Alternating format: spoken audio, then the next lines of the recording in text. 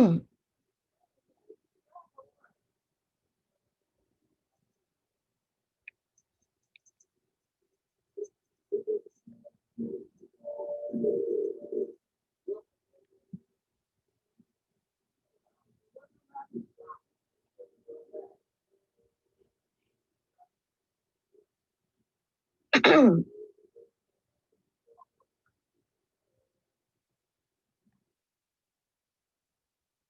right, y'all. We got it going tonight. It's live, and yeah, we here.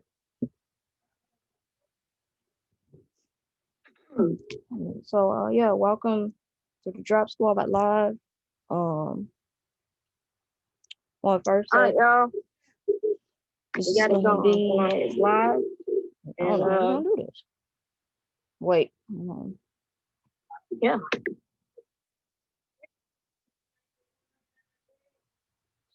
Hold up. So yeah, welcome to the Drop Squad at Live. On first, all right, y'all. We got it going tonight. It's live, and wait, something is going wrong for some strange reason. So yeah.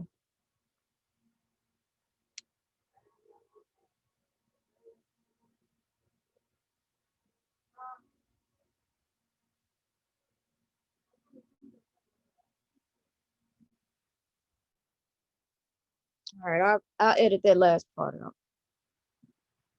Bear with us tonight because we're going. This is our first show that we're going to be doing it like this tonight. Usually we on the Zoom, but we've been working very hard, all of us together, in our spare time and off time or whatever, and we've been doing this for the show. So proud to say that we got this going for us. We got our social media presence. We now got our Facebook channel, and now our very own YouTube channel. So we getting there. We very much getting there, y'all. So this is a very, very exciting time for us, for all of us, for us more. So very excited about tonight. Tonight is gonna be as y'all know, for our current members, y'all already know it, but for the new people that'll be with us tonight, we go live twice a week, every Sunday night and every Wednesday night, same time, 7:30, 8:30 Central, Eastern, and so I guess that would be 5:30 for our West Coast people, Pacific time people. Anyway, like I said, tonight's gonna be very, very special because it's the first time we're gonna be doing it live streaming with the YouTube channel as well. So we in for a good treat tonight. I'm very excited about it. We've been working hard on this. What else? Just doing a whole lot of things, Sunday night, this past Sunday night, what was that? August 30th, 2020. We had a very excellent episode, but had very technical difficulties running with it because it didn't save. However, it's still, even though it's bittersweet that we didn't get to save it, still thankful for it nonetheless. The people that were there, we know very well how excellent that episode was, and we know the jewels, the gems that we got to drop on that, so it was a moment of, for those who have eyes to see and ears to hear, as we often say on the Drop Squad, the people that needed to hear what the messages that we were bringing to the table and the guests that we had to to be with us that night brought us very important news. You know, the messages were passed on. You know, the people, like I said, that were present, who needed to hear everything, we heard it. You know, what we needed to know. And so moving forward, you know, it's just a lesson of you know, live and learn, that type of thing. All right. So yeah, we're gonna get it in tonight. Very excited. Holding it down right now while I'm waiting on my other two co-hosts. And yeah, we got it. We got it going good. So everybody, you know, for those that missed our Sunday night episode, I got a good feeling about tonight episode. So, you know, no use crying over spilled milk. You know, we just gonna continue moving forward. We now know what we got to do as a people, you know. So there it is. There it is. So let me run down what we got planned for everybody tonight. We have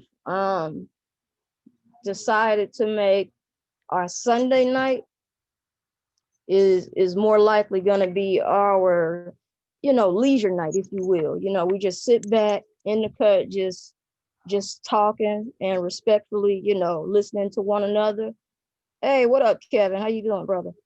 And Wednesday nights we decided are going to be basically our like study nights, you know, just going in on things, you know, learning, you know, more science and what we need to do as a people moving forward, removing ourselves as chattel property, as US citizens, and finally reconciling and going back to our proper place, our proper status, and no longer being US citizens, but our rightful place, what's our birthright, you know, going by our nationality, you know, because everybody has a nationality and you're supposed to, you know.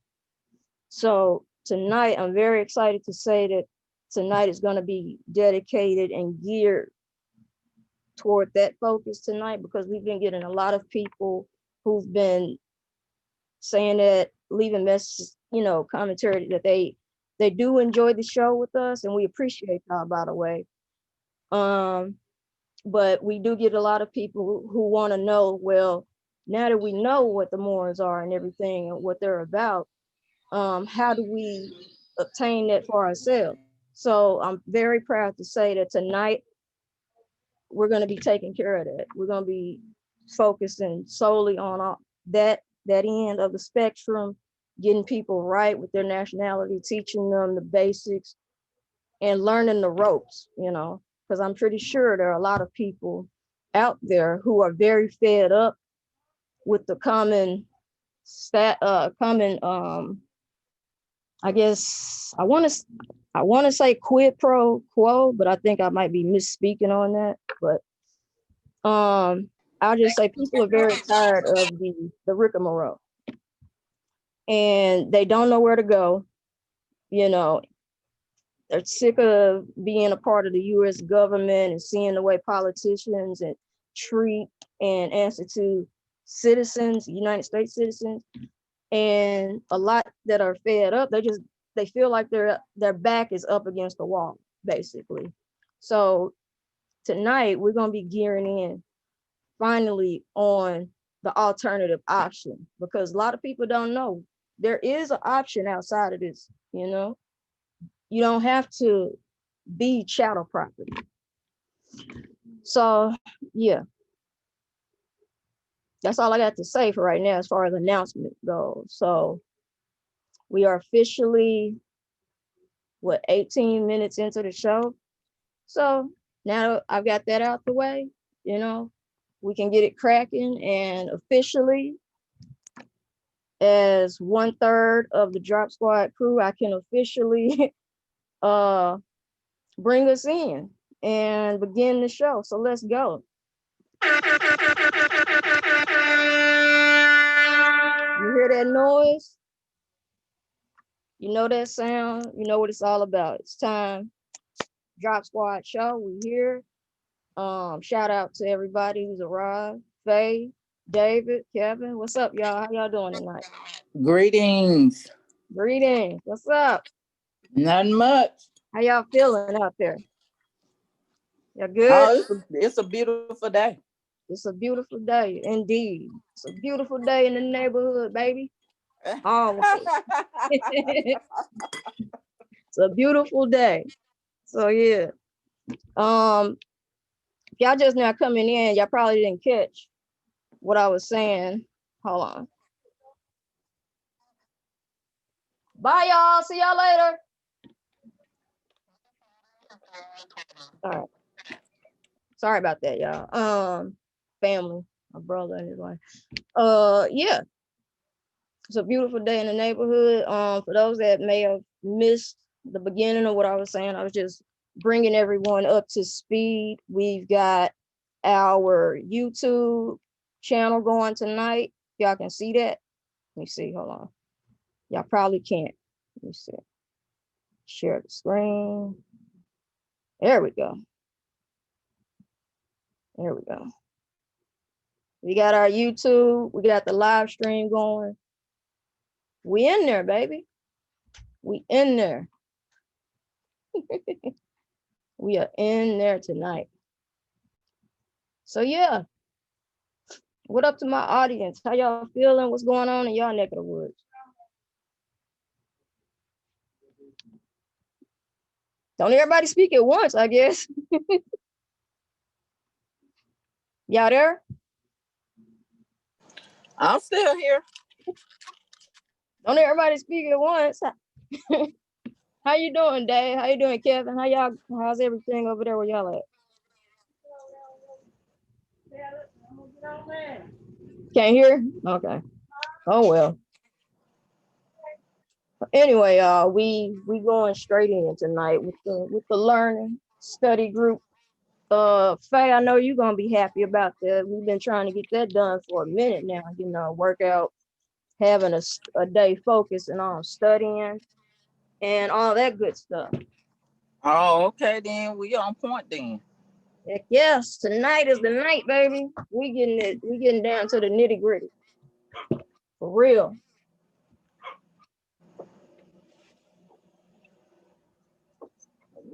Stop all the barking.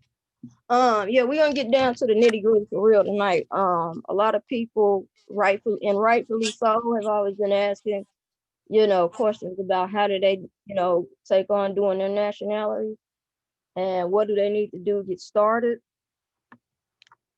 So we definitely gonna be going in tonight on that. We get us set up with the proper web pages, that is. People proclaiming, excuse me.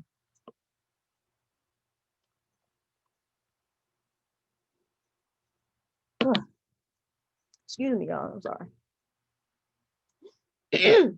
Proclaiming and declaring, just working on everything on that end of the spectrum, because it's now September, which means we only got not that long to the end of this year is upon us, you know. Not that long at all. Let me check in on the flip side. See where everybody is at.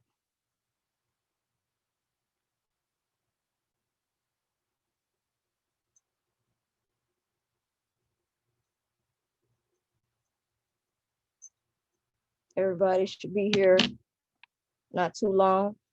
Folks getting off from work, you know, getting home, all that type of stuff. Excuse me.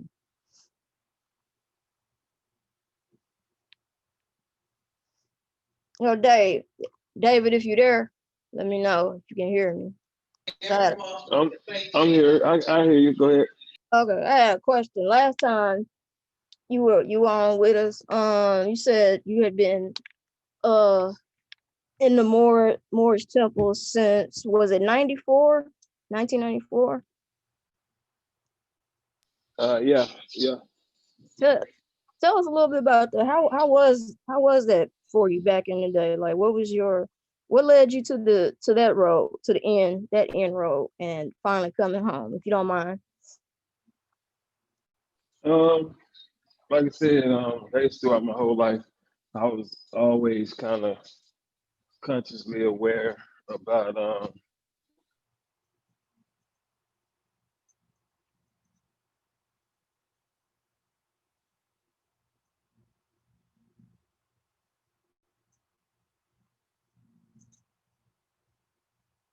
Just consciously aware. So you always basically knew um who you were. the energy, I just knew it was something wrong with the word black, Mm-hmm. and couldn't fully understand it at the time. But um, my brother, like going to the Nation of Islam and all that stuff, like I used to go to some of those meetings, but Mm-hmm. mainly was brought up, not brought up in the church, but knew a lot more about Christianity than the Nation of Islam. And my um, even when I went to the Nation of Islam, even when they said the black man this and the black man that, Mm-hmm. it was okay, but to me, it was just like it's still using that word black or whatever. So, um, and then one day my brother was taking me to I thought was going to be another meeting of the nation at the Nation of Islam meeting, like a Mm-hmm. mosque or whatever. Mm-hmm. But it ended up being a meeting at Temple 21 in Atlanta, Georgia. Mm-hmm. And when I went in there and they were talking about nationality and black, black according to science means death, and black Mm-hmm. is not a nationality. I Right. knew I was at home the first day I went there. You know what I'm saying? I knew that's where I guess my journey had led me to, even though I didn't know that that was how Right. my journey was gonna be or Right. whatever. You know, been around a lot of different teachers. Um, like the Grand Sheik was on William Stringer Ill. You Mm-hmm. had assistant Grand Sheik named Marvin Davis Ill. Um, just a lot of people. You know what I'm saying? A lot of different people, and all the stuff that a lot of people are learning now, Mm-hmm. as far as like learning about law and all that stuff or whatever. Not necessarily learning about it now, but how everybody's piecing everything together. Temple Right. 21 was doing that back then. Like we would learn, studying from the. We had like different people using their strengths to learn about the Bible, learn about the law, learn about the Zodiac Constitution, learn about the Moorish Science Temple of America, all that stuff. So we were Right. tying in all that stuff, you know. And so from tying in all that stuff, we wanted like one of the strongest temples, you know what I'm saying, in the in basically United States really, because just the information that we were learning and stuff, we would go to Cleveland, Mm-hmm. learn, get certain information from the Moors up there in Cleveland, went to DC, um, Chicago, um, so just learned a lot of different things from a lot of different people. We had a lot of master teachers and um, teaching us whatever, a whole bunch of stuff like Frank Lewis L. Bay. He was talking about the trust. Yeah. Um, the Empress, she used to come to our temple at times, and talking about the Washita, Gay Dog Demonia and all that stuff. So I think even Bobby Hemmett used to come by there at times, like and was teaching certain things, you know what I'm saying? So it was just so much like C. Freeman Hill, a whole bunch of Mm-hmm. people, you know what I'm saying? So it was just a lot of information that was being taught in that Mm-hmm. area, like in that at that temple. But then Right. you had a lot of people who came in, you know, like people that infiltrated, you know what I'm saying? And their basic thing was to basically dismantle it or whatever, you know, Hmm. um, and kind of separate, you know, make scatter people, you know what I'm saying, or Right. whatever. So Right. me being like 16 turned 17 when I joined or whatever, or you know, being in it for a few years after that, Hmm.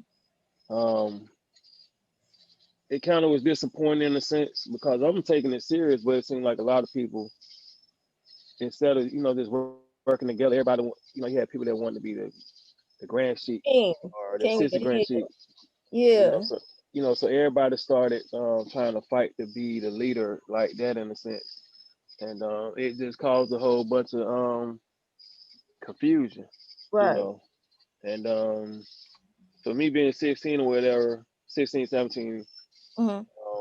you know, through 19 or whatever, just seeing all that stuff, it was kind of disappointing to me because like y'all not taking this stuff serious. Right. So and you know, like I said, there's a lot of infighting and all that stuff. So and egos.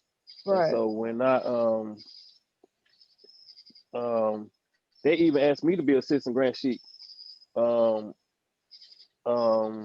let's see, around about 99, 2000, something like that. Hmm. And I thought they were joking, Hmm.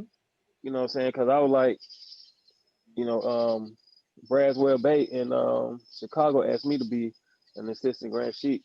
Right. And I had to turn it down in a sense because I just felt like the person who was a grand sheik was one of the people who had caused the confusion, the Right. conflict, instead of having a unity and all that other stuff. And I didn't want to be identified with that, you know. Right. You So I taking mean, I something feel like, serious. Yeah. And huh? I said you taking it serious, and the elders that's supposed to be, your OGs and teaching you how to be basically in a sense, they successor one day. You seeing them kind of acting like what the revelator used to refer to as dirty Moors. You seeing them act as if uh they selfish and they just trying to make it about them and Hmm. for their own gains and stuff, Yeah, basically. Yeah. yeah, and you know, trying to have that that title for themselves or whatever, instead of understanding like all of us can Hmm. share the information that we know and build and grow, continue to build and grow together.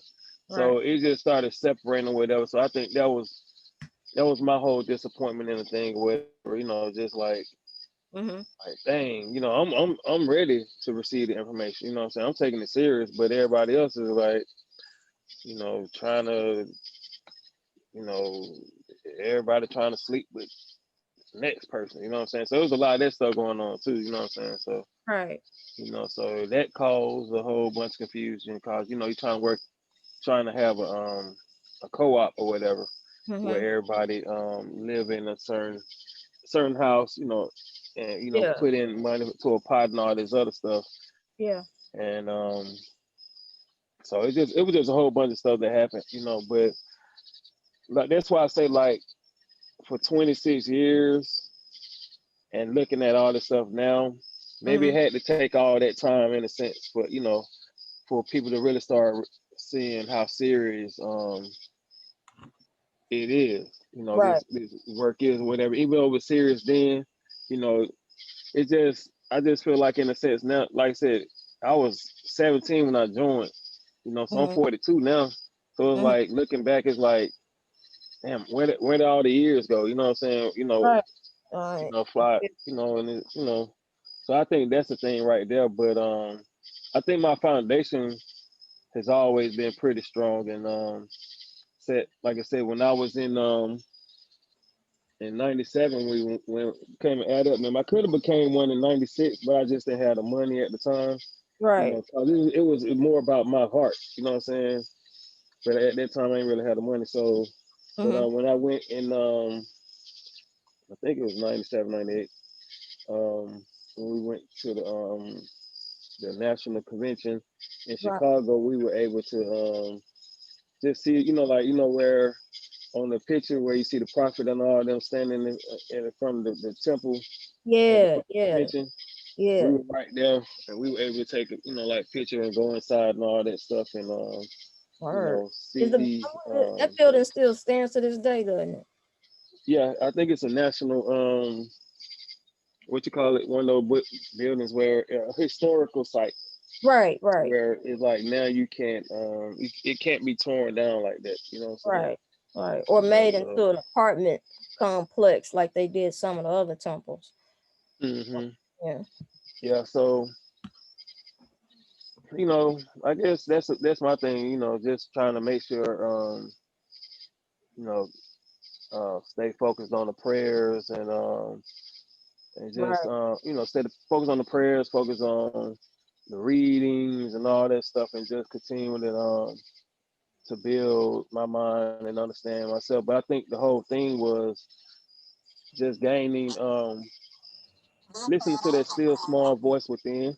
That's the mm-hmm. thing that really led me there, because it Right, was just the energy that I felt from when my friend, he was real dark, mm-hmm. but I didn't look at people because of they're Right, dark. That means they're black or whatever. But I guess that thing right there when he said his name was Black Boy, I just felt that energy, right, and you know I don't think he even felt it, but it's like I felt it. So like I just knew something was up with it, you right. know.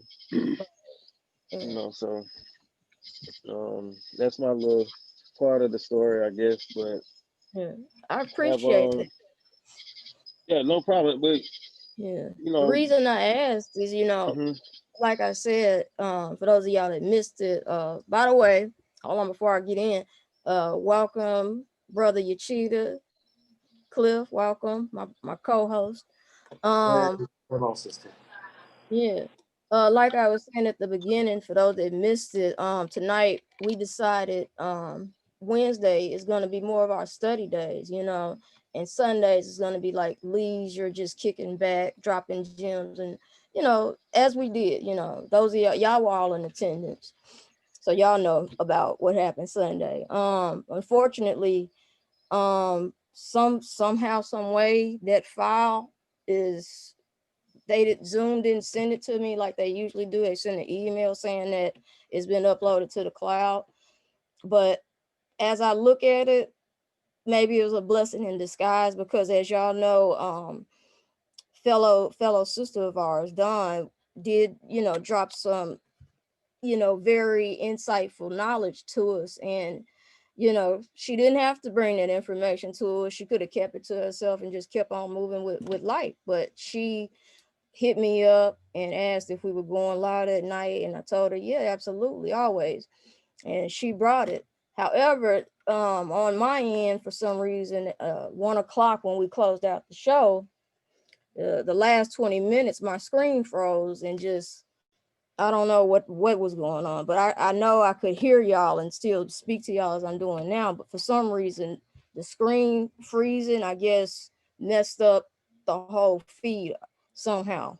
And when I went off the air, closed the show out, I just hit stop and just exit, not really knowing whether or not the record button in the corner was going.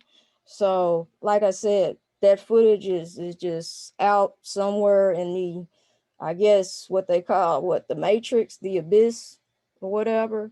But like I said, it's a bittersweet thing. But thing is, like, for those of us that were there that night, we got to hear and listen to one another, drop gems, as me and Cliff often say, those who have eyes to see, ears to hear. We were there. We know what went down, and we know what was shared between all of us. So there's the sweet part to it. The bitter part is just is no way to look back on that night, those 7 hours that we spent together talking, just chopping up a whole lot of things. However, back to my original point, we decided to make Sunday night, like I said, the leisure nights, and Wednesday nights, gonna be basically for studying, you know, getting ourselves as well as other undeclared Moors. Excuse me for being tongue tied, y'all.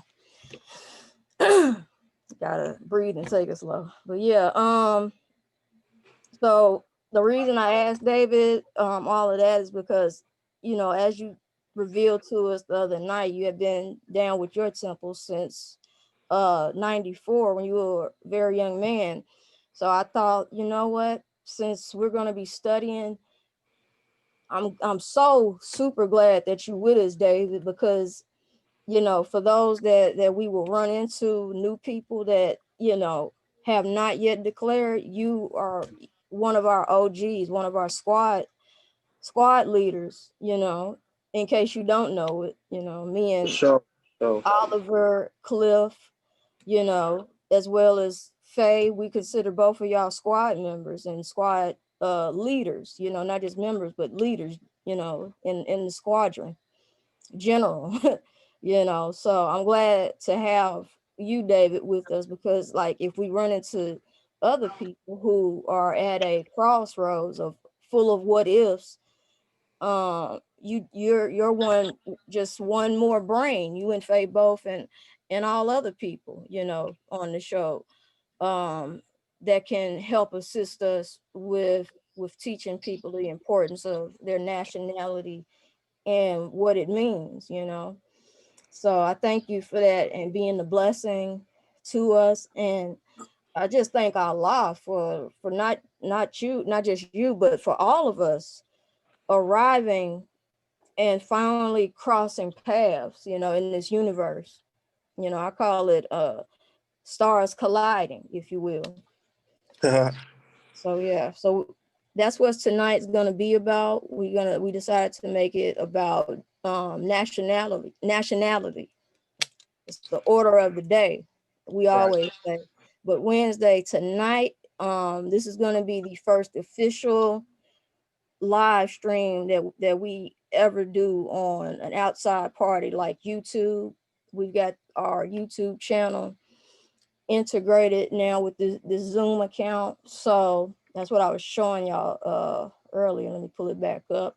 This is the YouTube channel. Let me know if y'all can see all of this, first of all. Well, while she does that, I want to formally greet my co-host, Sister Mm-hmm, Willem. I would like to greet our distinguished guests, mm-hmm, as well as our, day oneers, our solid members that's been exactly. rocking with us since the beginning.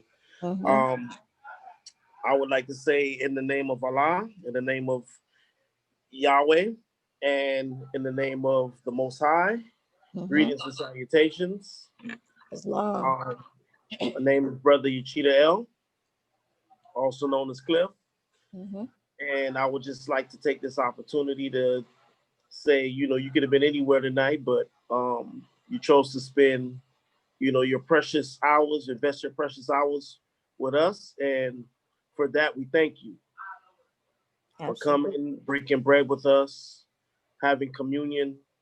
And, like they say, iron sharpens iron. So it's always great to have, another person come in and make you sharper while you make them sharper. So with that being said, I'd like to yield back to the sister. Yeah. Again, greetings and salutations. And I'm yielding back to the sister.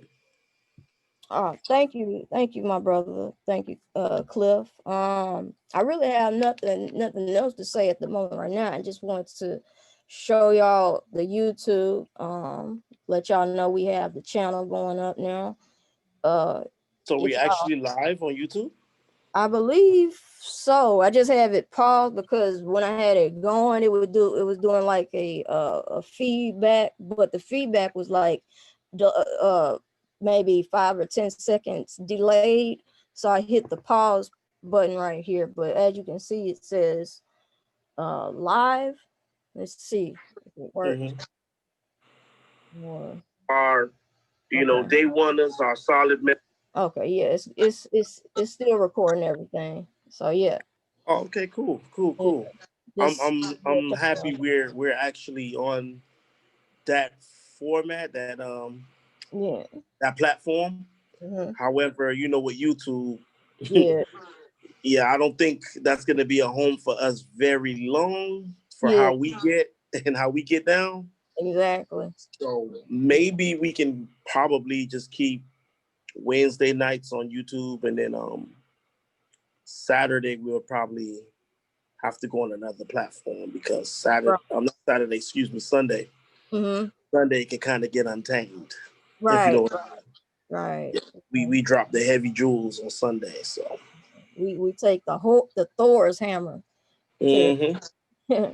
But yeah, I just thought after what happened this past Sunday, it's better, let me get another basket, instead of just the one, and us putting all our eggs in just one basket. Let us get another basket, So that's what this YouTube. I'm just testing it out tonight, just to see how well it goes. If it's something that looks good, we keep it and then discuss from there what we want to really do with it.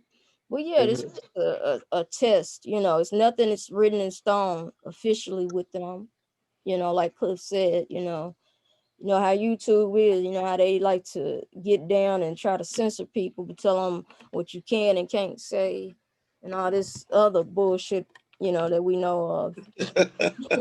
Yeah, so for those of y'all that are on YouTube, if you have the chance, here I've highlighted the show's channel, and just type it in and hit that subscribe button, and yeah, go from there.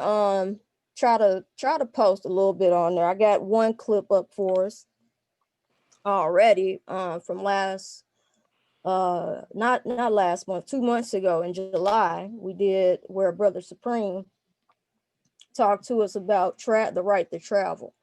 So I put that 15 little minute clip up of us talking and just dropping some real gems. So if y'all want to check that out, feel free to, in your spare time, give yourselves a little taste of what, Drop Squad is all about. Of course y'all know in the audience right now, but this is for the people.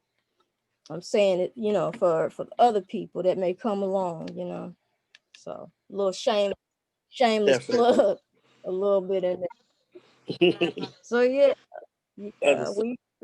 So since you asked David about his background into Moorish science and whatnot, and David, thank you for sharing.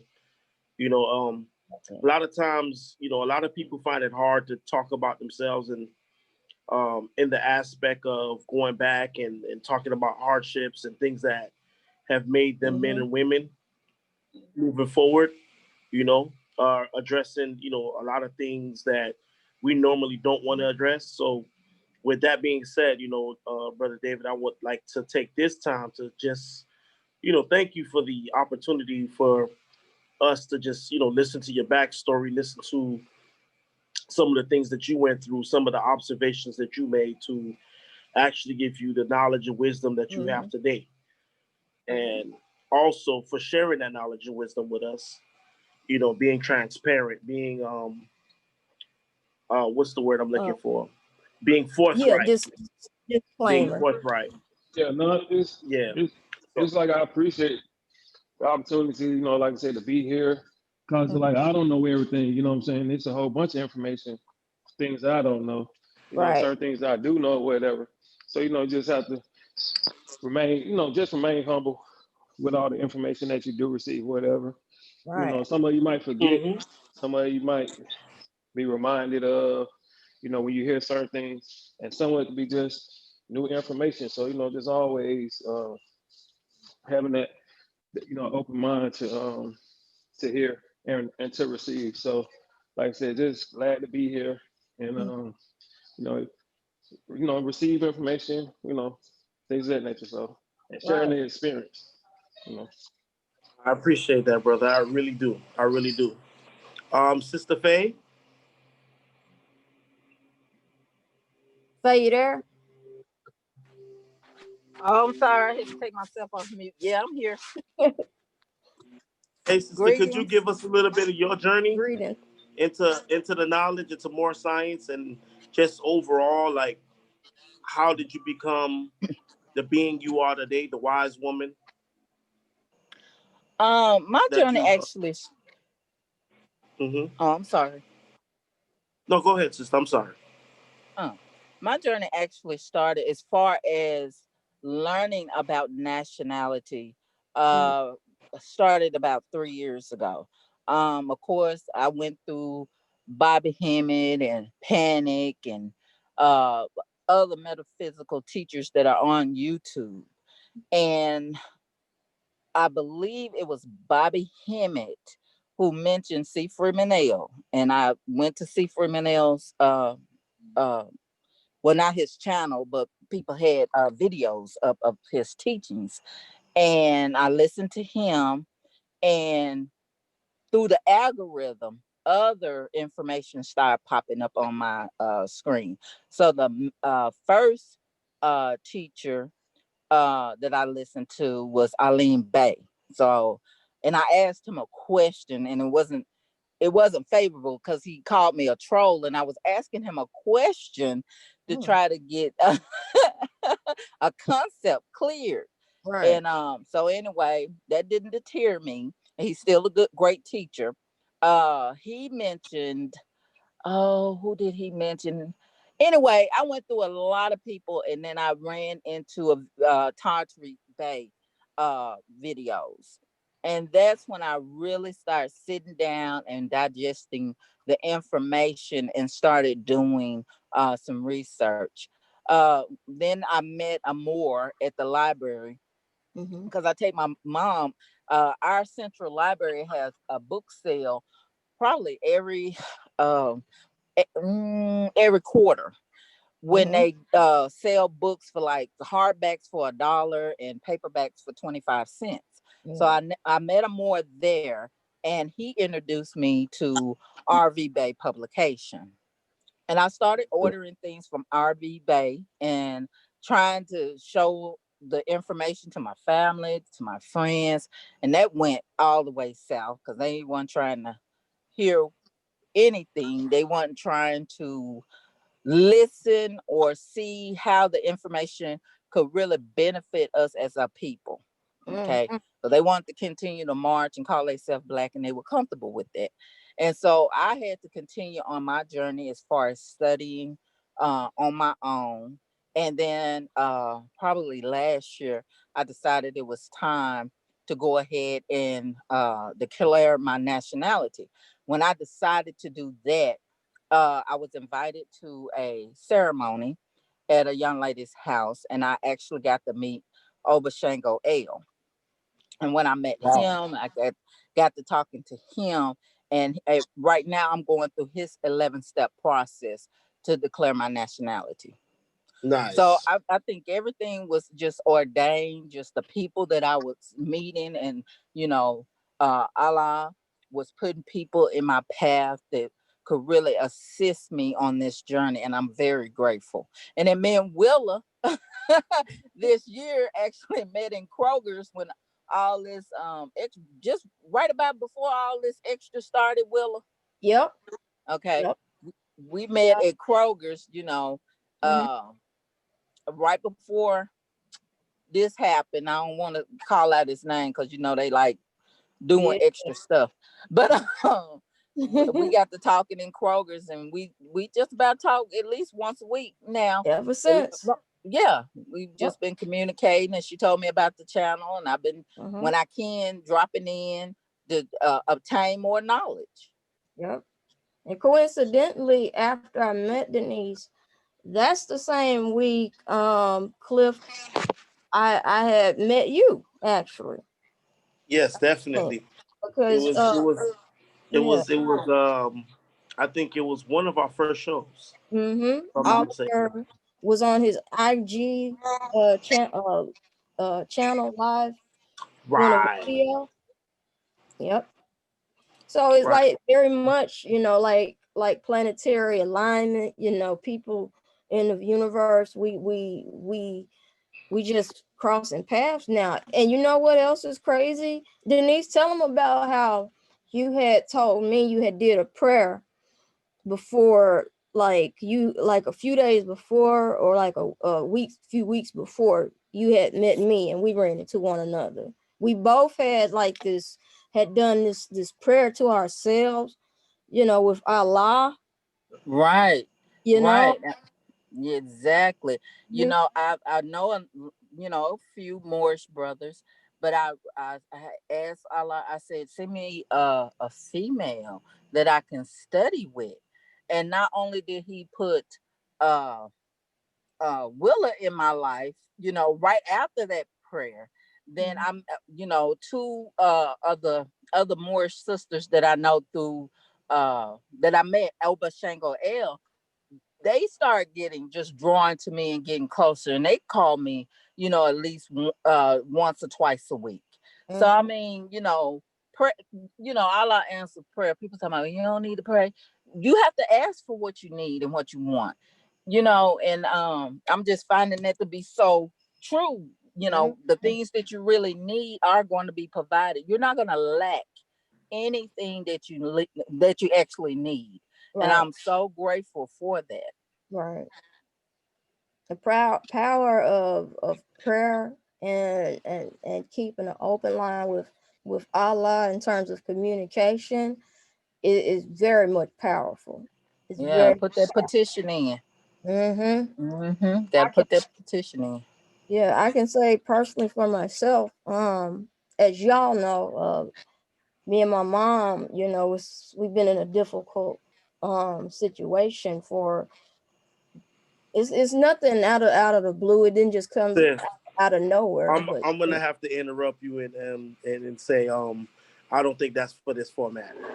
oh, no, no, no. What I was gonna say is that, no, I was just gonna, about the prayer. Like, I had a Okay. disagreement, or like not just with her, but other people. I noticed, and it just, before allowing myself to get upset, I just went into my room, shut the door, got on my knees, and just started doing my prayers with Allah, and just saying, you know what, this is a hard path.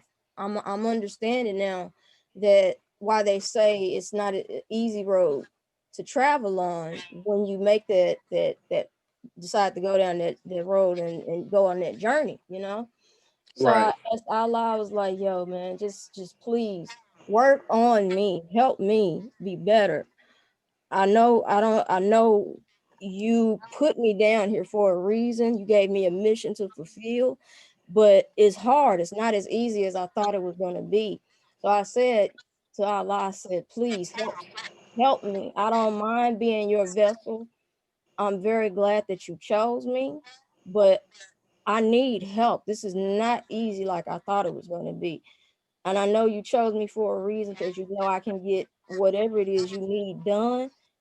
And I have a way of reaching people, even though I'm quiet. But when I speak, I notice that you gave me the gift that when I talk, people listen, and they listen well, like children, or like you're training a puppy or something. Not to call people dogs or anything, but you know, just when I talk, it's amazing how many people open up to you and receive you and what you're talking about.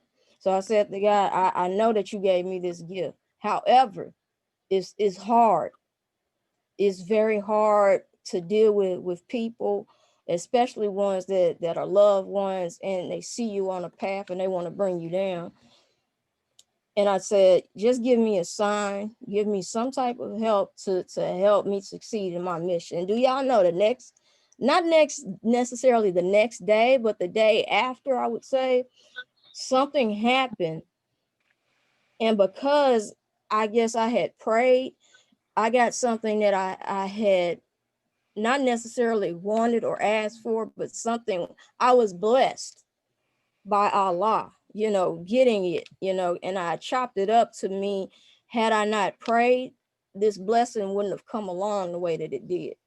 So I say all of that to just end and say, believe in yourself, trust you first, and then Allah is going to show you everything that you need. You're going to find yourself better equipped and just more free. You feel a weight lifted off your shoulder after you pray. You really do. It's like my uncle used to say, God bless rest his soul. He said, when you cry, you ever notice that when you cry, it's so refreshing to your soul, and then you go to sleep, and then you just wake up, and all of a sudden this feeling of just, you feel light, you feel lighter, as a person. And he said that's what it's like, with praying. So always pray. Even if you don't go to church, pray. Keep God in your life. And I've carried that lesson with me ever since. And I'm happy to say that with that type of logic and thinking positively that way in life and just being optimistic, it's led me to many blessings. And some of those blessings are not material things that I'm talking about. Those blessings are other vessels. Those blessings are you guys running into y'all and meeting y'all in life. Because believe it or not, I believe divinely that we have crossed paths for a reason, and we have a mission, that we are, tasked with by Allah to fulfill and get done. And I really strongly see that now and believe in it, so much. So yeah, that's all I got. I'm done, Cliff. No, sis, speak your mind. Speak your mind, Yeah. sister. With that being said, Sister Faye, thank you so much for sharing your journey with us, and also, your wisdom. Mm-hmm. When you do speak, it's like 1,000 lines roaring. You know what I'm saying, sis? So you're one of my favorite guests on the show. You Well, know, thank you. Not guess squad me. David is my least, but we're not gonna go there. I don't do it I'm like just that. messing with you, Dave. I'm just messing with you. But no, David. David is one of my favorites as well. But with that being said, sister, again, thank you for taking the time out to just, give us your journey into, this knowledge. And, not everybody's individual journey is the same. That's correct. Some people Indeed. come into this knowledge through hardship. Some of our brothers Yes. and sisters, are locked up and behind, bars, and they get this knowledge. Mm-hmm. Unfortunately, they get it that way, but I'd rather them receive it overall, But with that being said, um, thank you, sis. Thank you for just sharing, and, alluding back to, the brothers and sisters that get it, through hardship and through, other means or whatever. It's not for you to be discouraged. When Mm-hmm. you see the light, look at Malcolm X, for example. Exactly. Malcolm X received it in the least unlikely of places with the mindset that he had, where he wasn't, I would say he was not ready. But then again, when you're at your lowest of lows, that's when you reach your highest of highs. Like the sister That's was true. alluding to, when, crying, when you reach your lowest and you give that burden up and you feel light, you Mm-hmm. feel that burden being lifted.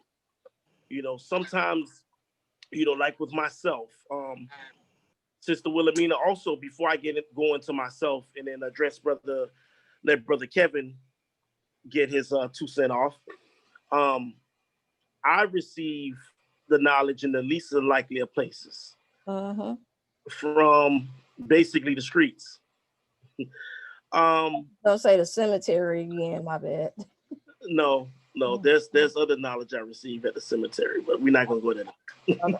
Yeah, this um, Wednesday night.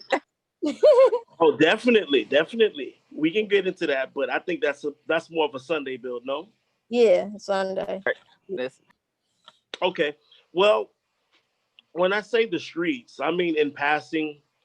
Not in no temple, not in no organized, formal, Robert Rules of Order Mm-hmm. type of situation. More so, just doing. I would say this. I got it when I was young. I would say 16 in 1998. Mm-hmm. So my story is a little on par with Brother David as far as age. But a brother came to me, and I forget what I was doing. I believe I was at. We had a bookstore in Miami called Affluent Books and Things, and that was a major hub of knowledge here in Miami, where Mm-hmm. you would meet the who's who as far as consciousness in Miami. Anytime you walk into that store, you would feel the energy resonating, because brothers are in there breaking down heavy, heavy science. You know, at any given time, you can walk in and you would hear brothers discussing, Barashango or Amos Wilson or what have you, And one particular day, I happened to meet a brother by the name of Brother Jamal Westmoreland Eel, who was a Moor, who is a Moor, excuse me. And, fast forward, he ended up being my master teacher. He ended up introducing me to the knowledge. That's where I met Brother Oliver, one of our other co-hosts. So it's been, I would say, 22 plus years, 98 to 2020. So you do the math, some odd months, but 22 years strong in the movement. And I remember losing touch with the brother and going around and trying to find, I used to call them the Fez people, because they wore the funny hat. So Right. when, like, in my ignorance at the time, I was, a young boy that didn't understand, the culture Right. as I do now. So I Losing would touch with say, Oliver, right? Or we talk about losing touch with Oliver or someone else? no, just in general, like the brother Westmoreland Hill, our Oh, brother Jamal, okay. who. So it been a while at that time, and I lost touch with the brother. And there was another brother who actually knew of the brother, and by chance, this is how the universe works. By chance, he's like, "Yo, let me take you to one of these meetings." So I was into the reading at that time. I was into J.A. Rogers, Anthony Browder. So I was at more or less an introductory level, but I had a solid grasp of history. So I was getting more so in tune with melanated people being, in these slots as opposed to the whitewashed counterparts. So I was learning about ancient Egypt, iniquity, so on and so forth. Moving forward with the story, I met, one of my brothers invited me to a class. Unbeknownst to me, it would be to Brother Westmoreland Eel's class, which was the Moorish class. And I was like, yo, this is the brother that was at the bookstore. And I was excited because a lot of what he was saying resonated with me. You know, um, Specifically, what got me with the movement was the right to travel. That concept blew my mind, literally, in so much as, understanding licensing versus the right to travel versus driving, things of that nature when you break that whole bill down. So it made perfect sense because it lined it up for me with the Constitution. So 22 plus years later, I've been studying, you know, um, try to keep in contact with Westmoreland area. Yes, I have him on speed dial. I haven't, gotten the cord between me and the brother hasn't gotten too long. I follow the brother on different social media formats and places, but one of the things that struck me is the brother actually said, he learned from me, and that kind of humbled me. One day when he pulled me to the side and said, brother, there's a lot that I've taught you, but there's a lot that you've taught me. And it's kind of strange to hear like a teacher figure or somebody that's giving you some type of instruction Yeah. to They get say with that to you when you look up at them like an academia or an intellectual giant, saying, "Hey, you know what? I've learned from you," and it kind of humbled me in saying, "You know what? I am, you know, somebody. I am somebody." Because before then, a little secret for me, the knowledge of more science seemed like a mountain, and it at times it still does seem like a mountain. Absolutely. Absolutely. Right. So looking at that mountain, you can kind of get it. You can kind of get this sense of intimidation. Like, man, how am I going to get all these briefs together, all of this stuff together to be, declared and proclaimed and all of this stuff. And then the brother just broke it down real natural and say, listen, once you understand that it's a divine and national movement, Mm-hmm. once you get the divine part, the paperwork and all of that other stuff will fall into place. Absolutely. It will fall into place. Work on being a divine being. That's the most important part of the movement. And it Amen. and it and it, and it became less of a mountain and actually just like more like a 10-foot hill. You still got to put a little effort into it, but it's not as you know diabolical, as looking at Mount Everest from the lowest point. So with that being said, I'm here today with a background in occult studies. Um, One of my first teachers in the sciences, of course, Bobby Emmett. Mm-hmm. I Um, say. I have dedicated my consciousness, the consciousness that I have now, to the brother. If it wasn't for those tapes that I used to get off of, we called it Soul on 7th Avenue, right? And the bookstore is actually situated, what used to be situated on 7th Avenue.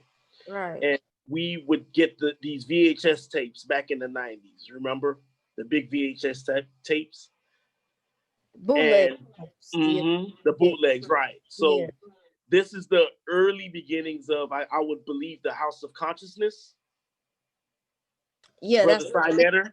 that name sounds familiar. Yeah. Oh Yeah, yeah, Sonetta. that's Uh-huh. Sinetter, right? This Uh-huh. is like the early versions of Brother Sinetter with the foggy camera, and you got it raw. Shout out Whatever. to shout out to them. Shout out to Brother Sinetter. Yeah. Um, in the House of Consciousness and whoever's affiliated with that. So I would get these tapes of different people, but one person that stood out to me was this country guy, and he was kind of heavy set. We all know Bobby Emmett, but just looking back in retrospect, Yeah. this country guy that cussed, but Yeah. he was talking a lot of Lot of, sense, amen. He Yes, didn't he did. sound I and say. I'm like, like your normal New Yorker with right, that slang. Yeah. Yeah. right. So what drew me to him was he sounded like an uncle, that was under a tree that had a little, a cup of Hennessy that was just educating. You know what I'm saying? Like Uh-huh. he wasn't this unreachable scholar, I say.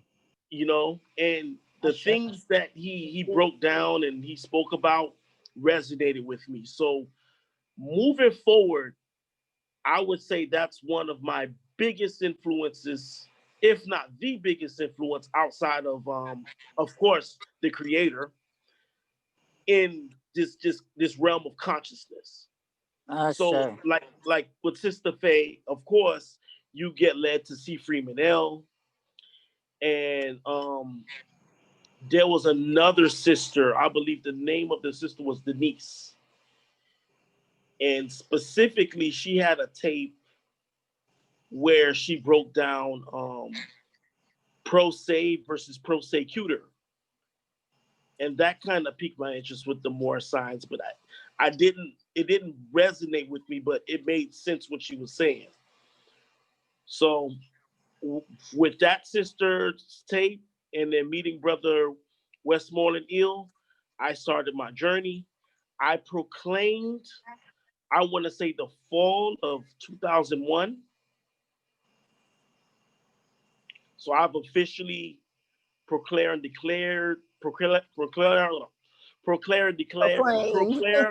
and oh my God, Declare and proclaim. declare and proclaim. Jeez.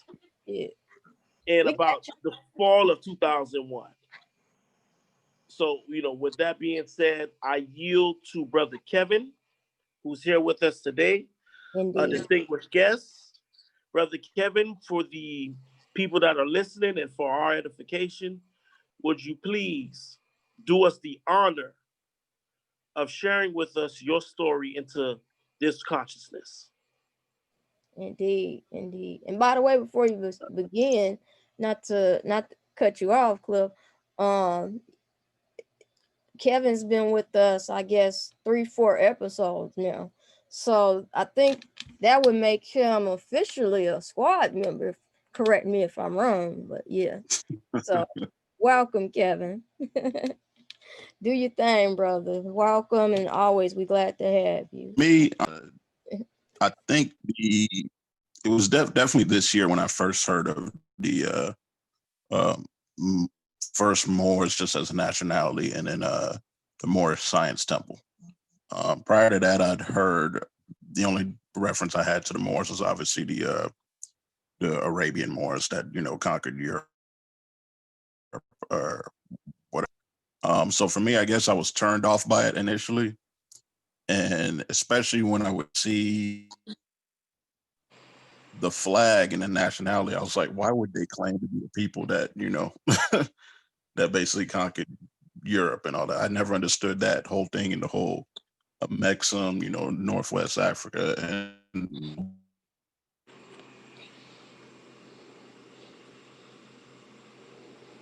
You there, brother? looking more into it, I tend to knowledge from, Moors. So it's something that I'm at least open to looking into. And at least I want to say my friends who are going around saying African American, that I will put them on it to at least see if this is the route that they should go. Because the one thing I do respect, regardless of how I feel about things, is I do believe in nationality. Like, I think basically you got 40 million headless chicken in this country because they don't have a nationality. And we gotta, and that's not me making fun of y'all, that's just the reality. And that's just one of the things where I think that y'all stressing that, regardless of whether or not they say Moors or whatever it is that they need to say, they need to at least get in the process of getting something like that. Because there's no reason that y'all are indigenous to these lands and you're also debt slaves. Like, y'all not in the same boat as me where I'm clearly a foreigner. Like, there's no reason for y'all to be, subservient to, either the Vatican or whoever the hell owns these things. So for me, Indeed. it's just really about doing the research. Right now, what I'm doing is just taking notes. So I'll be more active the next Wednesday. I now see that we're going to focus more so on the studying and how to do the genealogy and all that stuff. So for me, now that I know it's not going to be freestyle like the whole Sunday episodes, I'll be able to contribute more. But for me, I'm still new to this, and I don't want to derail it or go into anything that would be a Sunday topic. So I'm just taking in notes.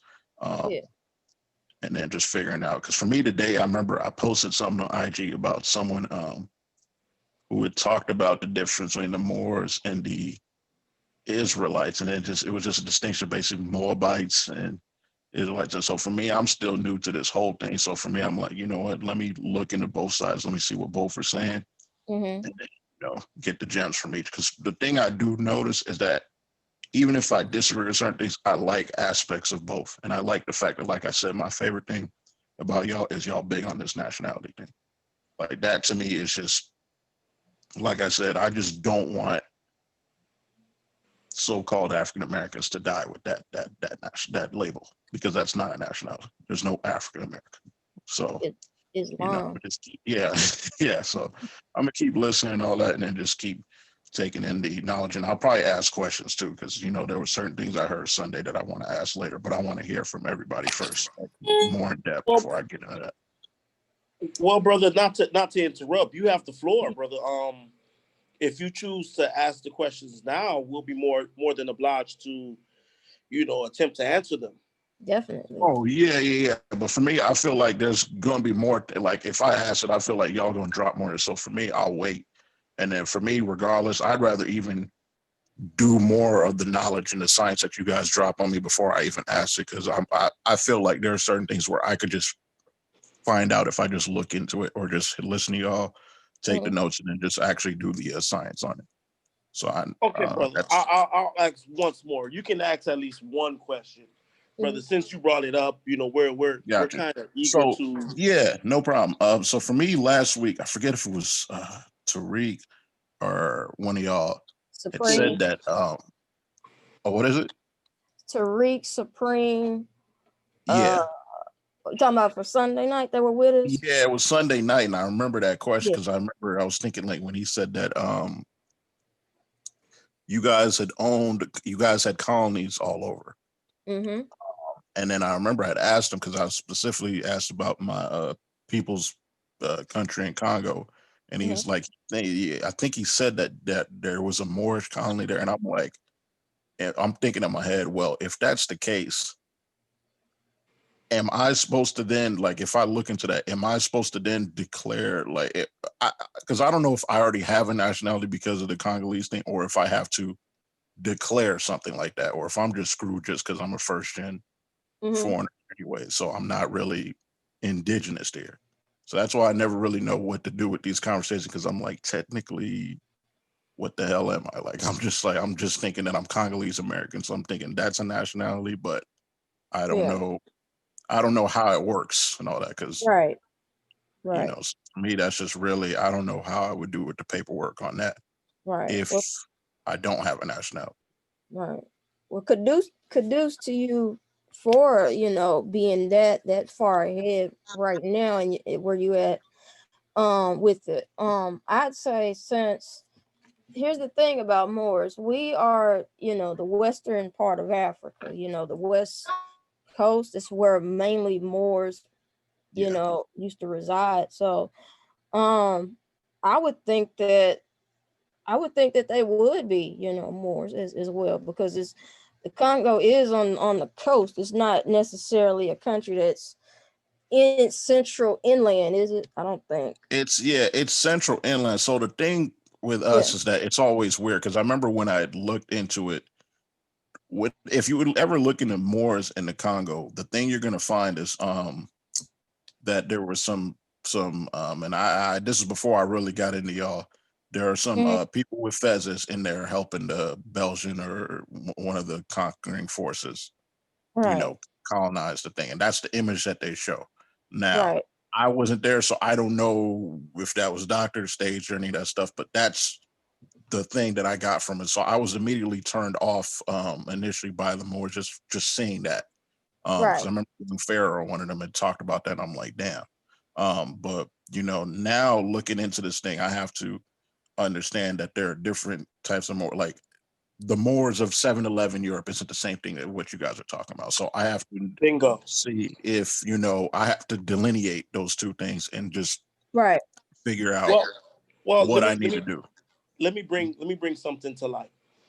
Let's look at let's take African American as a nationality, right? Just for the example.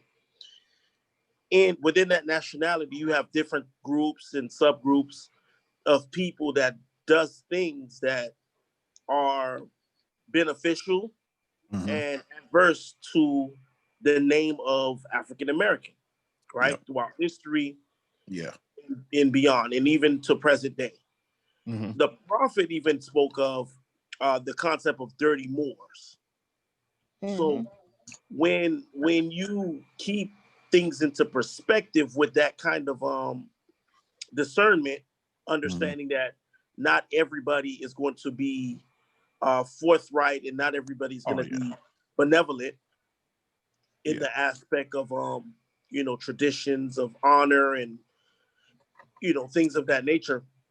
You have basically, excuse me, you have basically a situation in where for some people who come across different knowledge about the Moors at different time frames. Let's be frank, the Moors have done some the atrocious things in the past. Yeah. What nation hasn't? Yeah, and that's the thing. That's the reason why when I had to sit back and look at the perspective, I couldn't really judge y'all too hard, because at the same time I'm looking at that. Let's take the transatlantic slave trade as they teach it, even though it didn't happen that way. Okay, Congo Empire, where I'm from, is responsible for 40% of the slaves sent to Africa, sent to America. So how can I throw stones at y'all when I don't know? Now, I don't know if my people was directly involved in that, but if I'm painting y'all under a broad brush and I have to take that same stone of, okay, because I definitely know that I read that, Angola took so many slaves from the Americas that they thought Angola was a Brazilian colony. Okay, technically that's my empire. So how am I going to throw stones at the Moors when, I have that on my ledger or my people's ledger? So for me, it's just one of the things of just knowing that I've met a lot of y'all decent people like Will and all them that clearly seem like you guys wouldn't just be subscribing as a group of people that just wanted to just do world domination and just, subjugate people. So if I subscribe to that, I have to assume that there's a bigger, higher thing going on than just, what we typically think of Moors. And then, that might be intentional, that's the portrayal of Moors to get people to not even look into it. Right. So for me, I'm open to looking into it and just, not viewing anything as a coup, because, like I said, when I first heard of Noble Drew Ali and just like, meetings with Woodrow Wilson on it, that shit sounds crazy to me. But the funniest thing about this, the more and more I look into history that's being taught, that shit sounds even crazier. So you know what? Maybe let me go back and go look at the thing, because I'm starting to notice that as I listen to Bobby Hemming and like you guys said, Brother Panic, I've even gotten to Dr. Phil Valentine.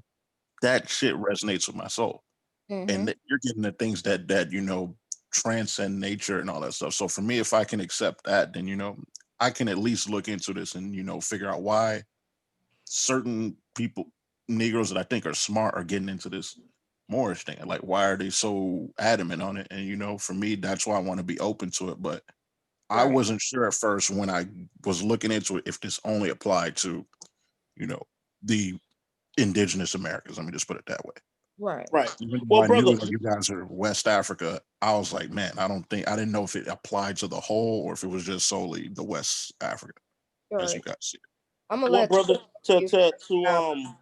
to touch on something that you mention earlier. You mentioned the Israelites. I'm probably the only Israelite on the show. I remember because I was weirded out when you said that Sunday, and I was like, "Oh, okay." I didn't know that an Israelite was even on this.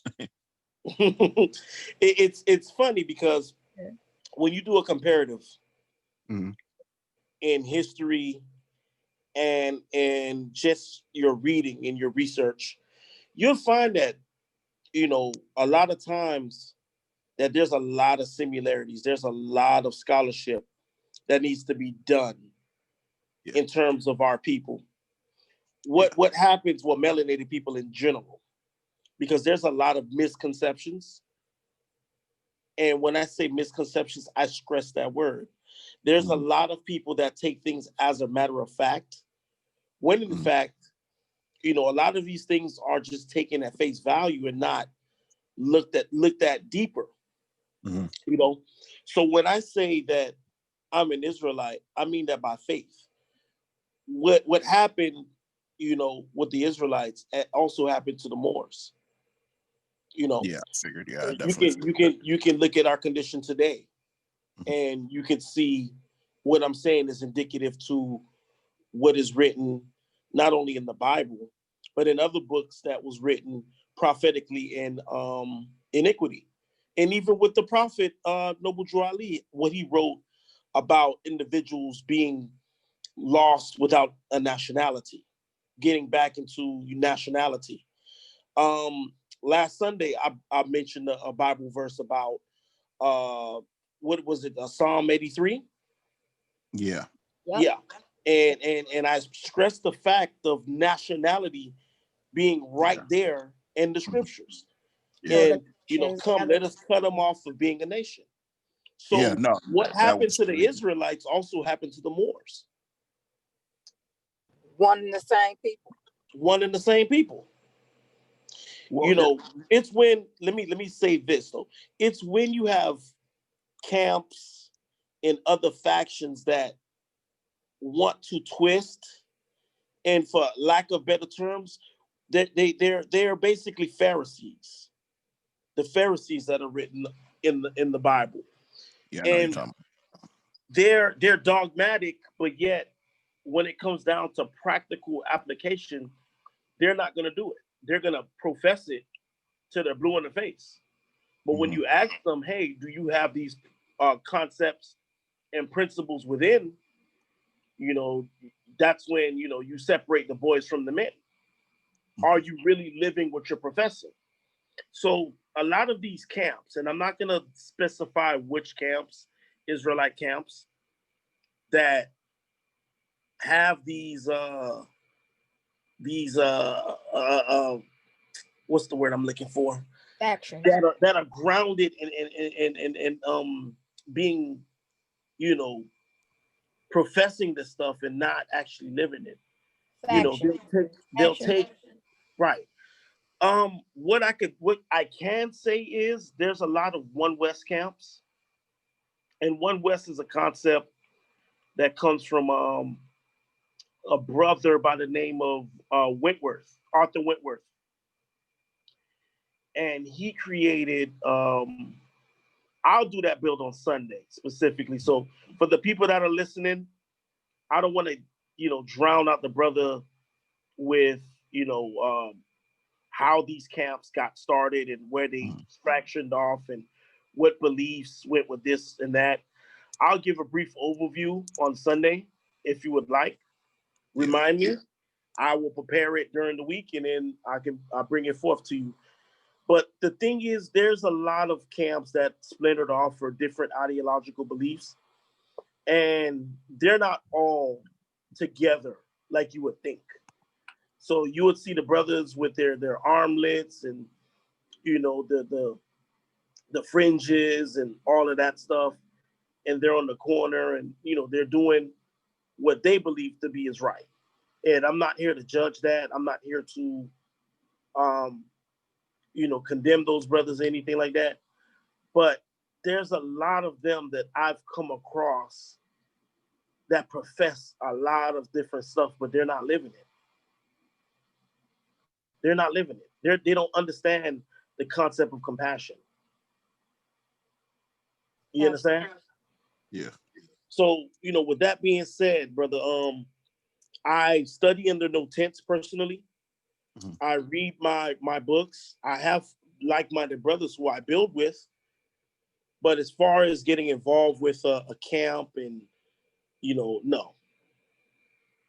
Those things now, brother, in my opinion, and I'm speaking for myself. So forgive my co-hosts. These are opinions are mine and mine alone.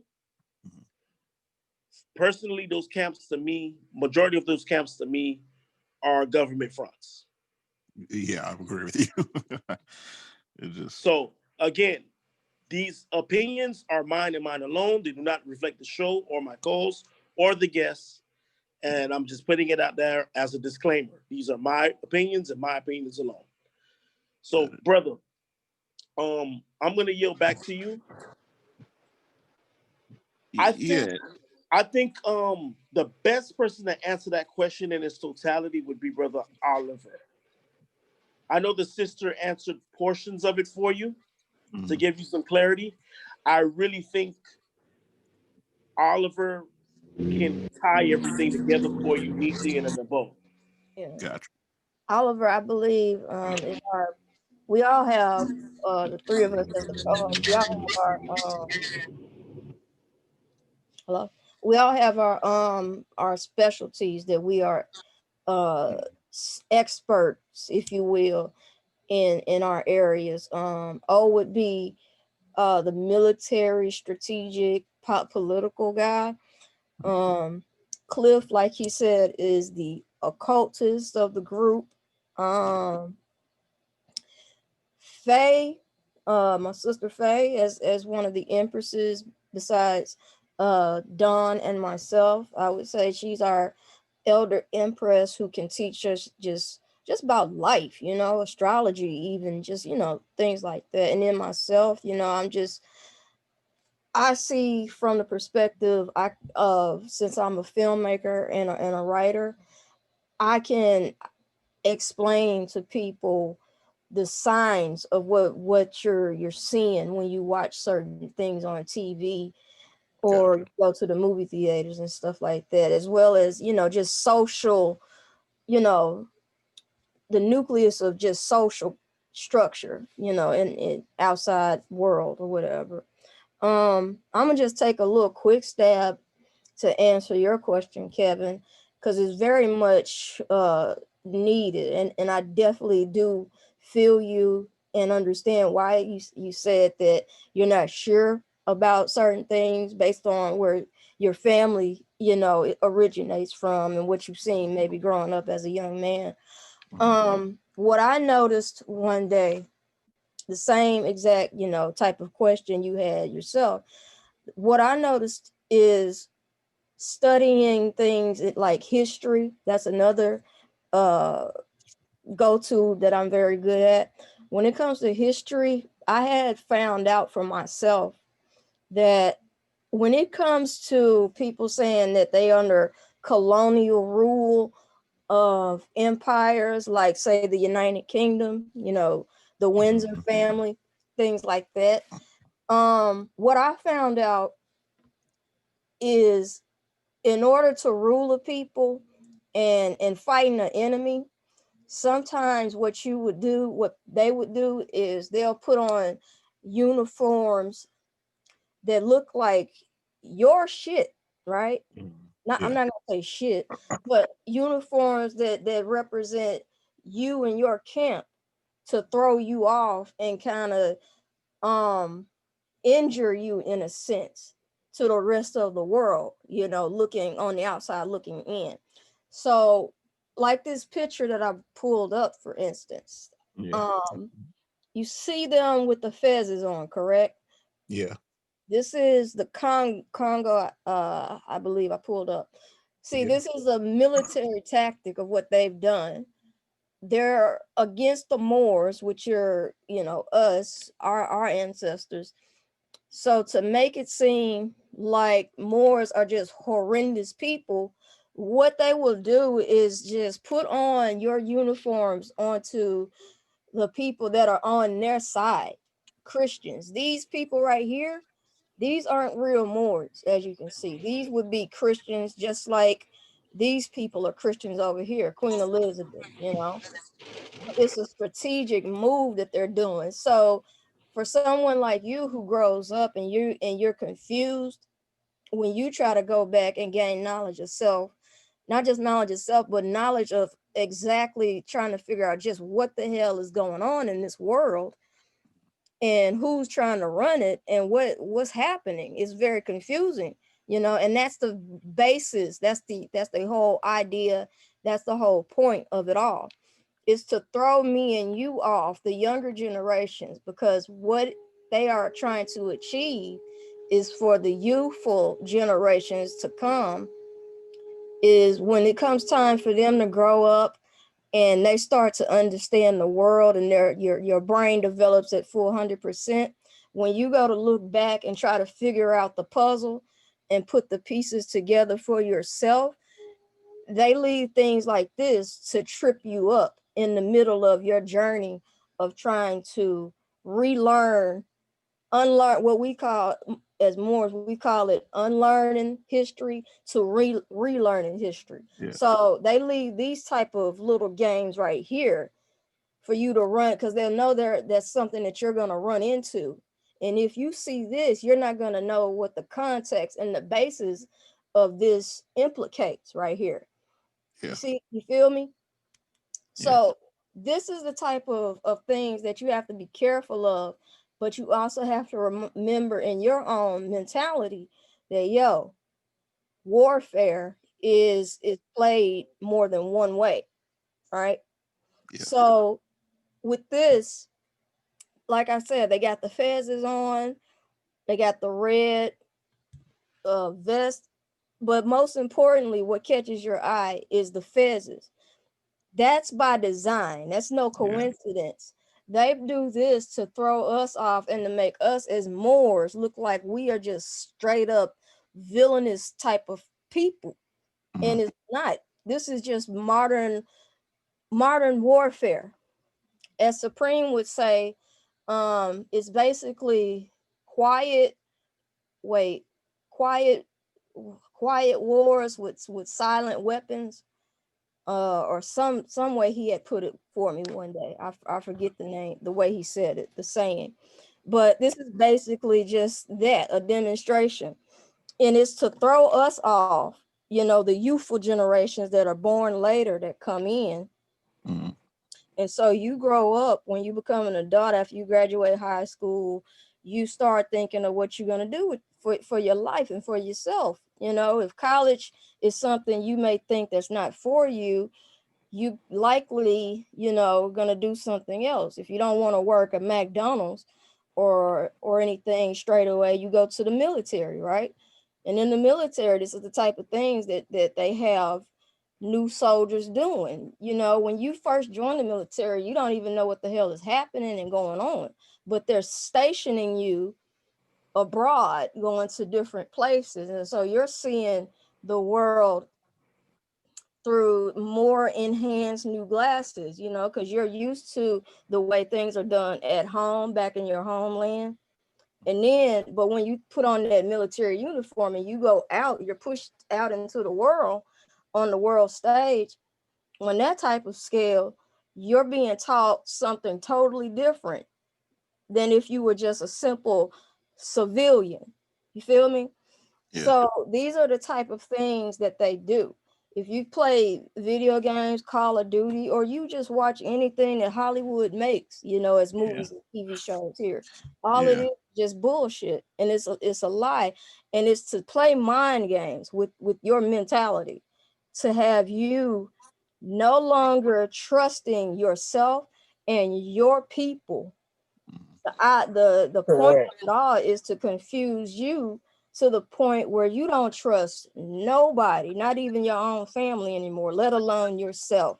So when we see things going on like this, that's what it's for, because the point of it all is to the war that we are fighting is 1,000-year type of war. It's not the war that we're fighting. This is not a war that comes out just out of nowhere. When you start hearing people talking about wars and they call them World War 1, 2, 3, 4, 5, 6, no, these are things that are happening for 1,000 years, thousands of years, for a reason. And it just boils down to the same exact result. It's all about the Christians and the Muslims. Yeah. Mm. That's Okay. it. Nah, Right. because So I was even. Oh, go ahead. I would like to yeah. just interject for a few minutes, Kevin. I had the same issue when I first came into the knowledge that Mm, you're having. And what helped me really get to understand nationality is that more is our pedigree. Okay. More is our pedigree, meaning that anywhere you go on this planet and you see dark skinned people, that is your kinfolks. Yeah. We all came from the same mother, and that's what distinguished us from other nations. You absolutely. see what Exactly. I'm saying? Regardless of what continent, some continents we have straight hair, some Yeah. continents we have curly hair, some continents we have wavy hair, and that has all to do with the environment. And going back to the right to travel, we left our home at one point and we spread out to all these different land masses, which at one time it was just one. Yeah, But just one. because Yeah. of the environment and the food that we ate, we acclimated certain features. But at the end of the day, more is our pedigree. Some of us are unconscious, okay? Hmm. And some of us have a self-awareness that we are all one people. Yeah. And what the European has mastered is they have mastered studying us Yeah. Yeah. and I know knowing us better than we know ourselves. better than we know Exactly. us. Yeah, Right. I And know. pitting us against each other. Yeah, it's the one. Now, the thing you said is so true because I know when I did my studies on this, and I'm gonna kick it back to even what Willa said. I just realized that we call them dumb beasts and all that. Some of us, and I'm just like, man, the one thing though they have good going on their side is that boy can they study people because Oh yeah, they mastered that. how they were able to just figure us out that quick, like given the short amount of time since they've really been here in comparison to us. I'm like, damn, they got us. Because even when I'm looking at this image right here, that Mm-hmm. what Willa said is true because what's so funny about Congo is that okay, let's say the Moors did that. Those are actual Moors. Mm-hmm. They left no Muslim imprint on Africa. They just continued to perpetuate the Christian theocracy. All right. So they didn't introduce no Moorish science, so none of that. There's no footprint of that there. And that's weird if they would join in and do that. But for everything that I know, it was just Christians that were doing all this. But you'll see the Fez, and she's right. That's all I saw was the Fez. I didn't look into what they did, but everything that I've studied about the colonization of the Congo, it's only Catholics or Christians or Protestants that's doing the damage. It's never saying anything about Muslim. Like I never heard once Muslim or more or something like that. I only see it when Mm-hmm. certain people that I think are agents, are putting it out there, Right. and the go-to is the Fez. And mind you, that's a big go-to. So I'm not gonna sit here and act like that's not. I'm dumb for even thinking that. Okay, those are Moors, but I didn't do the science past that. And the thing about that I've noticed about a lot of wars is it's psychological more than it is actual physical. It It exactly, really is. And exactly. so it's one of the things where I got to go back now. And now, Willie, like you got me really thinking about, yeah, I got to go back and look at more work because you're right. I only will look at certain things. And it's funny because I'm the guy that looked into World War II and found out that Hitler had black Nazis and stuff like that. But, Exactly. I never Sure seen that did. before. But, I've filed for that, white supremacy thing. And even though Jesse Owens and them said that Hitler never snubbed them. So, I'll look into this and all that, and I'll just make sure y'all get back on the nationality thing. But I'm definitely gonna look into this because I feel like I've just been played looking at this stuff right now, like just thinking about what you said. We all have, brothers. So, like, Yeah, don't. My message is to you: don't feel bad about that, because we all they got, like you said, they got us, and they knew where to get us. As the old folks say, they got our bread buttered real good with us, and the reason for that, some of y'all people may wonder is, well, how is it that these folks they managed to get the upper hand on us? Well, just think about it.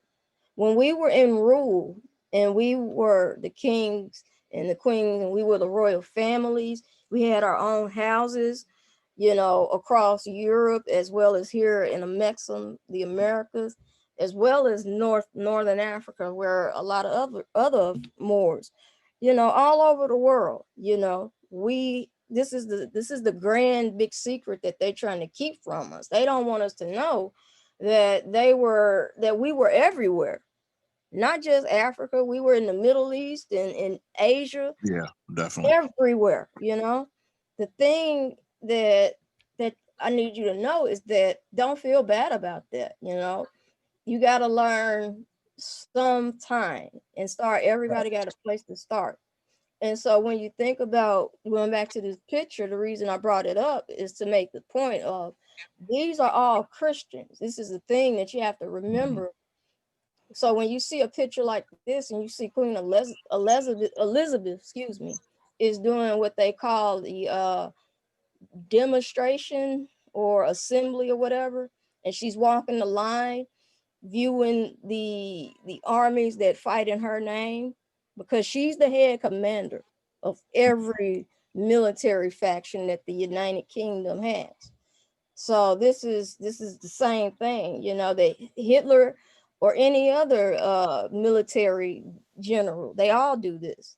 But the thing, my point about this picture in particular is that these aren't Muslims just because they got fezzes on. These are Christians who have vowed to do the work of fighting in her name. You feel me? Yeah. So Right. as a part of a military thing, we did the same thing when we went to Vietnam, Yeah. Korea, Exactly. you Same Yeah, know, I know. thing. I know. Germany, everywhere. You Bingo. I know. right, you put on the clothes of your enemy. When you go into how do you go into enemy territory Yeah. to succeed your mission, you know, at injuring your opponent? Well, you put on the clothes that they wear, and you sneak in without anybody noticing. So it's easy, you know, for them to defeat enemies that you have or we may have. And that's exactly what this is. You know, this is just military strategic planning. They That's have all. same look as Moors due to their dark skin, as you can see. However, they don't have beards. Yeah. Now, why is that so important? Well, those of us that study Moorish science, we know that Moors having a beard is a symbol status. Well, it used, or at least it used to be in the times of iniquity, you know.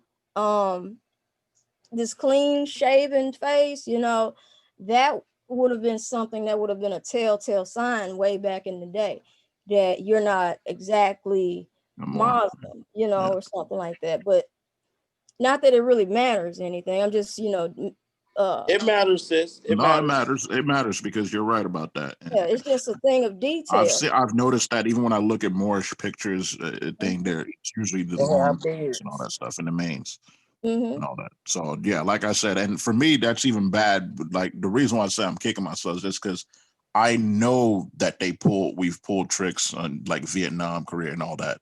And I Mm-hmm. never Right. thought it was only with my own people that I never thought to put it together. Like, okay, they would use that with the Moors too. Like I Right. was just so Right. adamant. Okay, Moor is terrible. Boom. Mm-hmm.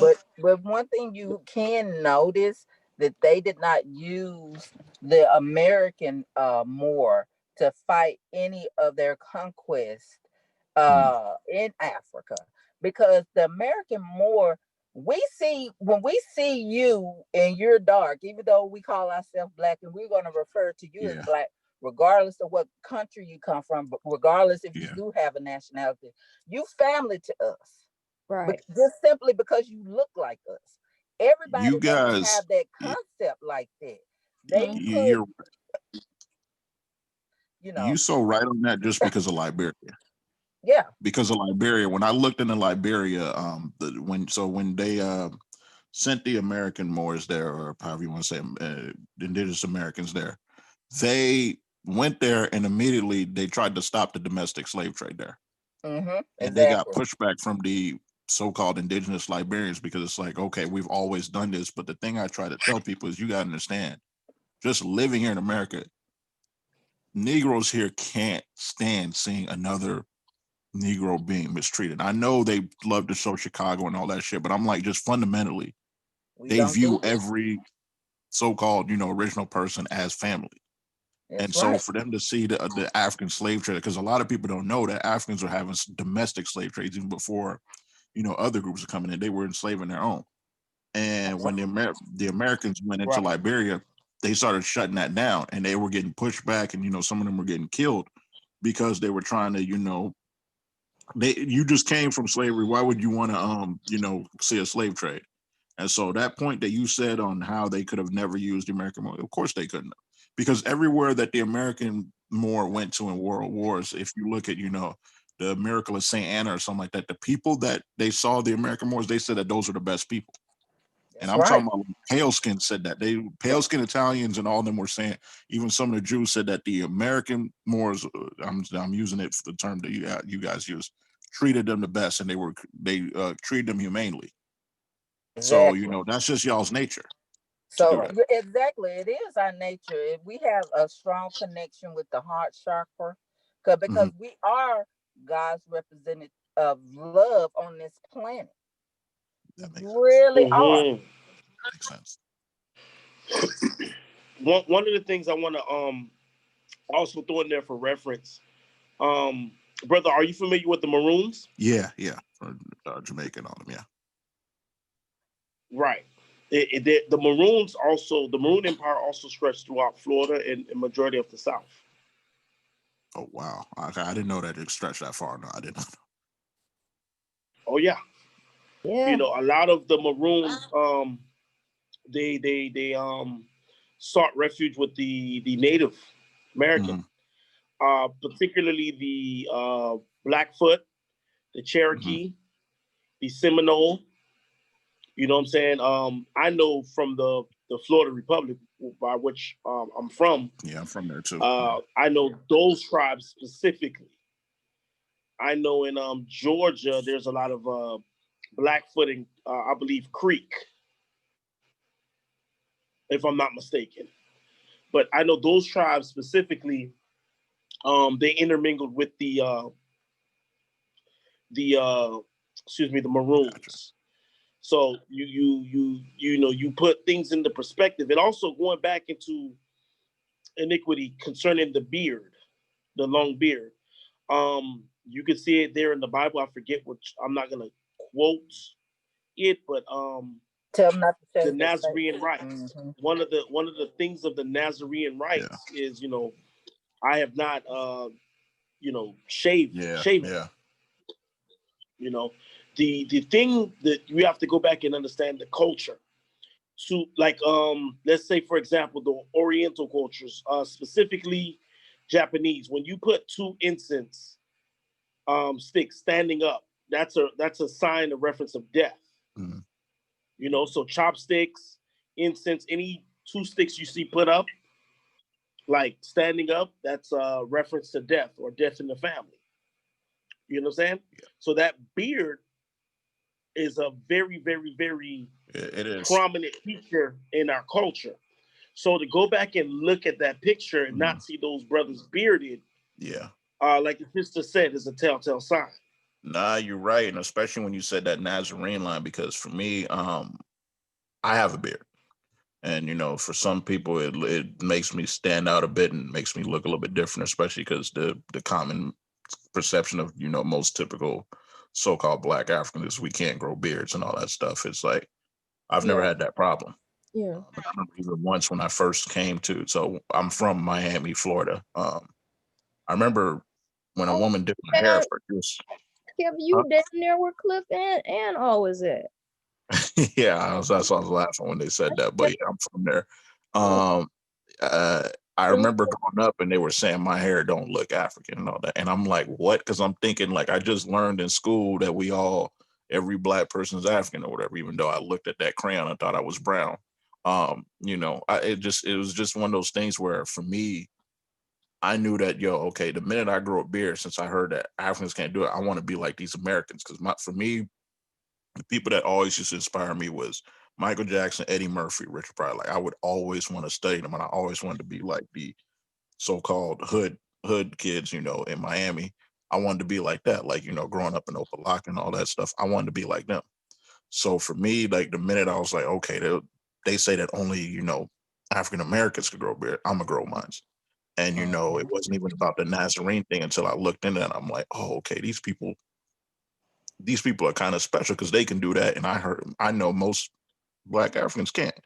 So when I'm looking at this thing right now, I should have picked up on that because you're right. That's a big thing that they can't. And it doesn't even look like many of them could grow a beard. That's what's so funny. And back at the old Moorish, I look at old Moorish pictures and I see them with the long beards. Right. Different tribes. We are Judah, so we've been set aside. See, that's the weird thing is that when on the post I did today, And mind you, I'm not trying to call division, but the thing is, I want people exposed to these type of things because I want us to start questioning and trying to actually learn what happened. They tried to say like you guys were the Moabites, like y'all are descended from Lot. Okay, let me let me clarify that. Yeah, You got to look at time frame yeah, and periods. You understand? hmm You got to look at what happened and yeah. throughout history. Okay, concerning Moab, they was trying to say that more or less. I've come across this rhetoric Gotcha. where we claim some incestuous past or something of that nature. Lot, Yeah. yeah. that is asinine. Let me ask you a question. Before Lot was even in the picture, Mhm. was it Abraham in the picture? Yeah, and not only that, Was they it the said that covenant? Rachel and King David come from like have Moabite ties. So I'm like, how are they not the same thing? Like It, yeah, you're right. come Abraham on, was in the picture too. Boaz. come on. Yeah. So Like you I gonna looked at bite, that you and I gonna was like, bite, you gonna bite your nose to spite your face. Right. I like like Bobby Hemmett yeah, saying like I mythology make said, man. grotesque history. To prove a Yeah. point. But yet, when you study history and you look at the people that's in the Bible that they revere, right? Mhm. Look at the genealogy. The genealogy says it all. Not Right. everybody's gonna come from this perfect line. Even Christ himself, He's mixed to in some the He's a extent. Bible. Moabite. Yeah. Come It's on now. just He's a Moabite. I've Ruth. seen things where people even said he was him. I was like, wait, what? And I just because I was always thinking, okay, he had to be from Shem, he had to be from the tribe of Judah, and it was like, no. When you look at it, it's like mixed, but because they go, King David and all that. I'm like, well, King David, I've even seen he has a Moabite. It just we try to Mhm. go and make everything all this one cookie cutter thing, and I'm like, man, we end up creating a whole we end up doing the divisions for the paleskins ourselves. Exactly. We might not even have intended, Exactly. just trying to So be the most special. let me ask you a question. David was referred to as ruddy, right? Mm. Yeah, yeah. What is ruddy? It means red, but we know reddish brown, kind of like a lot of y'all. It's reddish brown. Like, So yeah, you would say a red bone. right. Yeah, Yellow So bones. are not red bones so-called, brothers and sisters? yeah. When you see a No, they red don't. bone sister, do you look at her as European or Right. Albion? No. I'm You a Exactly. look at lot her of as one of us, right? Yeah. Exactly. I'm gonna Different go take it a tribes, step same further. people. Even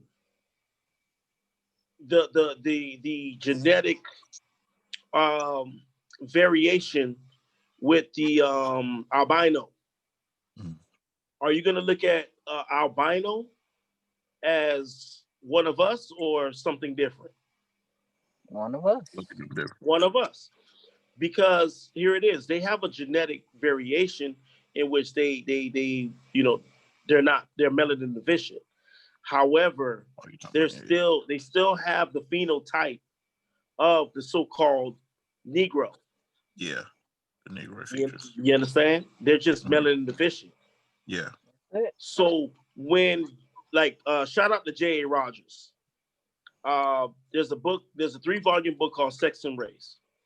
This book has clarified a lot of misconceptions that I've had, and I refer to a lot of people to that book for the simple cause of this.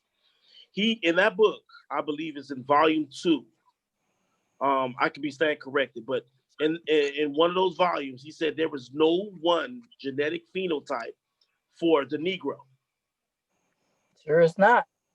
So, what does that mean? That means that the so-called Negro is the dominant It's Yeah. and can mm-hmm. have Has everything. every recessive Yeah. trait and Yeah. still be a so-called Negro. Yeah. That's right. So you can have a brother that can be blue black hmm in terms of melanin on the skin. Like, for example, look at the brothers on the picture that I have up. Yeah, I saw that. I You was know, like, yeah, they're called blue black, and I remember that from being in the South. But we call them black, I guess today. But yeah, right. And you can go to this is more so indicative in in the no, let's go back to Australia, the Aborigine in Australia. Yeah. You know, they're Animals? Okay. they can have that same pigmentation, that same dark. It comes off like they're purple, damn near. The sun hits that melanin and it glistens like it's purple. And those same individuals can have blue pigmentation in their eyes. Yeah. You know, how many brothers and sisters you've come across kinky hair, right? Mm-hmm.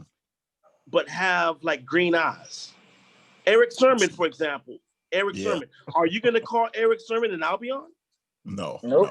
No. But he has green eyes. Yeah. He calls himself the Green Eye Bandit. Yeah. Yeah. But he's still a brother. Mm-hmm. So that shows you that there is no one genetic phenotype for a so-called Negro. Yeah. For more. You know, I'm quoting J.A. Rogers, but, you know, at the time with scholarship and everything, he couldn't say more.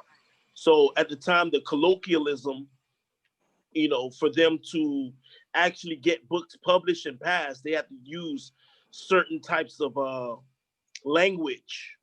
Exactly. You understand? So to get publishing and so on and so forth, you know, to keep the masses at a certain level of scholarship. You know, they hide a lot of stuff with the terminology that they use. So, like, for example, swarthy. You know, when you look up the word swarthy, it denotes back to us. But if we don't, you know, like it goes back with that excuse my language, that shit that they say when, oh, you want to keep it from a so-called black man, put it in a book. Exactly. Right. Yeah. But see, the thing is, people, especially in this time, they don't read for edification. They don't cross-reference words and understand the implied, what the author is trying to imply. Right. So when the author uses words like swarthy, you know what I'm saying? There's something that they're trying to imply without them saying it. Yeah. And I digress. I mean, I've gone off, but just, you know, keep that in mind. That book that I referenced for the listeners is J.A. Rogers, Sex and Race. It's 3 volumes. Read it. It's a very, very powerful volume of books. It's a reference book. You can't just read that one time through. You have to go back and continue to reread it, and you'll understand when you have a firm understanding of not only just history, but also how climate also can affect melanated people. Exactly. The food as well. Yes. You know, so, you know, you can have a melanated person that lives in certain climates and they're going to adapt and acclimate to those climates. That's right. Yeah. You understand? They're going to change throughout time. Give us the name of that book again, my brother. It is called J.A. Rogers, Sex and Race. And we're just different tribes and going back to the right to travel. We started off in one place and over millions of years traveled across the world and settled. But we're still the same people. We're still the same. We're still the same people. However, we speak different languages. We have different cultures. We have different religions. But at the end of the day, we have the same pedigree. Top left. I'm sorry, Sister Faye. I was trying to show her. Oh, you're fine. Top left. The picture on the top left. Thank you, Cliff. Greetings. Those are the volumes. All right. 1, 2, and 3. Yes, right here. Let's see. And also, you know, just a small thing. Don't give out your books, people. They find a way not to make it the back. hard way. Yeah, I bought that volume, that 3 volume for a lot of money back in the day, and I've yet to receive it back. I learned that the hard way.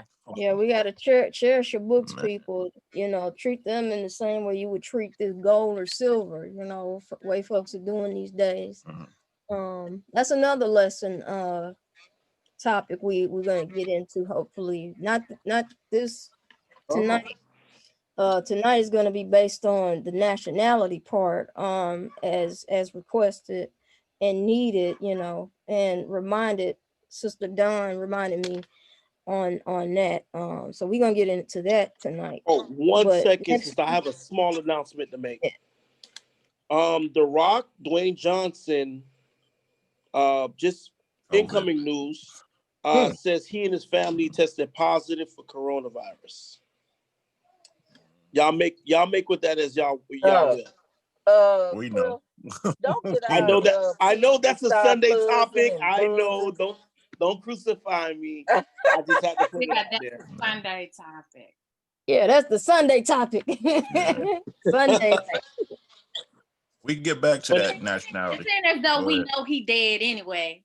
Okay, hey Don, how you doing? Yeah.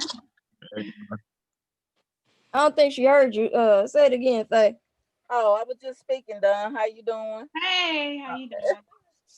Sister Get, Dawn, Sister Dawn, we were going through I know I'm over speaking you, Sister Willa. I apologize. oh, you good? You But good? Sister Dawn, we were going through everybody that was here with us, and we wanted to just do like, you know, an introduction of how you came into the knowledge overall, and specifically the knowledge with more science. Mm-hmm. If you may, take as much time as you need. We would love to hear your story, sis, of how you came into just the knowledge in general, being conscious, Yeah. and also how did you come across or uh, have your introduction into more science. Since we're making it a nationality night, we figured we'd do this real quick. Yeah. So go ahead, my sister. Well, that's gonna be real quick because that's why I'm specifically requesting that we focus on the Moorish aspects because that's not my strong point. So, Oh, hold Hold on. on one second, brother. Mute your mic. Turn the mic down. okay, Brother. Oh, Oliver here. Every time y'all say that, remember, I'm not controlling the mic. oh, in the Brother. house. At least they let us know when you in the house finally. Brother O, turn down your mic a little bit, brother Mo. Turn it down for us a little bit, bro. Okay, how can I turn it down? I ain't got no controls over here. Let me see something. Hold on. Like you did the last time. Just hit the Yeah, button. you do. Don't do that. Don't do that, brother. There you go. Good. You good You now? know, he You over good? there all technological. I'm about to start calling him Tony Stark. He got all the gadgets over there. Yeah. That was a crowd applauding him coming in.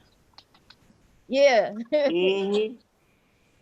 That's you making your grand debut for us, so we know you're in the building. Give us a test, brother. Check 1, 2. All right, mic check, mic check. There we go. Okay, perfect. All right. All right, brother. We gonna ask that you give Sister Dawn a moment to just give her backstory of how she became conscious and how she also got involved or been privy to more science in her her travels. Continue. Yeah. I was saying that part will be real quick. I am coming. Everybody knows I'm a big Bobby Hemmett fan, so Mm-hmm. just listening to Bobby Hemmett started my interest in Moorish science and Moorish history. But I've been more so in the esoteric world, dealing with all kind of stuff, Hey. right? But not knowing that was African science. That when I'm in these European circles, I didn't know the history behind it. I was just learning technique and about different modalities and different tools and things like that. So once I started listening to Bobby, that's when, you know, he started putting things in perspective for me. So that's why I was saying, when I came into contact with Willa, which is like, it's been a kind of a really interesting experience starting this Instagram page that's like featuring a lot of Bobby's work, because I'm coming into contact with a lot of people that know, you know, they know more than me with sharing information. And so when I came in contact with Willa and she invited me to the call, you know, I've been on with you guys for a few weeks now. And so I requested that we start focusing more on you know, nationality, the history, and, you know, what's some steps for us to actually take in terms of declaring nationality, the importance of it, the benefits of it, and that sort of thing. So that Moorish history is not my strong point. So that's why I'm connecting with you guys. Okay. Sister, again, thank you for sharing your experiences with us, and also for being here with us. You know, once again, you could have been any place. You could have been grocery shopping. You could have been with family. You could have been doing anything, but you chose to spend this time with us. And with that, for our viewership, for all of you distinguished guests here, for you new members that are joined, and also my co-hosts, thank you for being here with us, for breaking bread. And so, with that being said, I'm going to ask Brother O, the patriarch, the main man, Our leader. how did you get involved with Moorish science in your younger days? And also, how did you come into consciousness, big bro? I know you're going to throw in Afro books and things. Well, I could easily throw that in, but that's not where I started off at. As far as the consciousness go, well, consciousness is really like, you know, it's self-awareness, you know, being aware of yourself, around your surroundings, be aware of knowledge of self. And I have been around mostly like every facet you could think of. I did the thing with the Pan-Africanism, if you want to refer to it as that, to the Black Power, Garveyite, RBG movement, because me born in 68, came up in the 70s. The people who I looked up to were Huey P. Newton and Bobby Seale, Eldridge Cleaver, Fred Hampton, you name it, Bunchy Carter, you name it, Geronimo Pratt, those guys, you know, X-Clan, Zulu Nation, when they were in reference to hip hop, on that tip. I was mostly like all that. I carried that right along within in the 90s. And then, you know, I came across learning a few brothers who was in the Nation of Islam and started listening to Farrakhan. I mean, I was like a devout student of that, while at the same time also taking lessons from growing up from some people I know that was part of Yahweh Ben Yahweh's movement. That was heavy down here in the 80s. If you're not from Miami, that's what it was about, because Yahweh Ben Yahweh, basically, he cleaned the streets up here. Yep. Liberty City and stuff like that. No different. And my friends that's associates that's on the south side of Chicago can probably relate. It's almost synonymous to that of the Black Peace Stones, El Rukins, so to speak.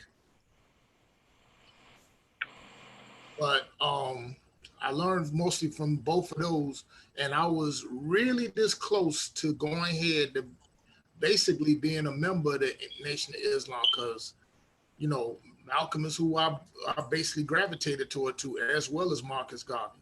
It wasn't until 2002 where I was previously employed at a well-known home improvement company, which they base colors as orange, Cleveland brown colors, at Home Depot where I was, and I ran across a brother named Philip Roundtree Bay. And me and him were chopping it up. He was speaking about with the Constitution and about rights and stuff like that. So, which I basically learned. That's why I learned how to. When I sign my autograph, I always put the year and then at and then capital letters in manuscript, all rights reserved. So we started going ahead chopping it up, learning more about this, about law, about everything like that, the Constitution, and so on and so forth. Now, I think like that was late '90s, early 2000s, and that 2002, but actually 2003, 2004. That's where I met Odell, and I met Round Cliff around 2003 to 2005, and we linked up again at Afro Books and Things. It was a bookstore, well-known bookstore. It was one-stop shop place there, right in the hood there. I mean, all the books in the world you can get there, but that was the meeting place for us to build. And when I started learning more about who the Moors were, Moorish science, because I always deep down always believed that, at the time, I was still in my black stage like that, that we always ruled the planet at one time and stuff. I always believed that, and that's during my NOI day at the time with the NOI, when I knew about, we were making reference to ourselves as the Asiatic black man and stuff, because I knew about a little lessons from the 5%ers too. I peeped their little thing too. So, I kind of got a little facets from everywhere. But when I got into this divine and national movement, it was a sense of calm over on that. And I said, and I said like, okay, this is where it's at. My spirit just felt like this is where it at right here. That's when I met into Cliff, met into Odell, met into Brother Jay, Grand Sheik. We ain't gonna, we don't call him Brother Jay. Give the brother his proper respect. Grand Sheik. I'll put it that way. So you're not gonna say the brother's name? Oh, Jamal Westmoreland Ill. I'm sorry. Oh, okay. Yeah, I'm just like, recall and put in the steps and stuff like that. So for me, in 2005, that's when I had declared my nationality. Declared my nationality, and I've been like been part of the movement like ever since. Part of me probably kind of steered off because I kind of almost got too caught up in the um black and white supremacy type thing and all that, because in that process was still studying as I am right now. But I always had that sense of self-awareness and consciousness and stuff. But then when I got into this, it's just was so simple and it made sense on like why we should not call ourselves black, because I use it to this day. I mean, we get up in the morning, we look in the mirror, whether we want to brush our teeth, wash our face, or put on makeup, or comb my hair, comb my beard, whatever. And we call ourselves black, but we look at our complexion, we see we various shades of brown. It's just like if you pull out a handful of pennies, not all those pennies gonna be the same shade of copper. You're gonna have some that's darker than the other one, some light, some in between, or some 1/5 of it. So it does make sense. And then when you look at it lawfully, when it comes to civics, when it comes to jurisprudence, and I'm gonna quote like what Isaiah Thomas, NBA Hall of Famer, said recently. There is no black and there is no white. those are like in law legal status. It ain't got nothing to do with complexion. And on top of that, if you want to go back on a common sense thing, black and white is not even part of the color spectrum. Mm. It's not even part of the color spectrum. Should I drop a bomb? Please.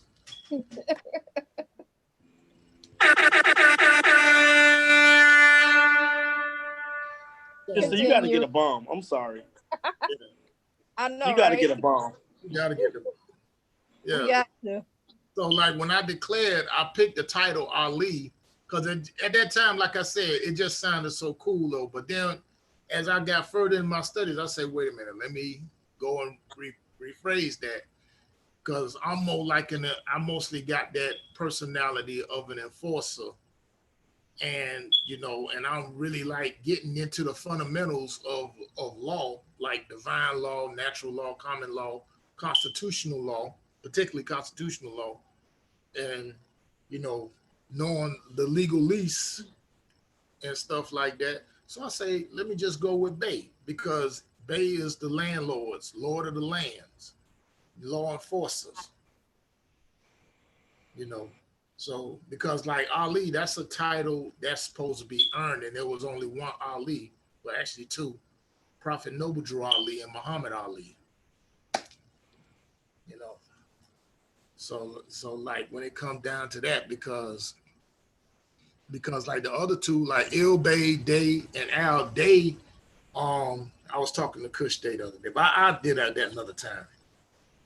But and as you can see, this ain't no membership like try to see you like it. This is life. And I'm gonna tell you something. Since I've got into this, since I reclaimed my nationality and my status and all that, I really don't have no issues I have with the Albion hybrid European, aka the so-called white man, like I did back in the day. Because I used to, when I was even with the nation, I used to refer to them as F them devils, da da da da da da da da da. Mm-hmm. And look at, and on top of this, you even have Willa just put it up. We even have our own nationality, national ID card right there. Yeah.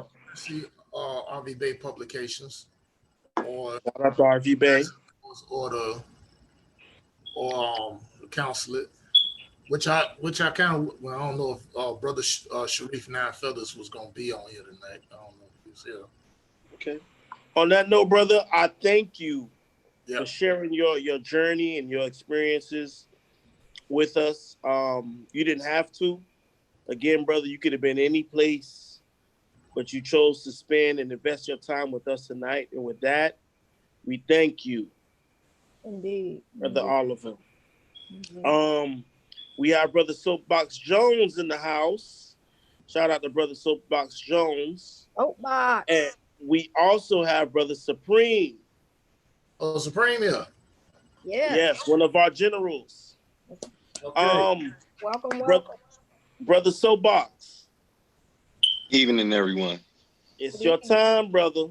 How did you get into consciousness overall? And also, wait, let me finish. And also, how did you come in contact with Moorish science? Okay. I've always been aware of just how the difference of being, wait a minute. I'm sorry. I forgot to do one thing before I left. Also, I want to give honors to the prophet, the revelator, the beyonder, Prophet Noble Drew Ali, for basically making this happen. Oh, for sure. Yeah. So for sure. Yeah, I forgot apologize for leaving that out. Sorry about that, Soapbox Jones. So, I just got to pay honors to the man that paved the way for us. Indeed. No problem. I've always aware of something because my mother had schizophrenia, and one night she needed me to remind her to take her medicine, and I was real young. I was probably like 5, 6 years old. So that woke me up to being responsible in a sense, because she ended up having to go into the hospital, and for like a couple months I was just taking care of my younger brother and sister, which eventually led us getting into the foster care system. So being in that environment at that time, which was around about pretty much the 80s up until 96, when I basically joined the Navy. But I had started to hear things about consciousness and with William Cooper's book, Behold the Pale Horse, because I was in the military at the time, and the stuff that was in the book, I'm like, but I'm in the military. So it woke me up to actually my place within the system that I was in, and how I contributed to it and all that. Like I got to begin to analyze exactly how the military runs, how the budget is used, because you have to learn this stuff. Just like qualifications, just being a good sailor or whatever. So it makes you real analytical. So I'm reading this book and it's talking about all this stuff that the government's supposedly doing. So I'm trying to figure out, how is this possible? But you see how it's possible when you're actually participating in it. Right. Like when you run in a budget, you see how you know you don't need like 700 pairs of boots, especially cheaply made boots, right? At a particular price, like this inflated price. So right. I've always been aware of like just like fraud, even at a very young age, because the way I ended up into the system was fraudulent. It's vindictive. Basically, my dad was mad at my mom, so he did that to her. He had them take us away from her, and basically took his aggression out on me and my siblings because of their situation or whatever. And that which progressed, made us progress in more deeper into the system. So fast forward back up to military, 2006, 7, I began to hear about Bloods and Earths. And YouTube had a lot of people who were talking about, basically random conscious topics, metaphysical stuff, and things like that.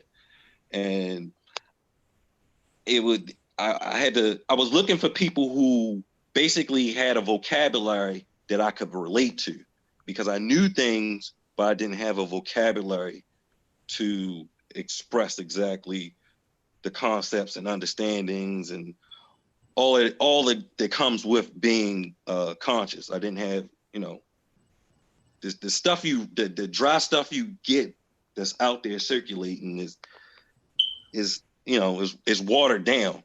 But long story short, through the Bloods and Earths, I came into contact with the Prophet Noble Drew Ali, the Revelator, and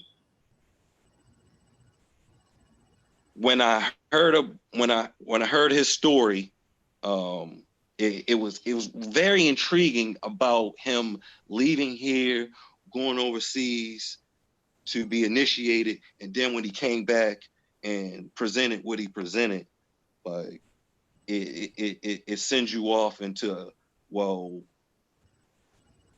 he did that, and that's possible.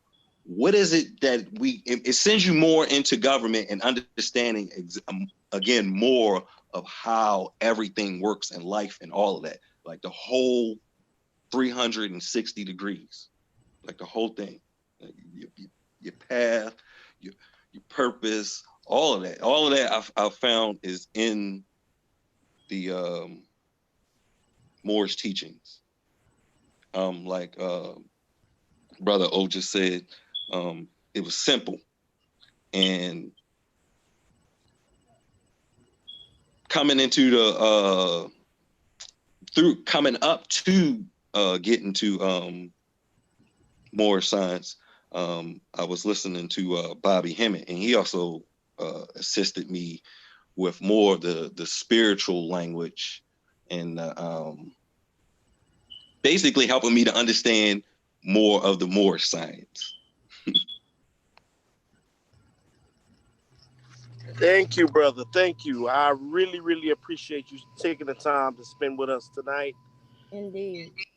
Thank you And for also for sharing your journey. I'm sorry, sister. Go ahead. No, I was agreeing. I was just agreeing with you and telling them thank you for sharing. That's all. My Oh, bad. okay. No, you good, sister. Yeah, thank you for sharing, brother. And we know that you could just spend your evening or your night doing anything else, man, investing in your studies or whatever, what have you. But you chose to spend some time with us. Iron sharpens iron, brother, and we look at you as an asset, brother, here on our show. And we ask that you continue to come through, man. You have one more meeting before we crown you a general here at the Drop Squad. So, make sure that you here, brother, so we can bestow the honors upon you. Remind me later to give Brother Kevin his honors in becoming the general here at the Drop Squad.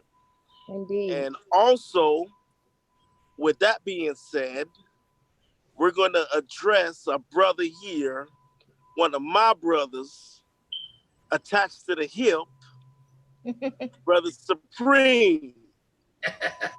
Don't hide. Don't hide, brother. How did you come into consciousness, my brother? And also, how did you come involved, or, you know, for lack of better words, how did you become aware of the movement?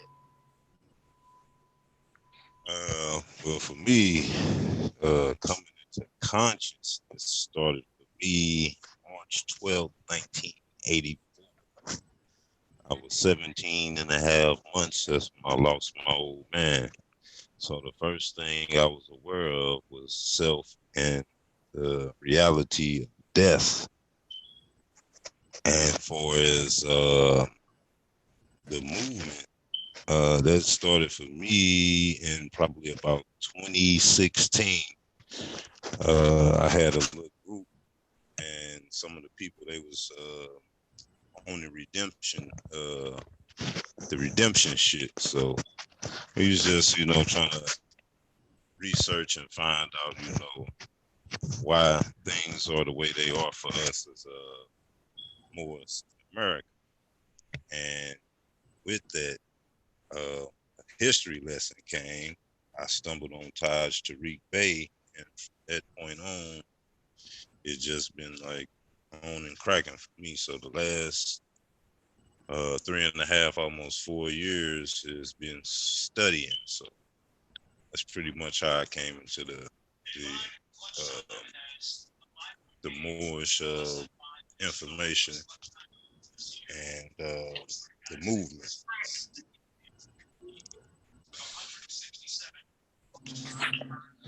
Well, brother, we appreciate you coming with us to build. You're a staple here and a valued member, like Sister Dawn is, like Sister Faye is, like, I'm saying, Brother Dawood, aka Brother David, Brother Tariq, who's not with us right now. He's not tuned in, but he's a general as well as my co-hosts, Brother O and Sister Wilhelmina. With that being said, ladies and gentlemen, this is the Drop Squad. Yes, yes, This is it. yes, We're yes. growing in Get it. numbers. We've also have brothers and sisters who couldn't make it here tonight. And with that being said, we wish them all positive energies, whatever they're going through or whatever they're doing. We ask that the Creator go ahead and bestow His favor upon them, and hopefully that they can join us sometime in the near future. You know, Indeed. we always want to keep our drop squad members close, even if y'all can't make it to a show. At least let us know you're okay. You Mm-hmm. know. So with the brothers and sisters that's not here, that's not present right now, we want to wish them the love and accolades as well. And with that being said, I'm going to pass and yield to my co-host, brother O. I want you to specifically address um, nationality and the misconceptions that comes with being a Moor. For example, Mhm. you have a lot of brothers and sisters, such as myself when I was a little younger, a lot younger, maybe 20 years younger, Right. that when you became a Moor, you had all of these legal privileges and rights, and you could do whatever you want to do. But when you focus and you looked, you saw that a lot of what brothers and sisters were saying were misconceptions. You can travel, but there's work that has to be done with that traveling. Right. You understand? So I want you to address at least three misconceptions when a brother or a sister declares and proclaims, more so specifically, get their paperwork done. Uh-huh. Three common misconceptions that Moors have when they proclaim and declaim. Well, let's get one thing straight out of this. Um, this isn't when you in this divine and national movement, because I'm gonna keep saying that because it is divine, the key word divine. Mm-hmm. That you have some people that wants to get in here and they get in the movement for the wrong reasons. A lot of reasons, one of few which either they had gotten in trouble previous to want to declare and proclaim, or for personal gain, or basically to try to exploit um, the movement for their own nefarious purposes, and so on and so forth. That's one thing. Now another thing, when you got some brothers and sisters that declare and they proclaim, they see all the little things that come with it, like um, you have having the right to travel in your own personal conveyance. No driver license, no tag, no nothing, no license plate or whatever. That's whatever. Or when you go into an establishment to purchase something, Mm-hmm. you don't pay no taxes. That's a major thing too. Why a lot of people want to declare just simply for that, Right. you know. But Initiation. they don't realize when they see me stand on my square and they see me exercise my unalienable rights as an Aboriginal and Indigenous here to Northwest of Mexam, which is North America to y'all, not the United States, because the United States is fictitious on paper and it is a corporation. America is the continent, North, South, Central America, and the islands. Okay. Now, as you can see, where you have my nationality card, I'm gonna show you the difference. What makes this a difference between this and a driver's license? Why a driver's license is fraudulent.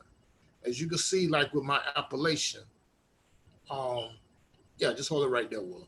Um, as you see, my appellation, my title. Keep in mind, Moors, we have titles. Christians have names. As you can see, it's just capital letter first, and everything else is lowercase letter. On your driver's license, the whole name, whole name is in caps. So basically saying that's telling them that you're an artificial person. You're a straw man, scarecrow, put it that way. A lot of other things that you see here too. Natural person in full life. So that means, natural person, full blood, full life. I'm not artificial. National domicile, North America. Okay? That's the continent. That's where we at. Race, human. Now it doesn't say black. It doesn't say white. Human. Race is the human species. And look what it says, ancestral estate. North, South, Central, Mexican, and I also said the islands. This is our state. This is our land. Okay? And as you can see right here, Miami, Florida Republic, because that's what it's supposed to be, a republic, the land of flowers, but Florida is a corporation, but it's a republic. And then as you can see too, that you see I have the zip code in the brackets, 33127. That's very significant. So therefore, I'm not tied into the jurisdiction of the U.S. codes. That's why you see it like they're brackets. And notice too that nationality, more American or American, Moorish American, as you can see there, and you see my autograph right there in red ink, which signifies the blood. You can do it, because anything that you sign, when you sign a contract or whatever like that, do it in red ink or do it in blue ink. Contrary, not to cut you off, but contrary to what they teach us in school, or at least that's what I remember being in elementary, our teachers would always tell us never write in red ink. And my mother told me that as well. And I used to ask my mom, why is that? She was like, I don't know, but they tried to say it was bad luck. But really the answer is, it's because if you write in red ink, you're writing as though, you are a natural person. Indeed. Can I hit y'all with some case law too? Miller versus Kansas, 230F, second, 486-489. The claim and exercise of constitutional rights cannot be converted into a crime. Bingo. Murdoch versus Penn. That's right. No state shall convert a liberty into a privilege, license it, and attach a fee to it. That's right. That's absolutely correct, Supreme. Absolutely correct. Yeah, absolutely correct. Now, like at the same time, and look what it says at the bottom of my autograph. All rights reserved and retained. Anytime I sign anything, I autograph it, I always put that. I always put like the year, and then I put that, and then all in caps, all rights reserved and retained. And that's 100% legal. Legal and lawful, because all you're doing, you're protecting your signature. You're protecting your autograph. Now, the other things it says here at the bottom, freehold by birthright, primogeniture and inheritance. Now, I'm going to go in the Black's Law Dictionary. I got it here. I'm going to give you the definition of freehold. Give you the definition of freehold real quick. While you doing that, welcome, Sister Darian. Welcome back, sis. Glad to have you with us. Welcome back. Want to acknowledge you real quickly. Just to catch you up to speed. It's Wednesday night. We've made it Nationality night. Teaching people the importance of nationality and other undeclared Moors. The steps, what it takes, and what you have to do in order to get yourself right. If you're ready, in that point of your life to do so. So we've dedicated, tonight towards that. So yeah, in other words, we want to help you correct your status. Now, freehold. Exactly. I got the Black's Law Dictionary right here, 3rd edition. So welcome. And welcome. freehold, an estate in land or other real property of uncertain duration, that is either of inheritance or which may um, possibly last for the life of the tenant at the least, which basically means like this estate, this ancestral estate that we're standing on, that we're born on, this is our birthright. This entire north, south, all this is our birthright. Primogeniture and inheritance. Meaning, in other words, we're heirs to this land. Okay? Plain and simple. We are the landlords. And it also says here Aboriginal Native American. Although we know that's a, believe it or not, it's a misnomer, but I deal with that there. Heirs of North America, national people of the land. As I stated, divine law, United States Code of Law, Title 22, Chapter 2, Section 141, of a general and permanent character. Now you see in red, this is what everybody want to get about. Not taxed, meaning we don't pay taxes on our own land. And see, when people see that, and when I post receipts up on Instagram like that, they say, "Oh, why you did that?" Da, da, da, da, da, da. They wants to do that, but they don't want to do the hard part. They don't want to study. They don't know. We put hours, we put in that work to try to go ahead and exercise this. This is life. And where I have it circled that right here. So when you go into these establishments, department stores or whatever, and you show this to the cashier, they just type in this right here, AA 222141. Now to break that down, AA stands for Aboriginal American. 22, I think 222, I think that stands, I totally forgot, but I'll bring it up. I'll put it up in the chat though, but I'll get back to that later. But as far as the Constitution, Article 1, Section 2, Clause 3, they honor the treaties. The Treaty of Peace and Friendship, 1787, the Treaty of Tripoli, and the Treaty of Algiers, which are the oldest, longest standing treaties to this day. That's what protects us and pre-secures our rights. Because let's keep in mind, the Albion hybrid European, they're immigrants here. They're the foreigners. They're the colonizers. They're the inquisitionists. Can you say the name of that treaty again? The Treaty of Peace and Friendship, 1787. I think I got that book here. Yeah. It's the oldest standing treaty today, because they know that Morocco, the Moroccan Empire recognized the United States as being an independent nation. And when people see that, they thinking of Morocco over there in what they call Africa, but that's the kingdom, which wasn't established until March 1956. So if the Treaty of Peace and Friendship was established between the U.S. and Morocco, then and the kingdom wasn't established until 1956, who did they establish it with?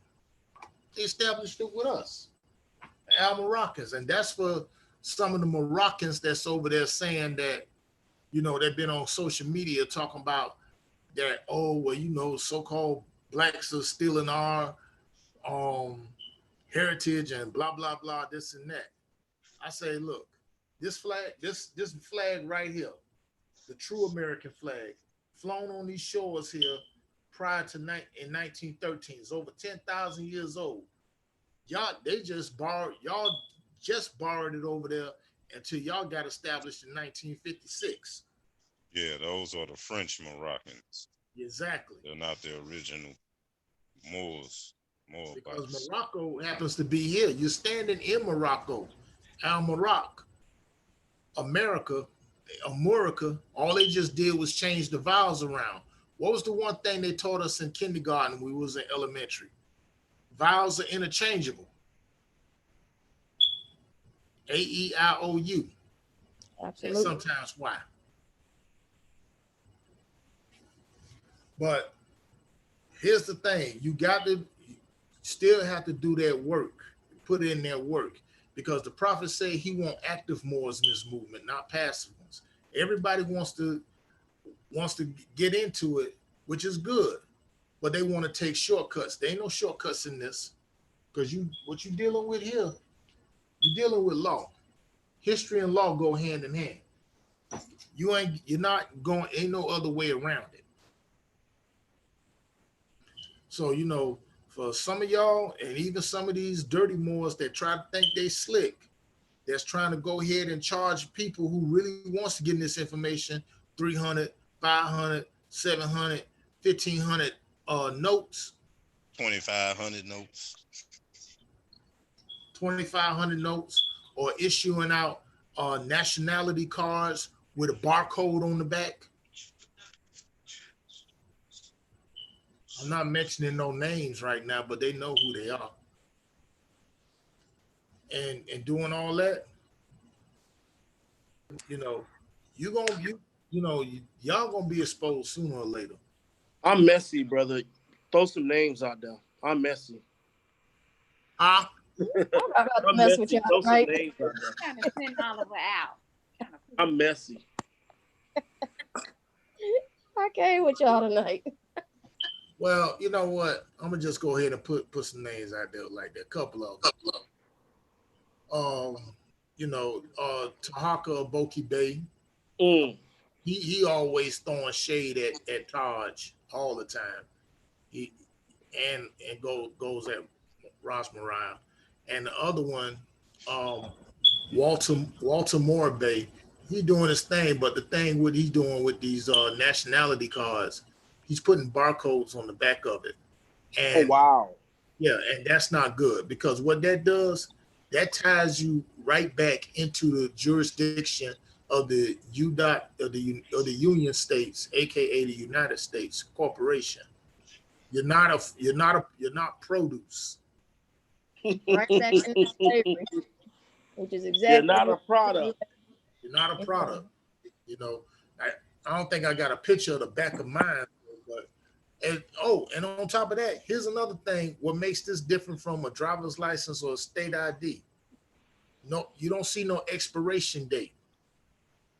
See, that goes to prove that our driver licenses are fraudulent. How you gonna expire your nationality? Okay. You're born a Moor. That's our pedigree. That's your bloodline. You gotta set the DMV. When you stand on your square and you enforce this, they gonna know. Especially when you go to these establishments that are European owned. I mean, just picture this. Take a picture like this, for instance. Say if I walked into a Louis Vuitton shop and I wanted to buy a Louis Vuitton bag. I could say Gucci. I'm not a Gucci person. And I show this. Now that cashier, who probably look like us, probably don't even know what it is. I say, okay, then just get the manager. Don't argue with him. Get the manager, because I'm not finna argue with the help. Masters deal with masters. So once they see this, after you done talk to one of them, say that do y'all do tax exempt? They gonna take that, and you just tell them that type in AA 222-141. And by the way, that there is registered with the Library of Congress. Shout out, courtesy of C.M. Bay for doing that, for filing that in 1948. Along Shout with out to the brother. Constitution. One small thing I have to do before we continue. Sister Dorian, step up to the plate. How and when did you become conscious? And when did you find out about the Moorish science movement? My last year and a half of college, I just became more curious about things. Things weren't adding up. And I don't really know much about the Moors, but like I've heard a little bit about it. And just figuring out how everything is connected. But yeah, and I graduated last year, so I guess 2017, 18 is when I became more, I don't know, curious about things like this. Topics. Congratulations to you on your graduation. Thank you. Oh man, that's great. That's great, sister. Like once again, like I said with everybody here, thank you for being with us. You could have been asleep, you could have been reading, you could have been on the phone talking to your friends, but you chose to spend this time with us. And with that, we don't take that lightly, you know. Thank you for investing your time with us. And also, thank you for coming through and sharing with us your experiences, although brief, but still, you know, you didn't have to do that. You know, we asked you to, and you acquiesced to our request. So with that being said, sister, thank you for being here. Thank you for sharing that with us. And also, we look forward to having you contribute, you know, ask questions, you know, bring forth something that you may have come across concerning the Moors. You know, we don't know everything. So that's why we have this sort of potluck, right? So to speak. So where everybody brings something to the table so that we can share experiences and share knowledge with each other. So that when we leave with something, you know. And with that being said, thank you for being here, sister. A quick question with her though. Because I got her, I told her to come on because I had started on the process of looking into her, I guess you would say, Native American ancestry, and I didn't know if putting her on that path, if that messes with the Moorish thing. Because when I first started this thing, I just thought, okay, you're indigenous American, just go find out what American Indian tribe you are. But I didn't know this whole Moorish thing. So I don't know if that messes with it if she were to go later on look into the Moorish the ID, if that messes with it, if she finds, because she already started the paperwork for that. They want your Moorish nationality trump that. If it's some room for her to get some money for us from the indigenous Indian part, go for that. But her Moorish nationality is gonna trump that. I got a couple of videos that expound on this. I can share it with you on the private side. If you could put in the chat, I'll look into that too. Okay, put it in the chat, Sister Wilhelmina, if you don't mind, bringing it up on the big screen so that everybody can share in that information. No, this is private. We have to do this on the backside. Okay, backside, no problem. Yeah, so for our listeners, you know, we do talk about a lot of different things, but a lot of things that we talk about sometimes, you know, the enemy is listening. So we have to be very cautious with certain information as well. So with that being said, we're not secretive. However, there are certain public things and private. Public and private, right. We in the middle of a warfare, you know, so we always have to be mindful of that, you know, and not in warfare the way people would normally think. This is a silent war, you know, quiet weapons for silent wars, as our brother Supreme put it to me one day. So yeah, silent weapons for silent wars. Yeah. Definitely. That's how it goes, sis. So we definitely the Drive Squad, we love everyone, our members and everything, but we also, you know, protective of each other as well. So we try to never get people into doing things that may harm them, you know, on the right. Outside. So one thing I implore everybody to do, you know what I'm saying, do your research. You know, before you get in contact with this movement and everything, do your research, do your due diligence, understand jurisprudence, understand, you know, legalese, understand jurisdiction. Right. You know, uh, those are concepts that are constant in this movement.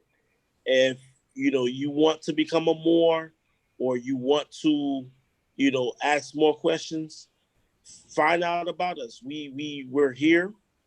Mm-hmm. You have Sister Wilhelmina.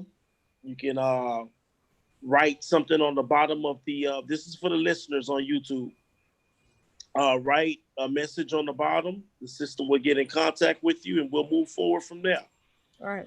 Brothers and sisters that are here, Brother Oliver is very astute with getting brothers and sisters their documentation, as well as Brother Supreme. I personally defer to those two brothers. They're stronger than I am, and I'm not gonna speak on Sister Wilhelmina's standing, but I defer to them personally. So if you want to get anything about documentation or about nationality, paperwork, things of that nature, speak to those brothers. I believe Brother Dawood or Brother David, he's a student in that as well. So defer to those brothers as far as nationality and questions of that nature. With that being said, Sister Wilhelmina, will you take us to our next segment of our show? Absolutely. Absolutely. Just wanted to give the people the info on our YouTube channel where they can find us. So, hold on. Is Brother Dawood is still with us? So yeah, here we go, y'all. So, for those of y'all that are just coming in, let me, quickly, get y'all up to speed. Wednesday night tonight is special, dedicated to nationality. Thanks Sister Dawn for reminding me of this earlier. We want to make Wednesday night the night that we do this, and moving forward in the wake of it being a fresh new start, a fresh new month. It's only right, we go from here on out, now knowing what we all about and what we plan to do with these platforms and how we moving out here. So again, tonight, strictly nationality night and teaching fellow brothers and sisters, undeclared Moors, everything they need to know about themselves, wondering, where you go from here. A lot of people have given up on the corporation that they've known since birth as the, Uncle Sam or the United States of America, Inc. And yes, believe it or not, it's not a nation, it is a corporation.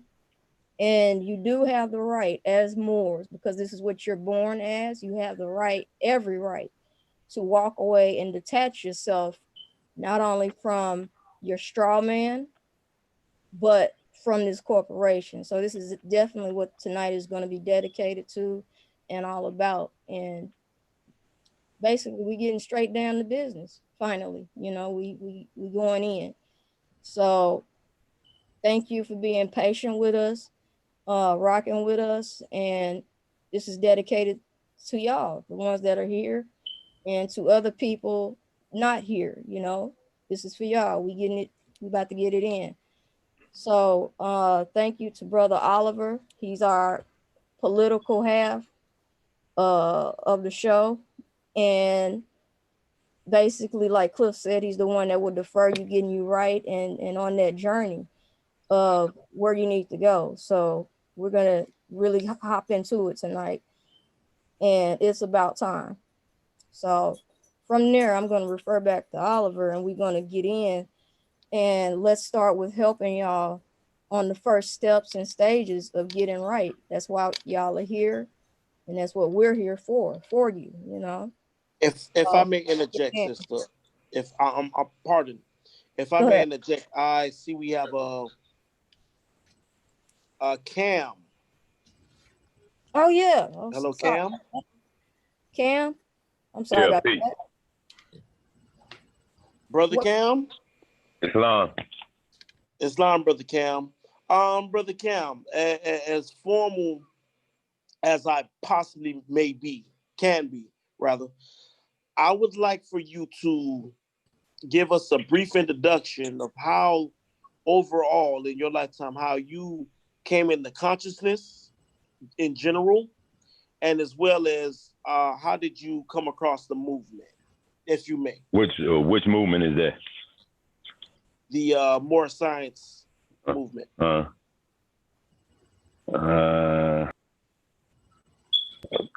Okay.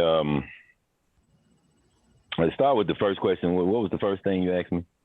Okay, the first question was, how did you come to understand consciousness in your journey in life? Okay.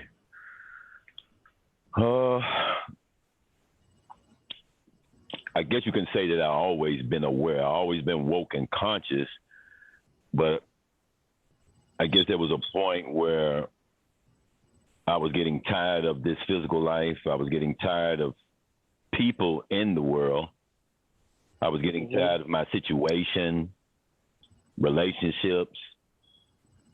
And at one point, I just stopped my own life from how I was, because I was very outgoing. I was a nighttime person. I was involved with different organizations and whatnot. And I just stopped, secluded myself, much like how Muhammad did when he went to the mountain. So I sat down. I mean, at some point, man, I used to have to come to the door with the gat in my hand. Look, stop coming to my door. Stop talking to me. Stop trying to hang out with me. Until, you know, I had to finally move from that spot.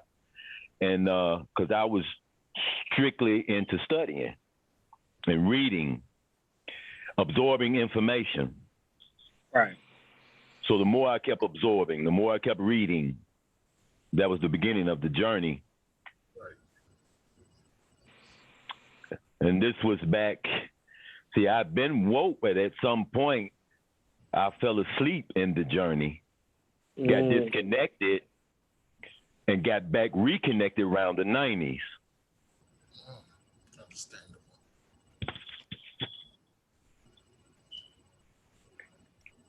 That good enough? You need a little more? No, brother. That's a solid introduction into you being aware of, you know, something being wrong and trying to find yourself, you know, going to study and keeping, you know, certain elements at bay. But the follow-up question is, how did you come in contact with Moorish science? So that was about, I guess about 3 years ago, coming into contact with it. Not really going in on it, but, you know, getting bits and pieces, which I still only have now, but just getting bits and pieces of it, because I'm still a student of Islam, period. And so I've been, you know, a student of that, and then came into understanding or knowing of occult science, occult knowledge, esoteric knowledge, esoteric science. So, you know, that in itself, I know you know for yourself, that's, you know, not necessarily complicated, but it's a study that you got to be proficient and diligent in. Yes. So I can't bebop from this to that too much, but I did start trying to dabble into the Moorish science. And I have some books, and I know that I am Moor, and I got enough sense, like Khalid said, to know that I am a Moor. Did you just reference Brother Khalid? Yes, he did. Khalid Abdul Muhammad. Hey, shout out. Hey, rest in power, Brother Khalid. Rest in power, because that's my name, Khalid. Oh man, brother, you shook my core right there, brother. Hey, brother, I'm pretty sure I can speak for everybody here. Thank you for coming through and being a guest here on our show and sharing your story, sharing your insights with us. And you could have been anywhere. Like I said, time and time again, it's starting to sound like a broken radio, but you could have been anywhere, brother. You could have been doing something else, but you chose to invest this time with us. And so with that being said, thank you, brother, for your presence. Indeed. All right. Also, I just want to acknowledge something that a lot of us here have a common denominator in Brother Bobby Hemmett. And with that being said, the Brother Bobby Hemmett has done his work. He's done his work, as well as overall the brother, the Revelator, Prophet Noble Drew Ali. Mm-hmm. These brothers have put in time. They've invested a lot of time into their people. And we are right now here on this format, on this technology that wasn't around, when Bobby Hemmett was doing his lectures, early in the 90s. Now we have video conference where we can talk to each other in real time. With that being said, these brothers has put in that time, and this is the fruition of all their work put together, where brothers and sisters from various walks of life, various avenues of life, various locations to come together and break bread on a peaceful vibe. Man, this is beautiful. This is truly beautiful. Truly beautiful. So with that being said, I'd like to give at least a 10-second moment of, just admiration, man, of silence and admiration to the ancestors and the brothers who, and sisters who've put us on this path, the Francis Cress Welsons, the Amos Wilsons, the countless other scholarships, the Khalid Muhammad's, even the Europeans who went against the grain to bring us this information, like a J.A. Rogers, like a William Cooper, like a Gerald Massey, even those brothers and sisters that went against the grain to give us this knowledge. I like to just give them a 10-second, moment of respect, just for the fact of what they've done, the sacrifices and the chances they took to give us this information. So if we can just, in silent meditation, just a quick 10 seconds for those brothers and sisters as well as the ancestors.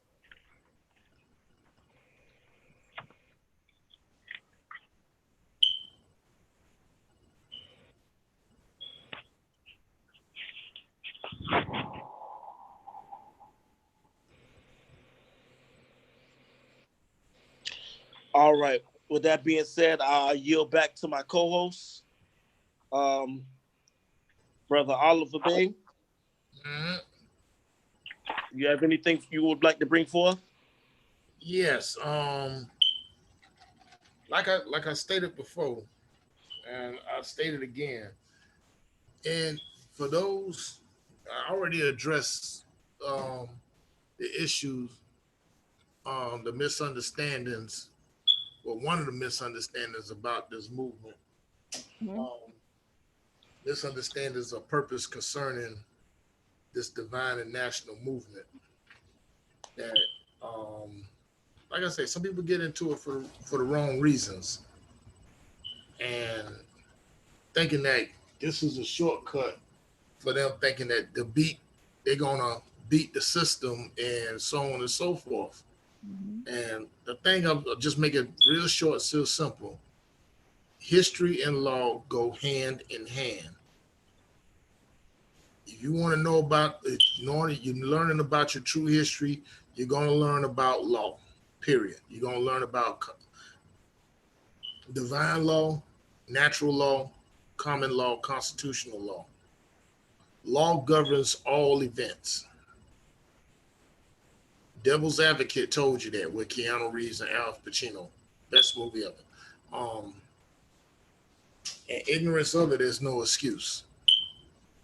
So for those who think that they trying to be slick, that want to try to do things like put it together a package, like a Supreme say, somebody charging close to $500 to $2,800 and all this other stuff, or putting barcodes on the back of nationality ID cards that get you, get you not only incarcerated, but also get you caught up in more ways than one. That's not going to work. The key thing is what you need to do is study. Just study. Now you got everybody here who's in this on this thing and on YouTube that are very astute, that are very sharp in their areas, and they can give you reference points. I can even give you reference points of master teachers you can watch. Taj is at the top of my list when it comes to that. Asir Ducateers, Nature El Bay, Obashango Il, Hakeem Bey, Dr. Alim Bey. Okay.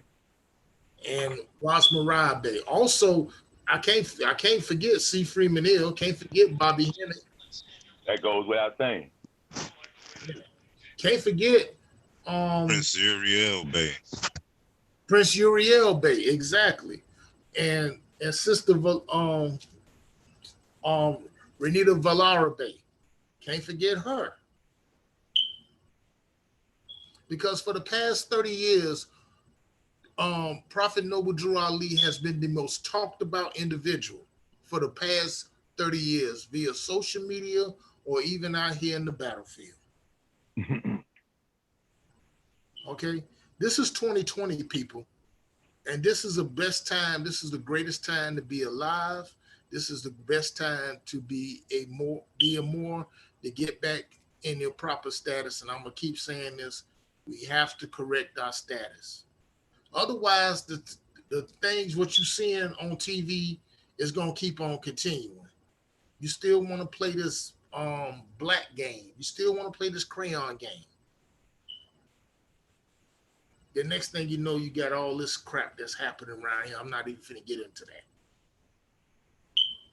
But that's what's happening. That's exactly what's happening. But it's moving in the direction of where it's going to be. As you can see, this de facto false government is crumbling from within, and the true government is arising, which is the republic. And that's where we wants to be at. Yes, I mean, I would get into about it with Trump and what the direction he's going at with this. As we well know, yesterday was the start of the payroll tax deferment.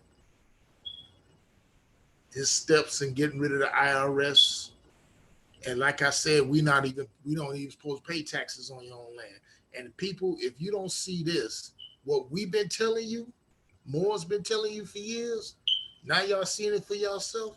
I don't understand why you're not even trying to go ahead and get right. Or y'all just still want to go back and be a nigga and eat pork and hallelujah all up in the church and stuff on Sunday and call yourself Christian.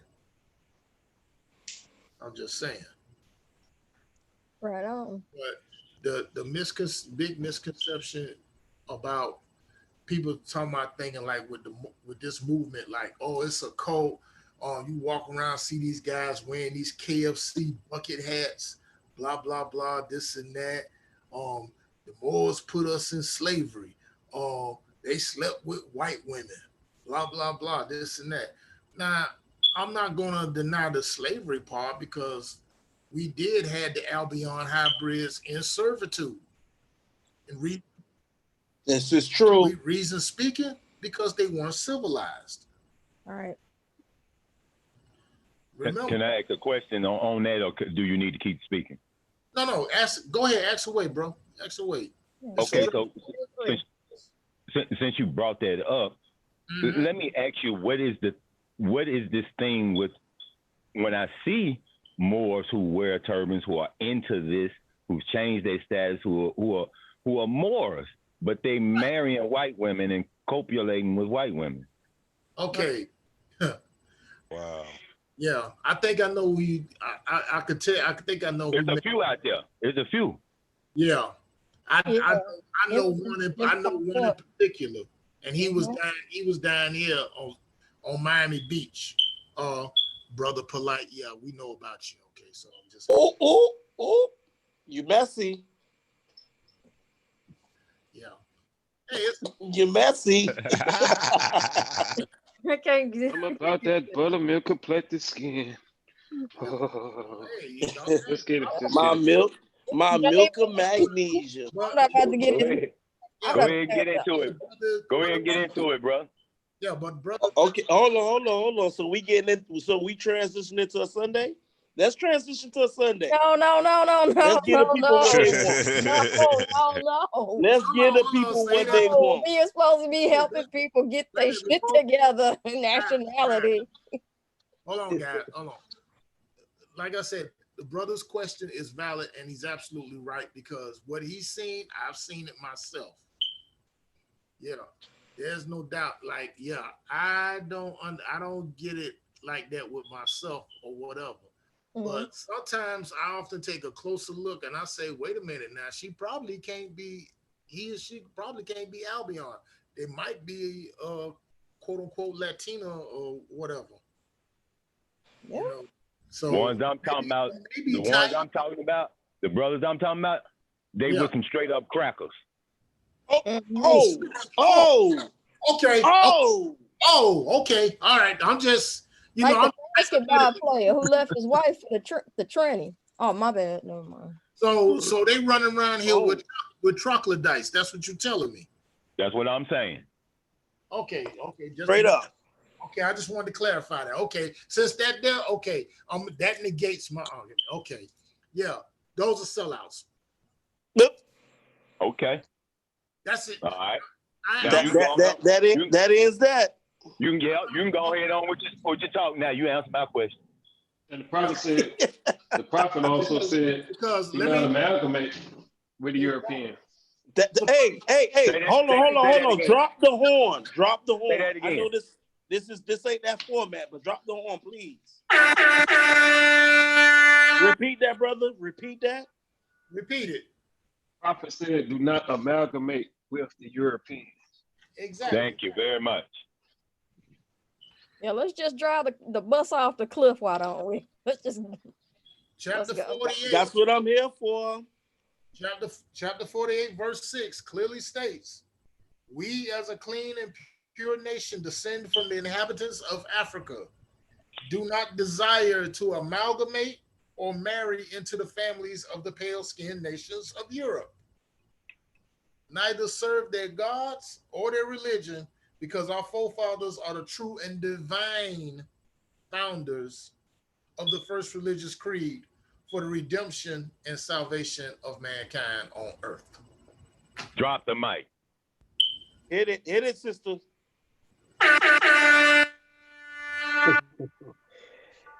That's the Sunday horn. That goes off all the time.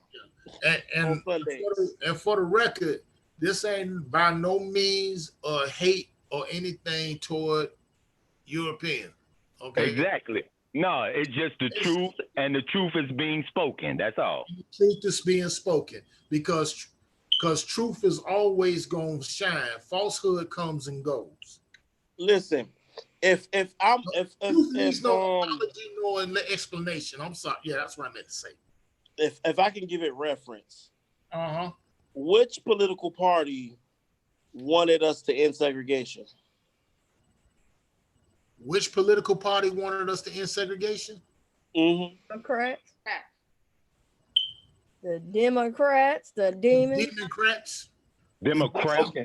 The Dixiecrats, aka the spinoff from the Ku Klux Klan. Mm-hmm. Okay. Need I say more? No, that's it.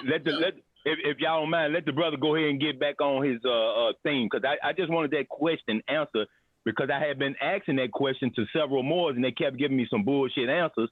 So I just wanted that straight answer that you just gave me. So let's go on back and hit the topic that we was on. Okay, before we do that, brother, like I said, shameless plug.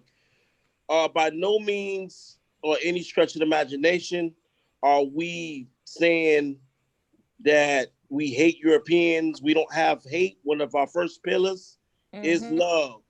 Thanks. So it's not about a hate relationship with us and the Europeans. Let me throw that out there for the listeners and for the people, potential listeners down the line.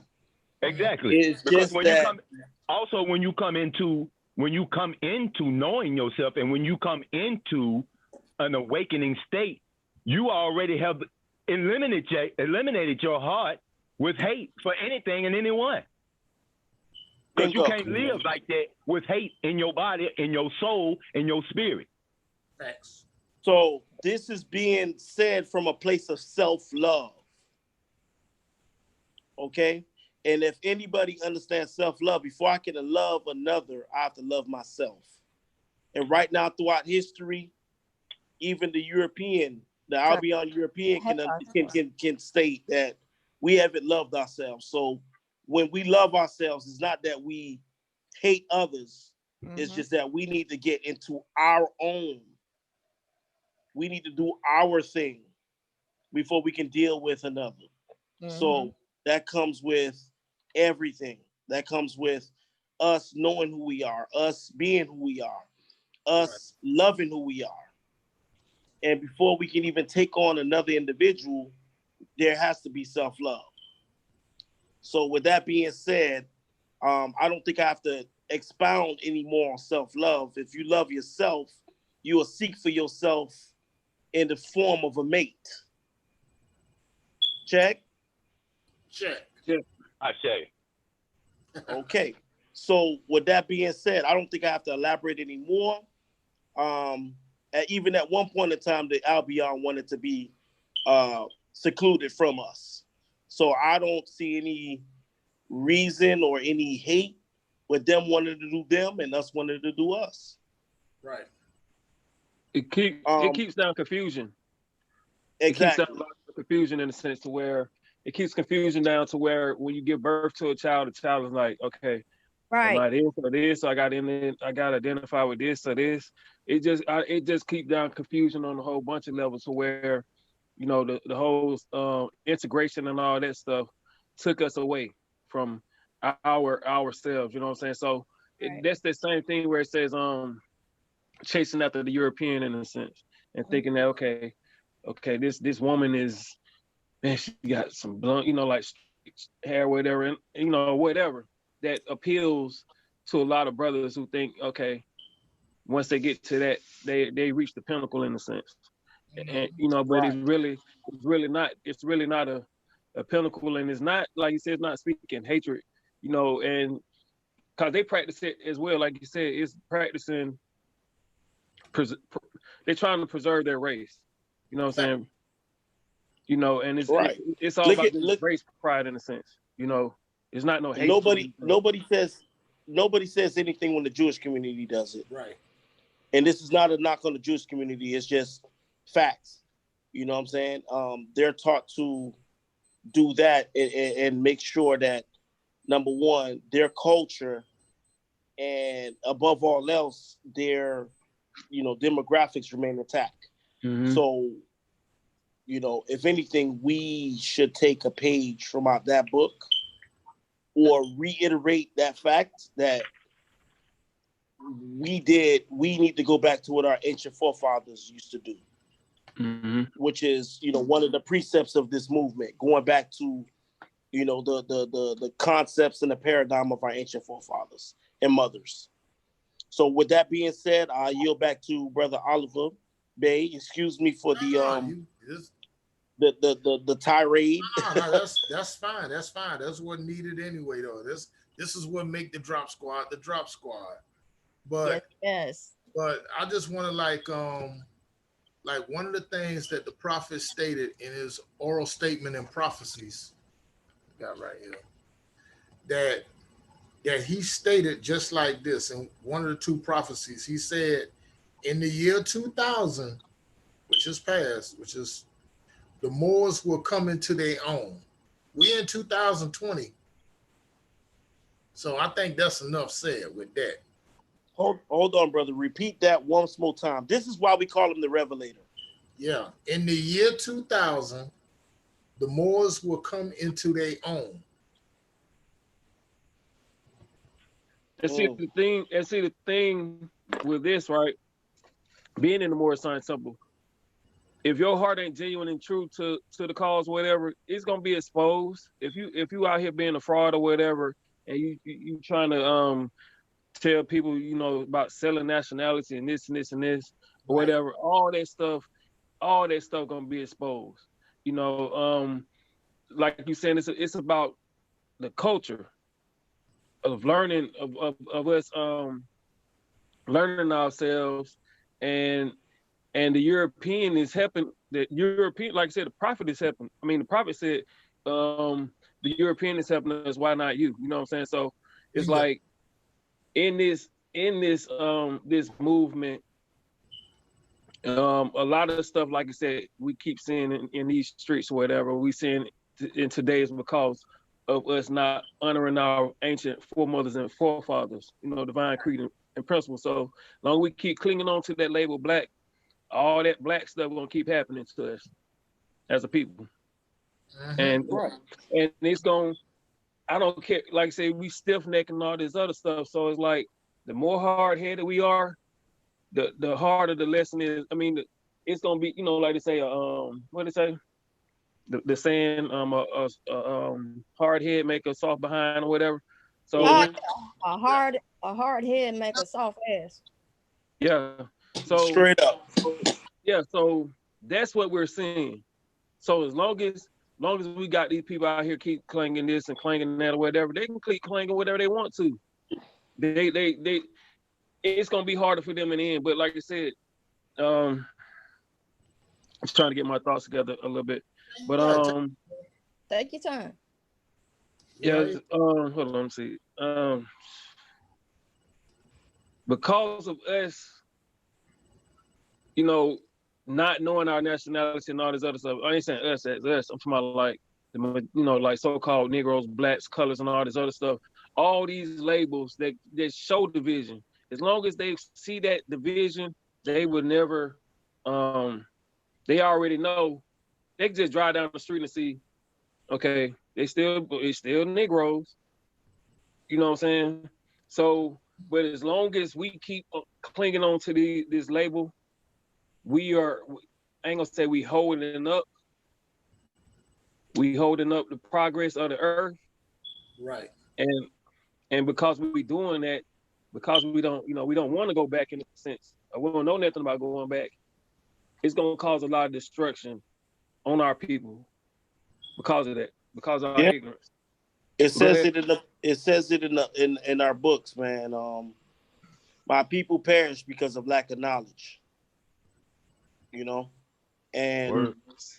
it's sad to see we take on a brand. Like I try to simplify a lot of the concepts we have in Moorish science. So a lot of the colloquialisms we use now is, brand. We use the term brand. A lot of these teenagers and younger adults use the term brand. Right. And so I try to use the simple colloquialisms to try to expound more science on a conceptual level personally, so that our youth, the hip hop culture, so to speak, can get a lot of the concepts, the deeper legalese and the harder concepts it is when we talk about legalese and jurisprudence. I try to make it palatable. A lot of us here try to make it palatable, but myself, I try to use the terminology and the colloquialisms of the youth in order to raise them out of that thinking. Because one of the things that they use and they understand is this European Albion system of using the system to get what you want and not acknowledging the concepts, the precepts, and the overall culture of Moorish science, of what it is to be a Moor.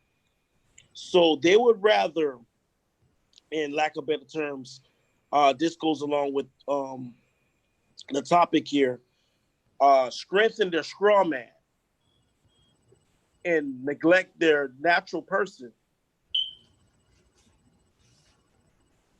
for gain notoriety and what have you. A lot of our people, you know, you can look down the timeline. We're brand ambassadors versus being national, you know, claiming our nationality. We'd rather be brand ambassadors and you know, make money and do things of that nature, which I don't knock. However, if there's no nationality in place and your aspirations is to simply and solely be a brand ambassador, there's something wrong. There's something wrong with our culture. There's something wrong with our mindset. There's something wrong with our paradigm. And when I say our, I'm talking about our nation in total, not just the people here. The people here have a grasp of, you know what I'm saying, nationality and things of that sort. So this is not an indictment on the people that are here.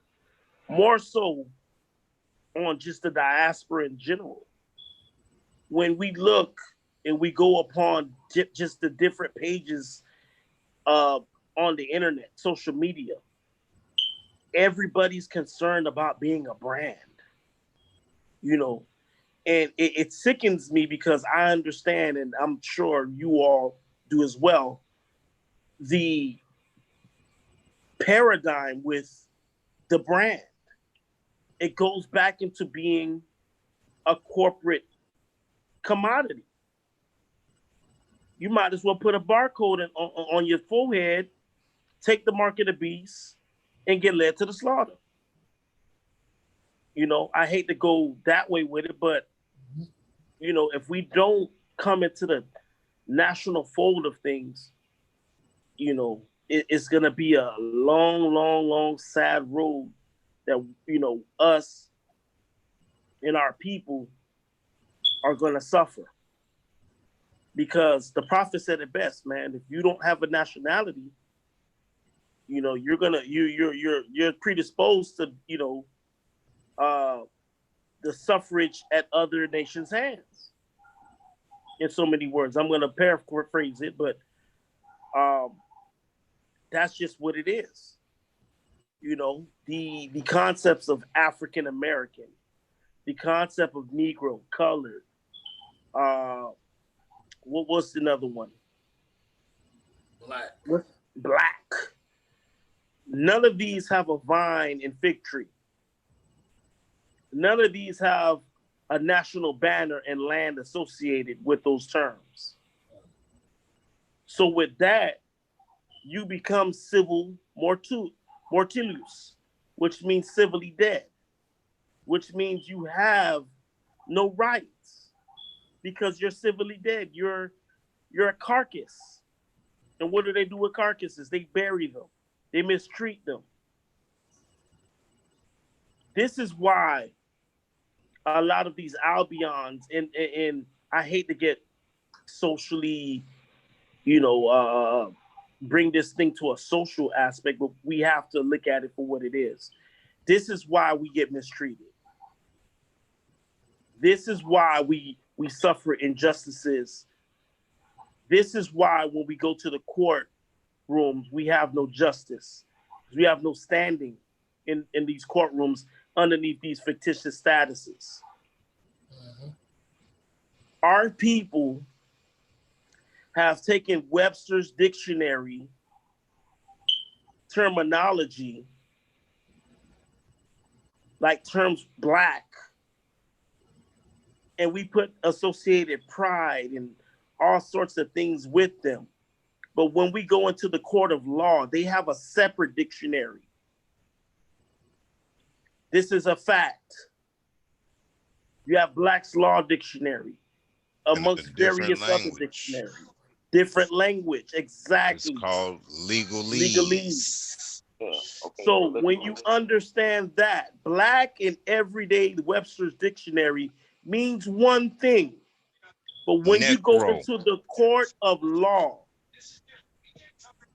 Webster's dictionary has no place. You have to use legal and lawful terms when dealing in the court of law. Let me juxtapose that with and I'm gonna be real brief, and I'm gonna yield very soon. When you go into a medical facility or anything of that nature, they have their own dictionary. That's right. Right. So when you go into the hospital, you'll hear a doctor say a terminology that you're not familiar with. And it has its own definition because that's their language. Right. At that specific location in the hospitals, in places where they do medicine. They have medical dictionaries. So why is it that when we go into the court of law, when we're dealing with anything jurisprudence, which means lawful terminologies and understanding thereof, we're using Webster's Common Dictionary to speak, when the location and the setting requires you to have an understanding of lawful terms. Right. This is more science, plain and simple, on a legal level. If you don't have a nationality, you will suffer. Plain and simple. I yield. Can I say one thing? Go ahead, brother. Also, the thing is, basically, when you lack nationality and your principles of your ancient foremothers and forefathers, you're basically like how it was in the Matrix. You're basically like a battery being used, and they can use that battery any way they want to, but but not just being a battery, but also, let's say, like you said, you go into a hospital, and they have certain rules, they have certain things or whatever. They can say, okay, let's chop off his foot. Let's do this. Oh, you don't need this. They could tell you so many lies or whatever, to where like, oh, you don't need this lung, you don't need this liver, you don't need your foot, you don't need your arm. They could chop off whatever they want to, because it's like you're basically their property.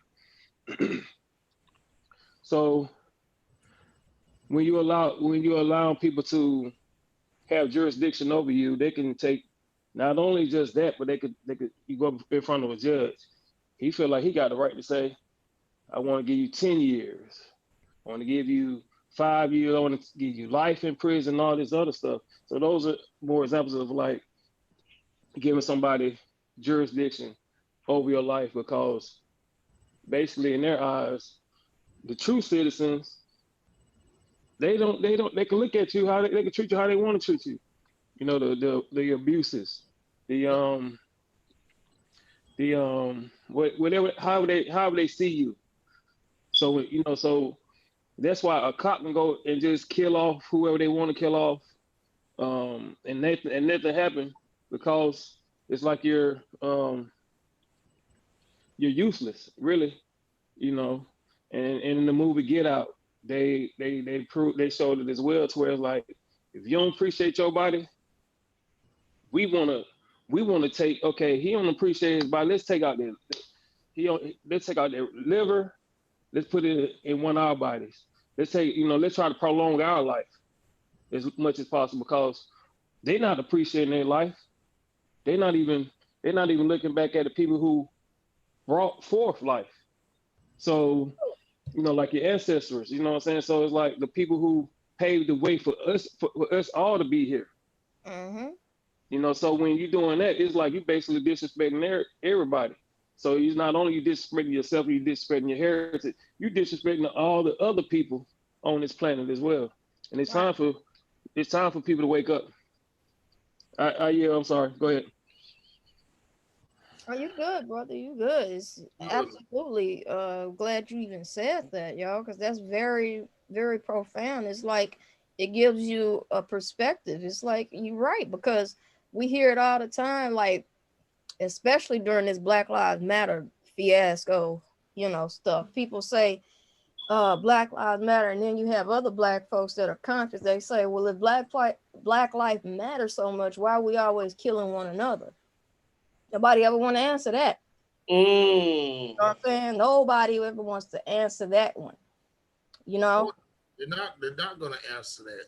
Right. And in the meantime, what's happening, okay, we have people, we know that these gang activity killings happen, and it's always, us shooting one another just because we looked at each other wrong or accidentally bumped into somebody, or you stepped on somebody's raggedy ass Air Force Ones where that ain't even worth as much as they were made in overseas.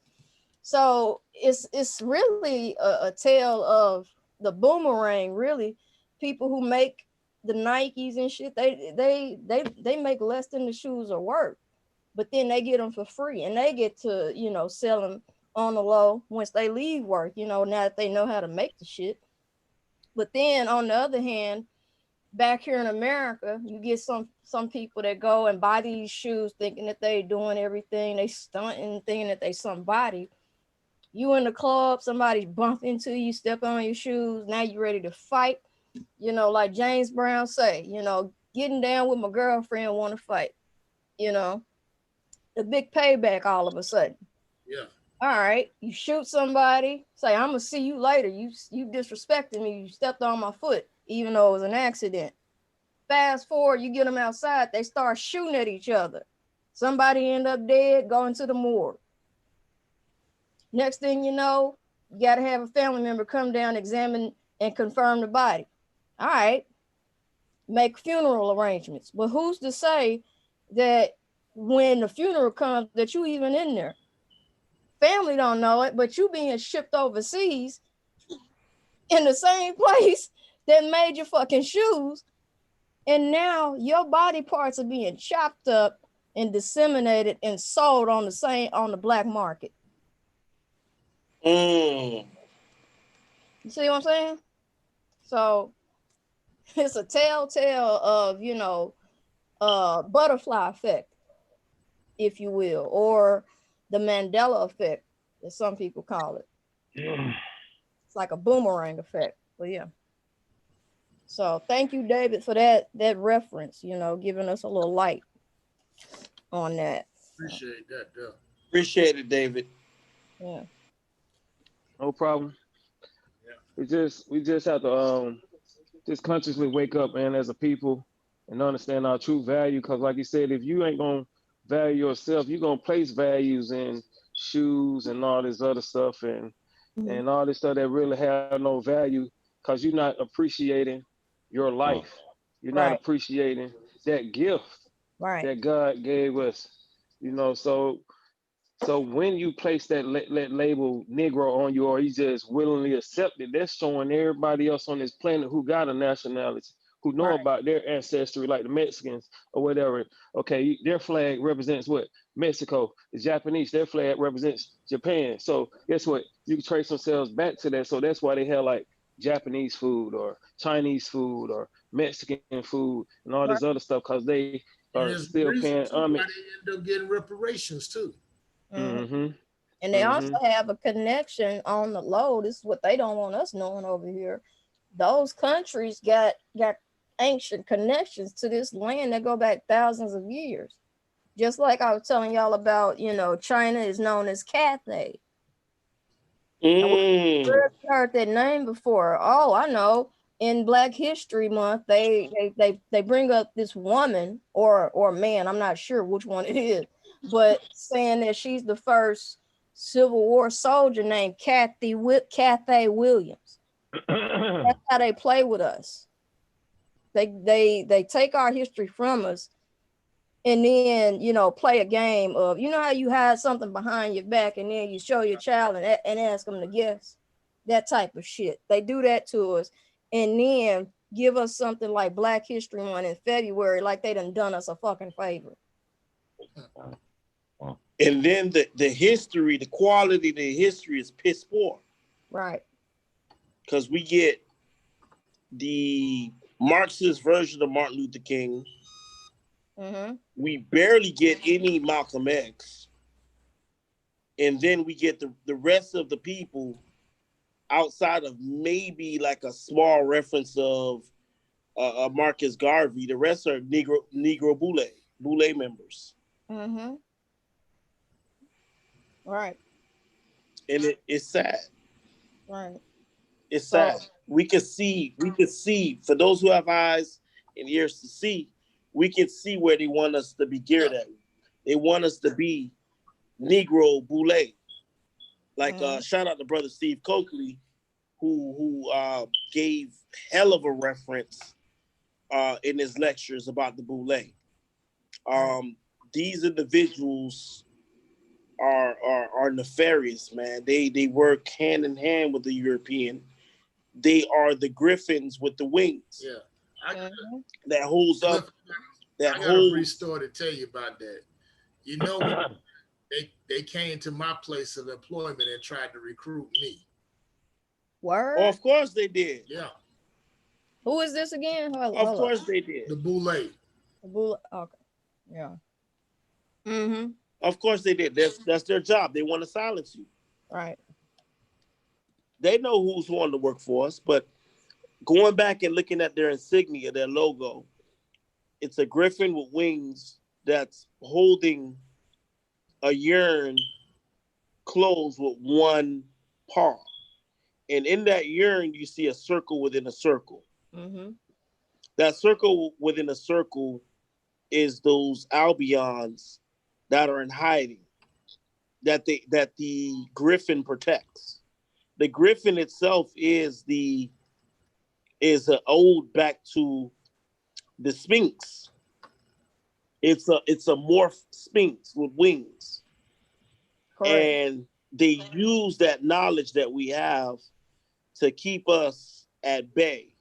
So brothers like a Noble Drew Ali, brothers like a Malcolm X, brothers like a Marcus Garvey, who have an alternative type of movement contrary to what they believe, they keep those brothers aside and they focuses on the W.E.D. Du Bois, who denounced them on his deathbed. Mm-hmm. Now, picture that. One of the main advocates for that movement denounced them on his deathbed. Mm-hmm. Need I say more? Yep. He realized what he had done.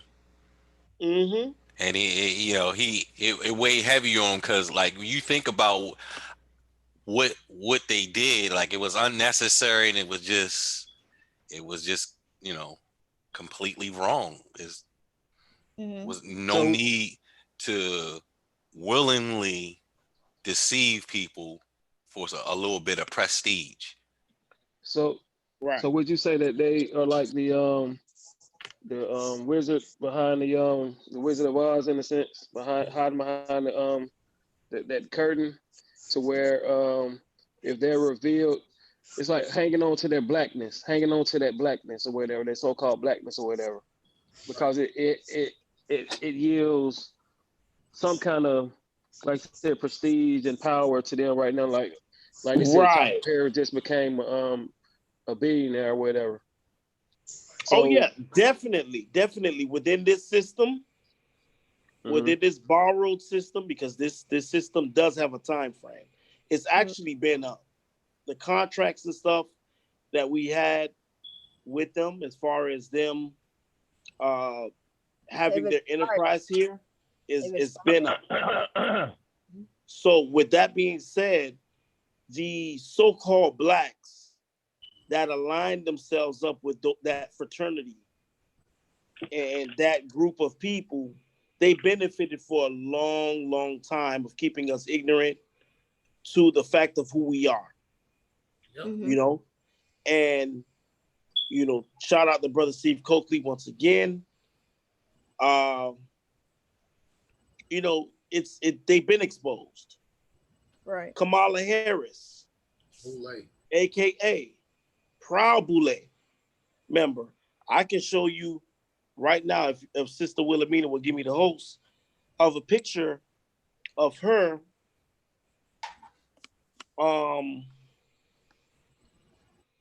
clearly showing her Boule ties. This is the Democratic potential vice president under Okay, I acknowledge you, brother. Brother Soapbox. But give me 1 second. I just want to show this picture and give context to what I'm saying, and then I'll yield. Does it make both of y'all co-hosts, by the way? Yes, I forgot. I'm glad you reminded me to do that, Cliff. Oh, did it make you co-host? I don't know. Like I said, It made both of them co-hosts. It made Okay. both of them. Okay. All right, cool. Yeah, with that being said, I'm looking for the picture now. I posted it a few shows ago, but I'll post it here now for our guests to see. Um, the sister's not who we think she is, and I say sister very loosely. She's Caucasian. Just because y'all are Hindu, here's the thing that I've learned: having sickle cell. I used to be, in the hospital a lot, as far as being admitted and having to stay due to my sickle cell attacks. And a lot of times, if you don't get a doctor that's Caucasian, white man or a woman, what they give you is this Indian, a Hindu type of person walking into your room and being your doctor. And one thing about Arkansas, living here in Little Rock, the Indians, even though you see them in the hospital, most of them live on the furthest outskirts of town, where it's like really like the Beverly Hills of Little Rock. They don't fall. You don't see any of them living, in the hood or anything. They live in with the white people up in the hills with the mansions and shit. The same people. Yeah. Mm-hmm. Those people, they definitely not gonna care about your life. Right. That's why they in those positions to quickly take it, because Right. you going into their territory where they're practicing medicine. They're not. It's not like they know what they're automatically know what they're doing, but so many have placed so much trust into them to where, like I was saying earlier, you go there, you go in there, you might have an ingrown toenail. Next thing you know, you come out, your toe is gone. Right. Because it's like they could just take off, they can just do whatever they want to do with you. Because like it's like look at this nigga or whatever. Why should I respect this nigga? Why should I respect this person? Mm-hmm. And they don't respect themselves. You know what I'm saying? It's like slowly being erased. Right. Well, to give this picture here context, America Associated Press, excuse me, 2016 stated that California Kamala Harris becomes first American Indian senator. Then in 2020, Biden picks Kamala Harris running mate, first black woman. And then you have a wizard cat on the bottom, whoosh, now you're black. This is just the mind games and the fuckery that they play with our people, because we have no knowledge as a diaspora of nationality. right. You know what I'm saying? And it's just, when you know about it, it just puts a bad taste in your mouth. At least for me, because we've suffered so long. Mm-hmm. My people, our people, excuse me, have fought for ages to try to, get some form of peace, some form of like, let us be, let us live. Mm-hmm. And we get to the point where we're tired. We're tired. Right. You can see where even the so-called African American now are going to line up with any kind of movement that has a voice, and that seems like they have a voice, regardless of the underlying motivation of the movement. as long as it says black and there's some type of empowerment in it, we're gonna run with it. Yep. And it's sad. It's real sad. I don't think I have that picture of Kamala anymore. I deleted it. But it is one I did send Willa to want her to put up. I just DM'd it to you. Oh, okay. Just for well, you'll see when she put it up. Yeah. I DM'd it to her via Instagram. So yeah. Not to get too far off track. We do still have people that want to really get the no. Yeah, nationality. but this just gonna be brief. I just want to show this. All right. I just let them just put it up. Not that one. It's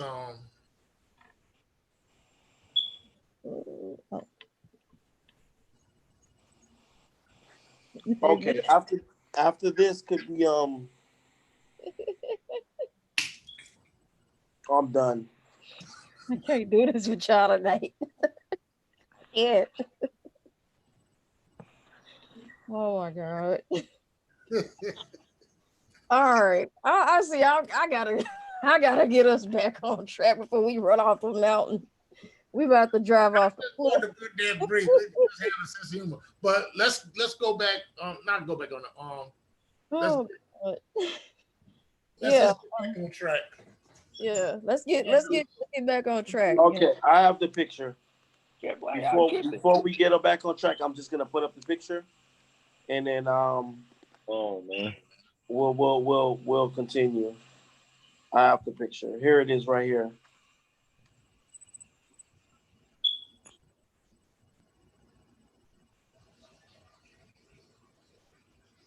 Celebrating the legacy of sisterhood and world impact. Welcome, aka Alpha Kappa Alpha 67th Boule. Oh my God. Is she one of them for real? Yo. All skin folk ain't kinfolk. Ain't kinfolk. Indeed. Indeed, Supreme. Indeed. But you got fools that's actually out here. Hey, future Miss Vice President. It's just like, shut the hell up. She ain't for you. Sit your ass down. Anyway, that's another topic for another night. Yeah, let's get into it. This nationality. Oliver, where you go? I'm here. Okay. Yeah. Thank you, Don, for reminding me. She had asked a question. Well, what was the question? Not necessarily a question, but I guess she said, I'd like to hear the specifics from Oliver for the steps he took to declare nationality. Did you go to the Supreme Court Register's office? Was it an affidavit that you signed? All right, let's get into it. Okay, the declare. One more. Okay, declaring the declaring part. I'm gonna just put it like this: no Supreme Courts or nothing like that had nothing to do with it yet. But declaring it is the easy part. You just declare, say that you're a Moorish American national. You're a Moorish American, and that's exactly who we are. But you gotta put that on somewhere, right? You gotta put that somewhere, right? Huh? You gotta fill out something somewhere, right? Somebody has. Yeah, that's what I'm getting to the proclaiming. That's where the publishing comes in at. That's the paperwork. That one right there, as you see on Arby Bay Publications, they have like the PDF here. You can go there and get it, or go to either riseofthemoors.org. They do it there, or the Moorish Consulate. But I always recommend Arby Bay. You have like the name declaration and judicial proclamation. Let's see, I got mine right here.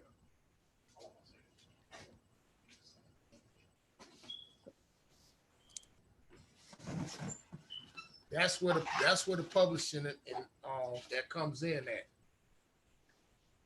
Mm-hmm. And they have like the PDF on their site, and you can have it printed out on the legal size paper, 8.5 by 11.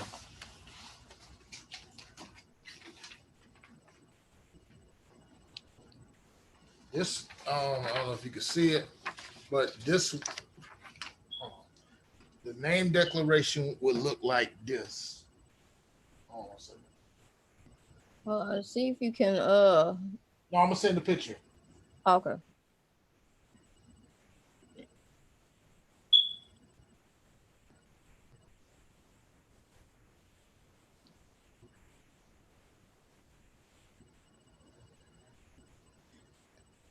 That, yeah, the name declaration would look like that. And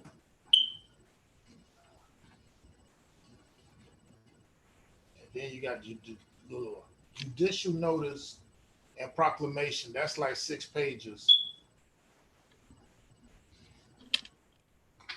For the name declaration, that's what's going.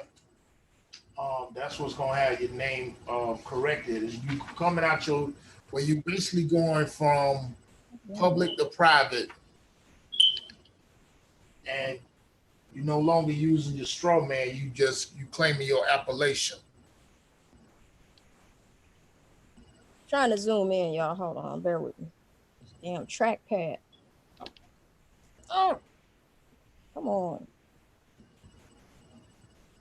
Damn it. Anybody know how to do this? I had it earlier. Christ. There you go. Don't let us zoom in.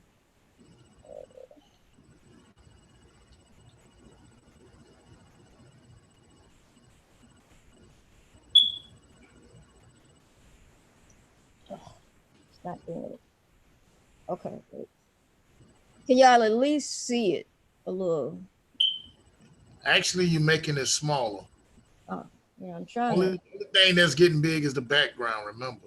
Yeah, I'm trying to, because remember how I did with your ID card where it let me enhance that? I'm trying to do that again, but there we go. God damn it. Shit. Nah, that's not it. Just had it. Sorry, y'all. Sorry, everybody. Where'd it go?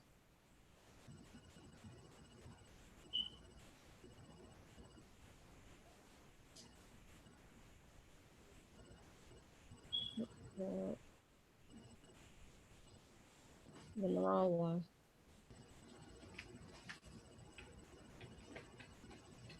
Oh. Was that what he was saying? Yeah. That's what he was saying. Private. Okay. Bear with me, y'all. I don't know what the hell is happening. I'm having technical difficulties over here. There we go. There we go.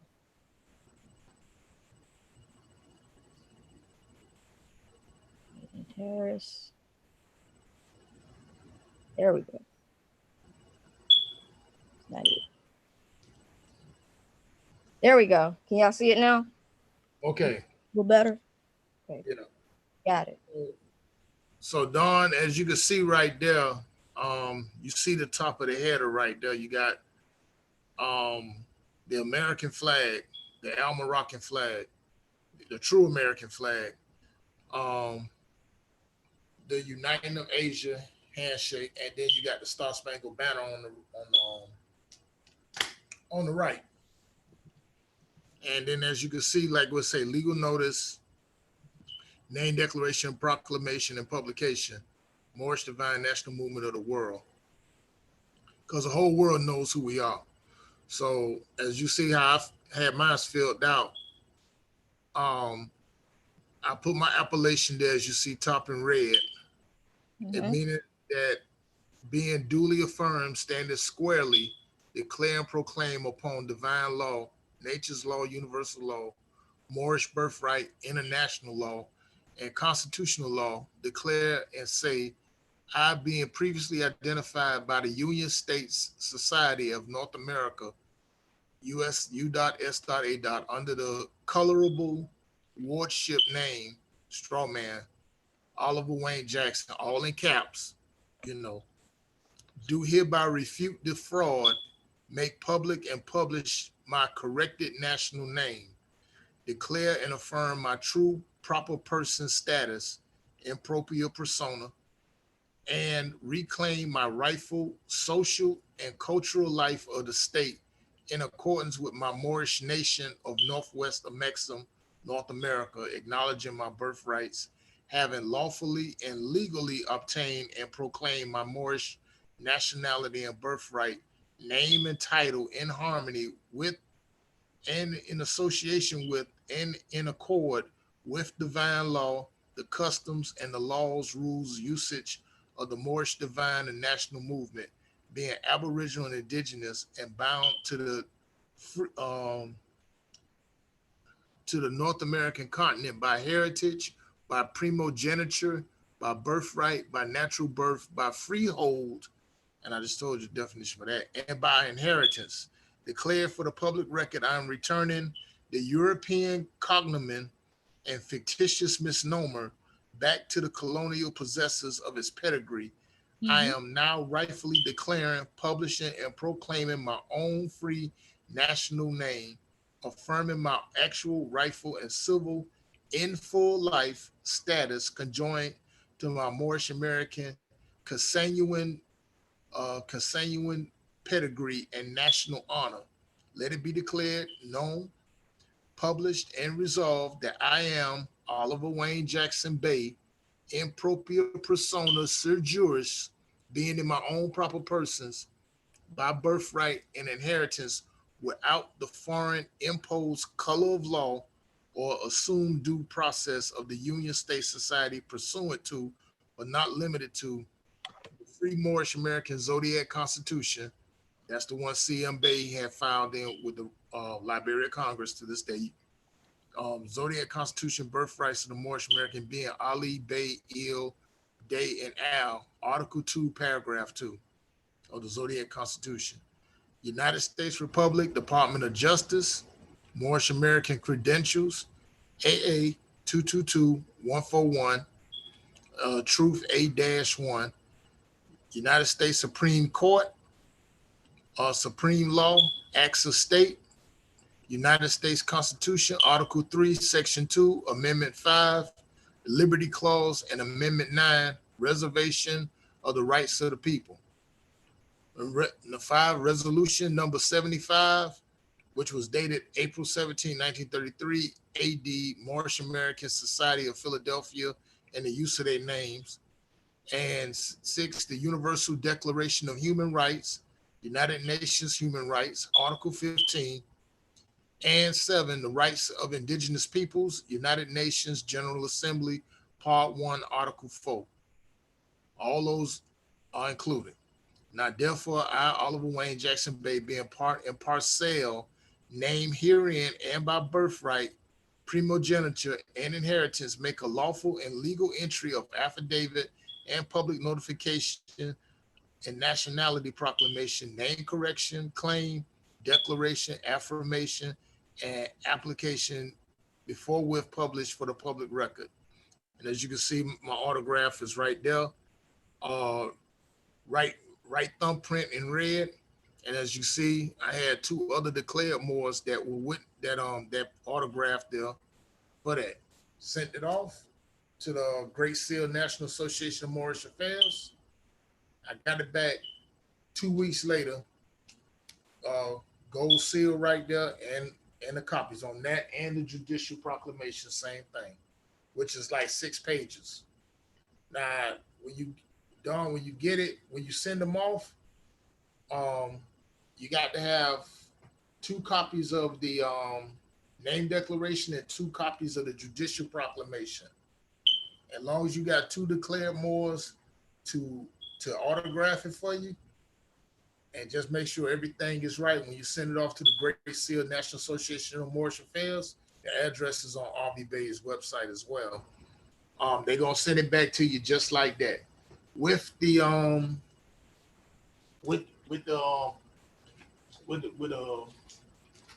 paper that shows the protocols of notice, which tells you send it to the 7 locations, branches of government. That's the United States Supreme Court, Department of the Treasury, Department of Justice, Secretary of State, Secretary of Interior, Homeland Security, and United Nations. A quick question on that. Yeah, sure. If after you do all that, because the only thing is that I'm in law school, so I'm still like just hearing some of the stuff you're saying. I'm like, damn, like they would never teach us anything like that. Right. You go through all the paperwork and do all the legal jurisprudence on that. Does the courts then here still have personal jurisdiction over you? Like, can they still compel you to come to court, or how does that work with trying to get any more in the court? Like, how does that work for you? Yeah, they ain't got they have no jurisdiction over you. Because that's what I'm thinking. I'm like, can they even call you guys in if you guys are doing this? Like, it's just like, because you know how they send you like a summons or a subpoena. Yeah, I've written some. You're not doing that. You just making a special appearance. Like a lot of Moors, what they do, they send those magistrates or whatever, those clerks of their office, they send them a writ.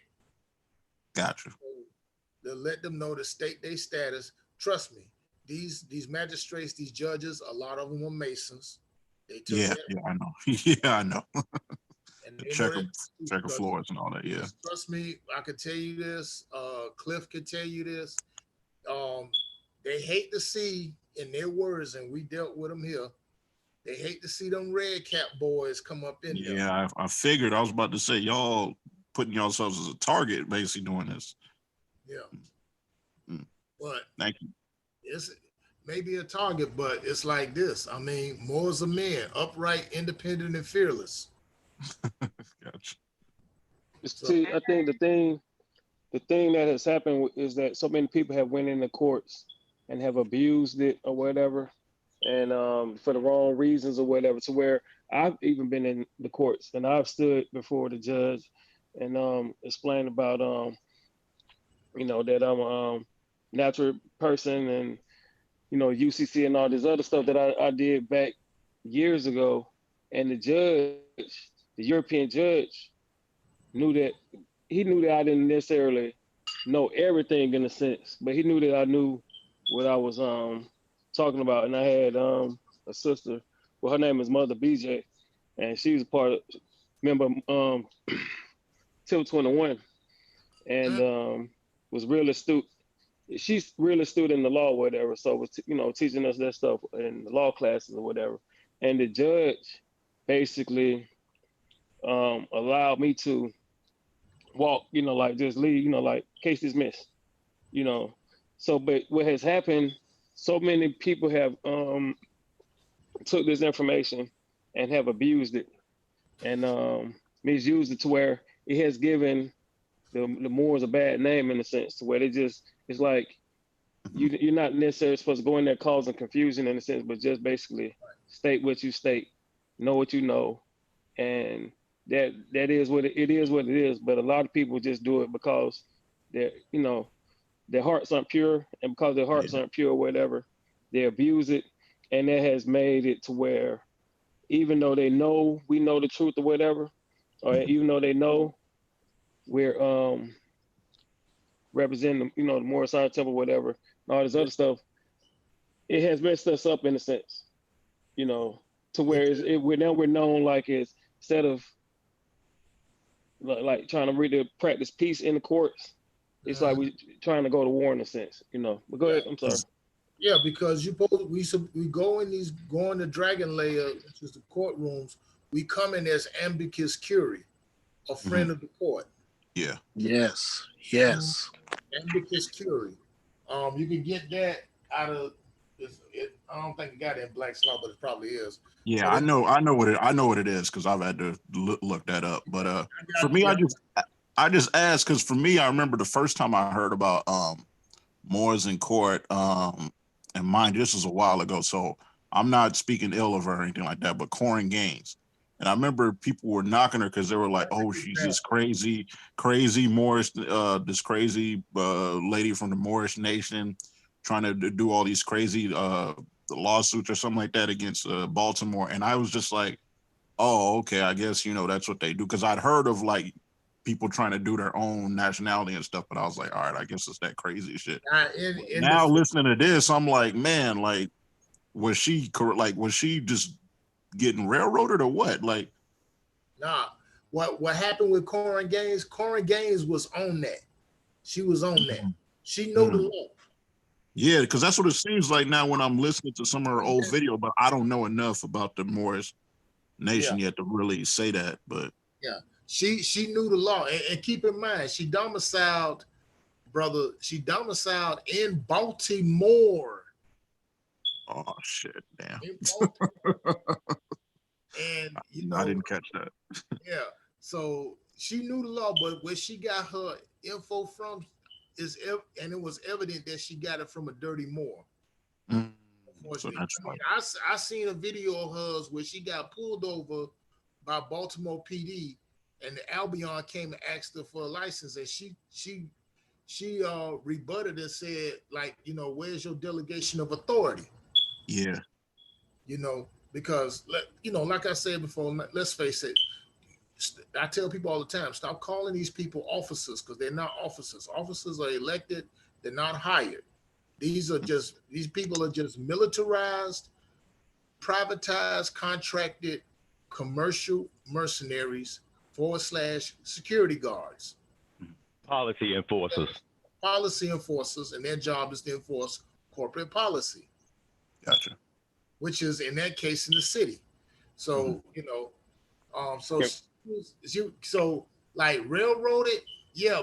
She basically Baltimore PD targeted her because that lawsuit would have definitely broke the back of the Baltimore. Yeah.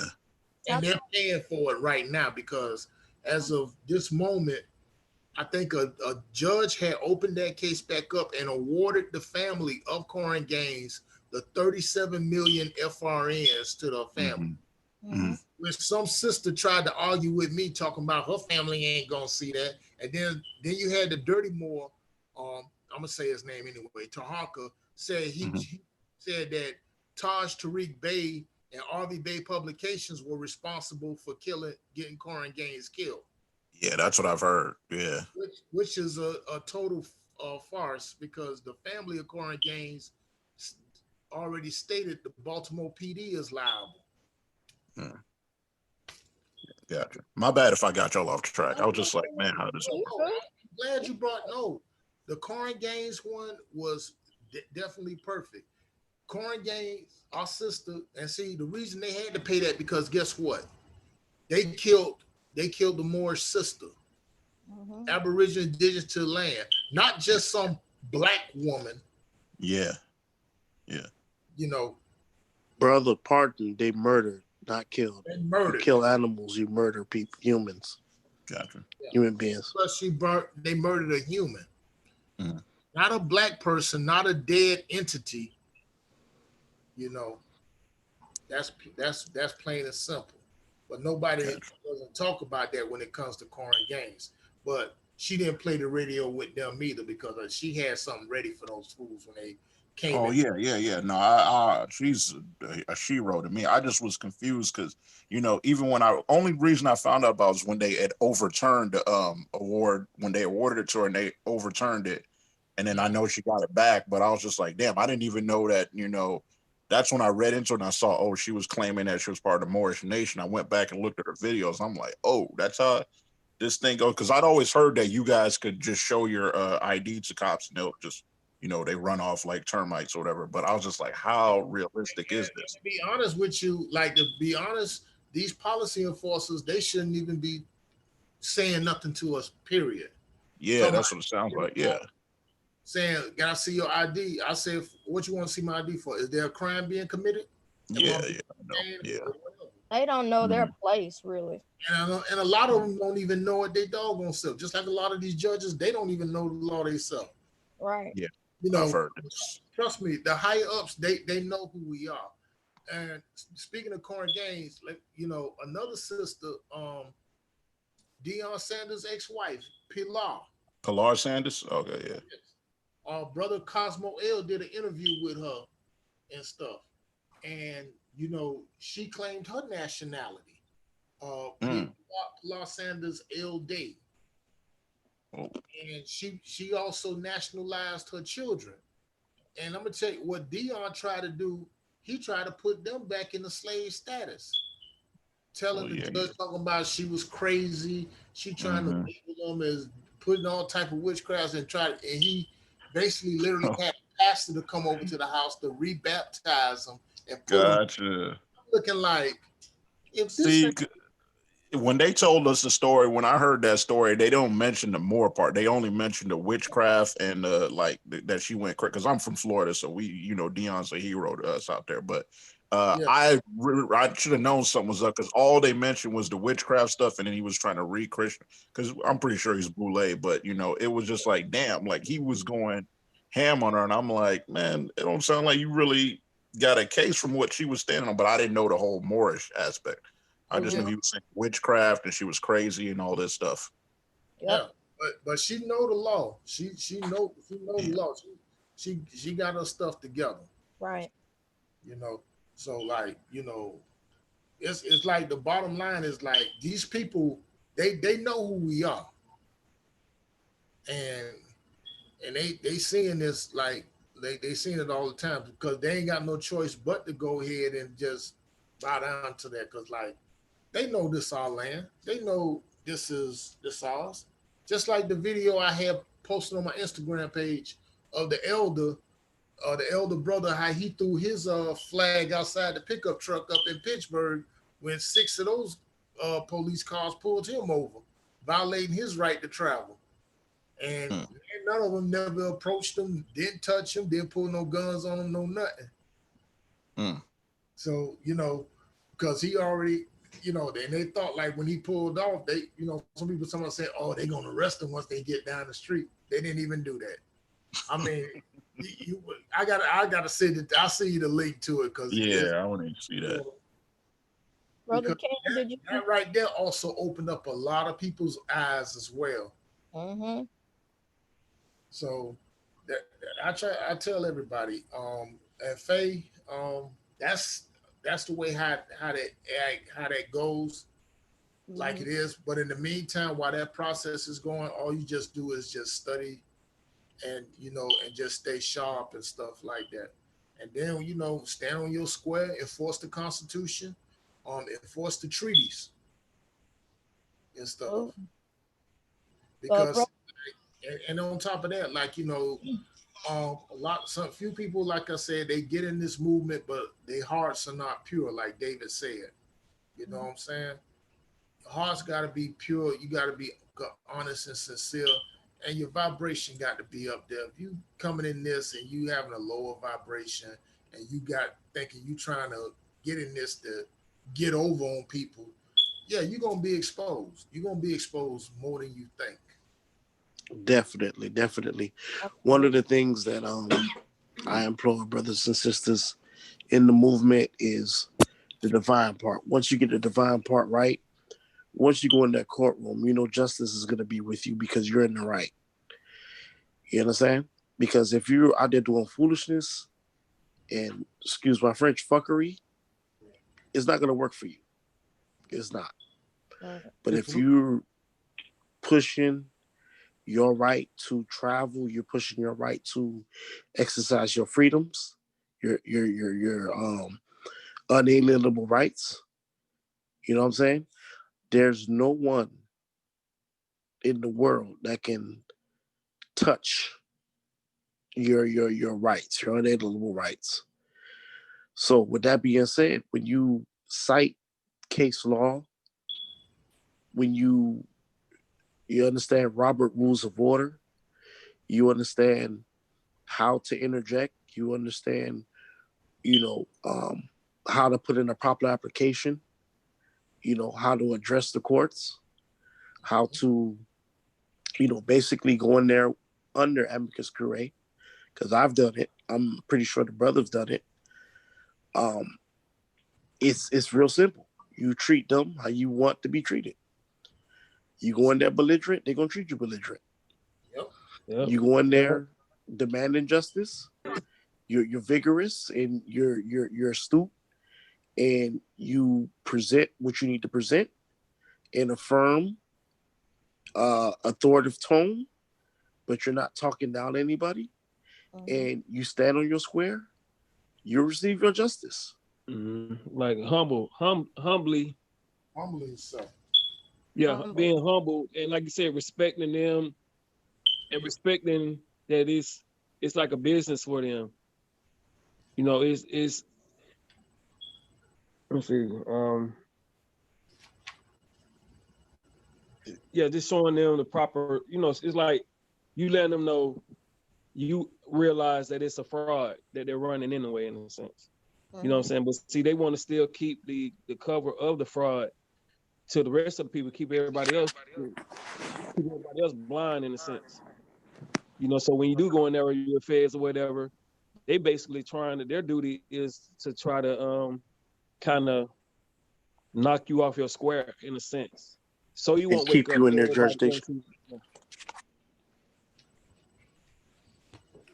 To add to that, brother, keep you in their jurisdiction. Yeah. Exactly. And so, like you said, if you're going in there like a Negro and you're going in there,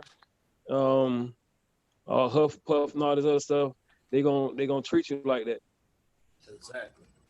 You know, so you do have to go in there, you know, understanding the game and you know, just doing it right. You have to do it right, and that's another way. This stuff, the truth weeds out the falsehood, those with the impure hearts and all this other stuff. So you just have to go in there. Exactly. Go in there standing on your square. Yeah. Exactly. Brother Cam, I see you got your hand raised. Did you have a question for us? Yeah, I'm gonna make a quick statement and then ask the question. I want to say that I really appreciate all the brothers who are here on their own free time, who did all this work and sharing this information and knowledge.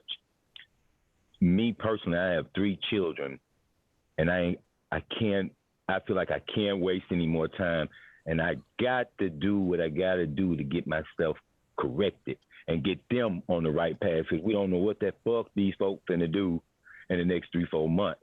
And they was talking about shutting this shit down where you can't do it no more. So I just wanted the brother to go ahead with that next step. After you download the application and you fill them out, you send them in, and then what's up? Yeah. When you receive them back, you're gonna get that seal as it was shown on there. And I want y'all to hear. I wanted y'all understood when I told you how much I appreciate y'all, right? Yeah. Most definitely. Yes. This is what the Drop Squad is here for, man. I appreciate all y'all beloved. All y'all beloved. I appreciate you. Go ahead, bro. Appreciate you. This is what we made the show. You know, because it's a lot of dirty Moors out here that's not really giving out the information or whatever like that. But like and exactly what I'm talking about. I done ran into many of them fuck boys, and I'm tired of them niggas. Oh, whoa. Okay, brother. Hey. Drop a bomb on that one. Drop it. Hey, listen. Listen. Hold on, brother. No need for an apology. No need for apology. No need. Okay. Speak freely. Speak freely. That's what the Drop Squad we proudly. It's just when a brother says something profound, we drop the horn for him. Yeah. When the sisters say something profound, we drop the horn for him. So that's why I was like, whoa. My name ain't just Khalid for nothing. You know what I'm saying? I'm the epitome of Brother Khalid Mujahid, Brother Khalid Abdul Muhammad. Yes. And I don't like to waste no time. I like to get down to the business, and I like to take care of the business. Yes. Well, let's get to it. And I walk that walk, and I stand on that square ever since I was raised from a dead level. You hear me? And see, that's the thing, though. Yes.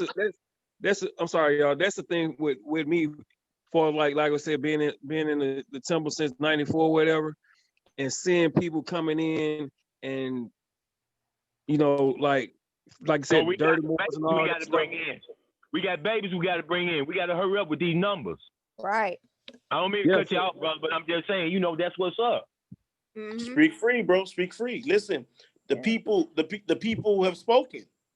The people, you are the people. The people have spoken. Yep. And if that's what the people want, that's what the people need to get. Period. Yep. We control this government. We are. Go ahead. And brother. see, the universe is weeding out the fake from the real from the fake. Period. Right. So you always got to remember that. You know what I'm saying? So you still have to remain humble with it. You know what I'm saying? And patient with it. But you still got to go ahead and, like I said, do your thing. Put in the studying and all that stuff. But that's the thing. That's why I'm about to say that's the thing that kind of got me not necessarily depressed or whatever, but kind of like, damn, y'all taking my time. Y'all taking my time on this earth for granted. You know what I'm saying? The dirty Moors and all this other stuff, and those who were going to the courts and BSing and all this other stuff, and not really handling the business how we supposed to. Because the prophet brought us something real. He ain't bring us nothing fake. Right. He ain't bring us nothing fake. You know what I'm saying? No matter what everybody else, those with ill intentions may try to do. Well, I'm gonna say this, bro. I'm gonna say this, They bro. had me the same way, filled with depression and anxiety, and I still get it. And that's the reason why I feel like I feel, and I gotta move. Exactly. Well, let me put something on the table then. You know, this ain't a rush process, even though you get these paperworks and everything. One thing we still gotta understand and still have to be disciplined with is understanding policy and procedure, understanding how to put in a motion. Right. Understand, how to put in an application, how to write a writ. All of these things have to be practiced. You understand? You can't depend on another Moor to write you a writ. You're supposed to know how to write a writ, even behind bars. The writ is one of the things we're supposed to commit to memory. Excuse me. What is it? Produce the body? Habeas corpus. Habeas corpus. Yes, I'm sorry. It's a habeas corpus. See, a lot of these dirty Moors don't even talk about a habeas corpus. When you jammed up and you in a situation, this is practical knowledge that I'm bringing to the table. Not no bullshit ass spooky wookie, talk. This is real stuff. Memorize how to write a writ, habeas corpus. Excuse me. When you know that, you speed up the process of seeing the judge. Do the people know that? Hold up, where's the brother that was in here earlier? That was studying law. Kevin. I'm there. Brother Kevin. Yeah. Brother Kevin, I'm pretty sure you know what a writ is, correct? Yeah. Okay. Does a writ expedite your situation to see a judge? A writ of habeas corpus. I have no idea on that one. I just know what it is. I don't know if it actually does that or not. Well, tell the people what a writ is. A writ is basically just I don't want to say this name.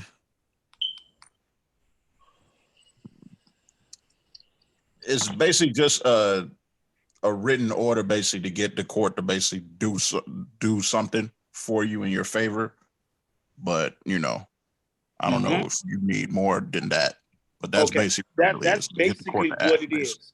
It's basically a soft motion for the courts. Normally, when you write a writ is a writ of habeas corpus. Corpus meaning body. So that means so many words in Latin, produce the body. So what it's basically saying in common language is, bring me in front of the judge so I could plead my case, so I could talk to the judge in order to get this situated. That's all it is. You understand? When you write that, you could write that on a piece of paper, a napkin, anything, and you can turn it in and it will suffice. You can write it on notebook paper. You can, hey, CO, give me a notebook, give me notebook paper and a pen. And if you know and you remember how to write a habeas corpus, you understand, and petition from an adverse situation, being you behind bars, you can save yourself a lot of time. You understand? This is something that I push to the brothers who listen. The fight is not out there in the street with these policy enforcers. They got guns. You understand? You might have a gun, they might have a gun, and it might not end well. Your fight is in that courtroom. You understand? Your fight is paper and pen. You understand? And when if it get to that level where one day, you know, this is a whole other topic, where it get to lead and all that, we worry about that later. We not there yet. We not there. You understand? Right now, it's about that pen and that paper in your mind.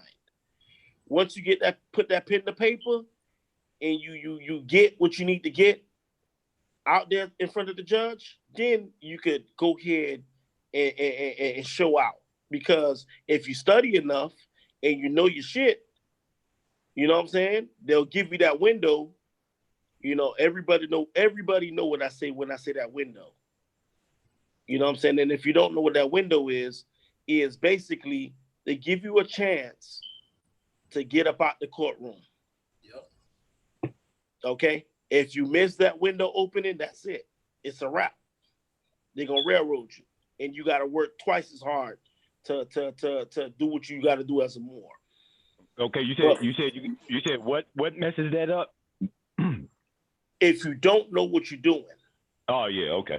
If you're not studied, if you don't show yourself approved, if you don't understand a courtroom procedure, if you don't take the time to study and understand certain things, you can mess yourself up. Because you can have the judge sit there and listen to you, but if you don't know what to do after that, then what? You go out there running around talking about you this, you that, you GD, you Crip, you this, or you a Mason, you this, and them boys ask you what's up with that, and you don't know what you're talking about, you're going to get killed. Thank you. Thank you. You understand? Because they listen, a lot of those judges know what time it is. They've come across dirty Moors. They've come across sincere Moors. They've come across Moors who, you know, for lack of better words, that don't know what they're doing. You don't know your shit, you finna get dealt with. Exactly. And they're gonna railroad you and get you back under jurisdiction by using legalese to get you to admit to something you don't even know. Right. But they probably could be figuring out that you trying to do this thing, trying to get yourself right, and they gonna try to trip you up, hoping that you stupid enough or ignorant enough to not have done your homework. Thank you. Yes. More or less, that's what I'm saying, brother. If we don't study, we meaning all of us, that's gonna declare and proclaim. If you declaring and proclaiming, you got a lot of studying to do. That's in front of you. You gotta understand case law. Message received. I'm ready. Okay. I've been ready. Brother Supreme, I'm deferring to you, brother. You from outside of Oliver and a few other brothers I know, y'all are mean with that case law, bro. You sit there and cited the case law to me earlier today that I had to go look up. Speak on it, brother. All right, I had stepped away for a minute. What I was saying is, more or less, a lot of brothers go in front of that judge and don't know what to do. They don't know what proper applications to put in the court. They go in there and then they mess themselves up by putting in the wrong applications. They can incur fees, and if they don't know how to discharge fees, they become more of a nuisance than them getting a case dismissed or getting a case quashed, as we like to say. You know what I'm saying? Yeah. I motion to quash. So see, that's another one. Quash. Go look that up in the legal dictionary. Listen, I'm not the brother to speak to y'all on the law. You know, so I refer to other brothers that's here that's more astute than I am. But that doesn't mean I don't know my law now. And I defer to Brother Supreme. Go ahead. Missing your chance. Window of opportunity. You always want to remain in honor in the court. You don't want to do too much, say too much, and you don't want to incriminate yourself. Absolutely not.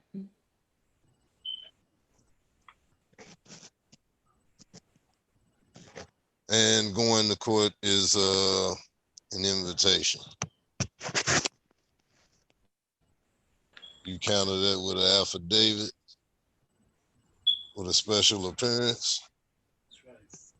You resolve that matter.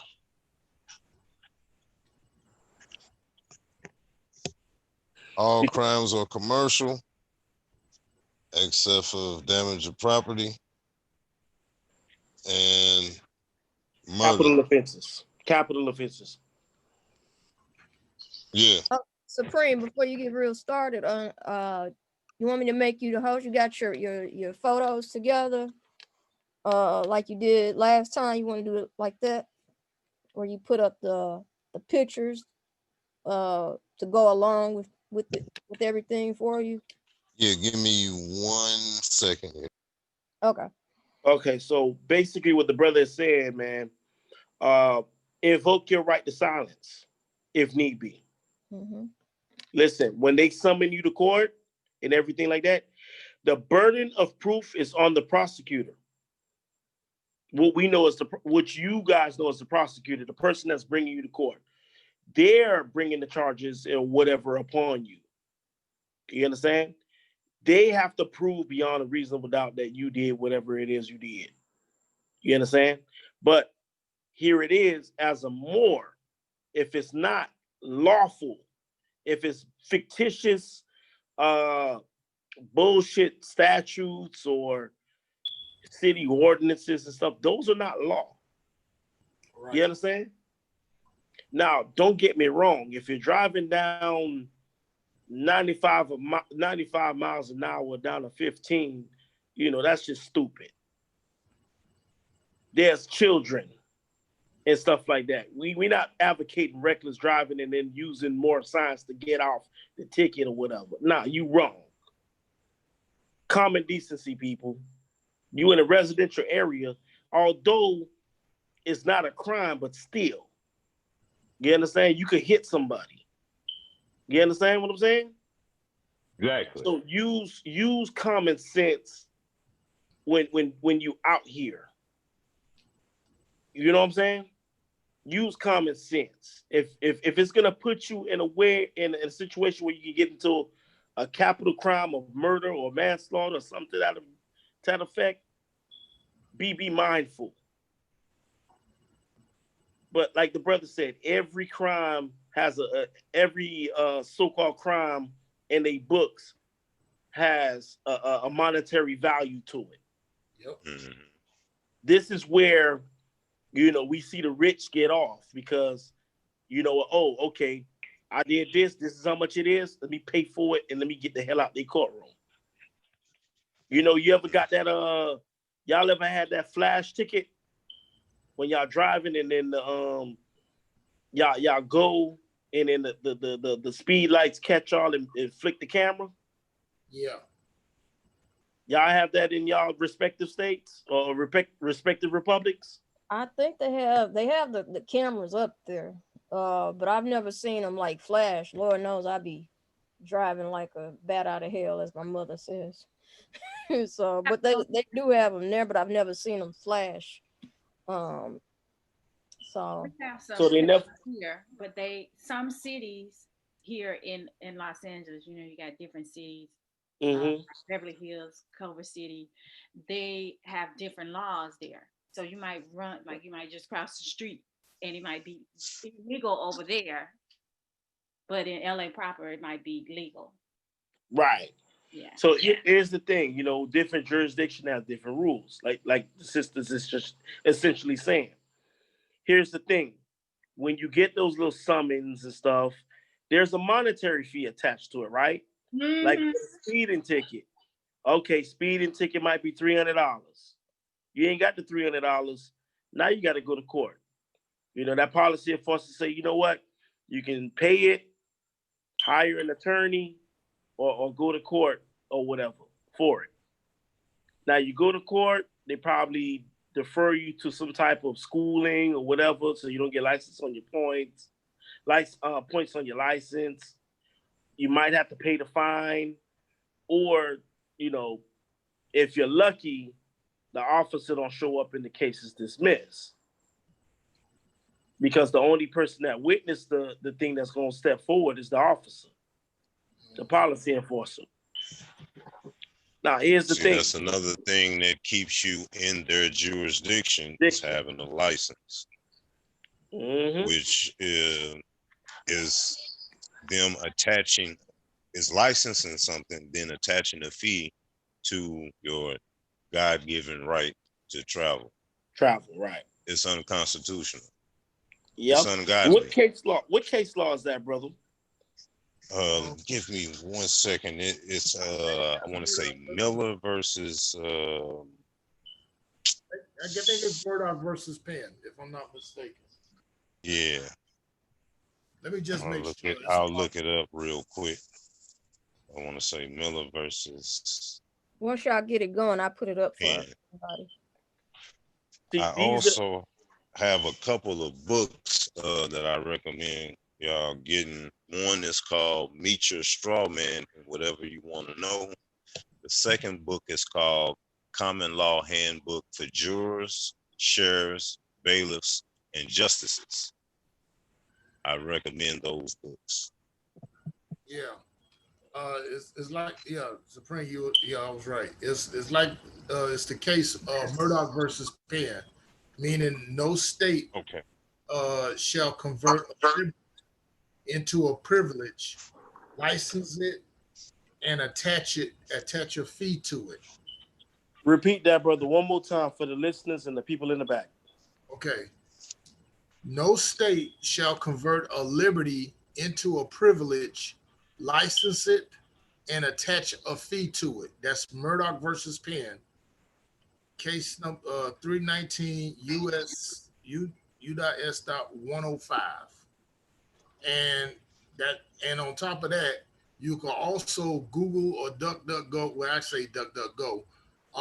With the Supreme Court, the U.S. Supreme Court had ruled that you do not, I repeat, you do not need a license to travel on public highways in your personal conveyance.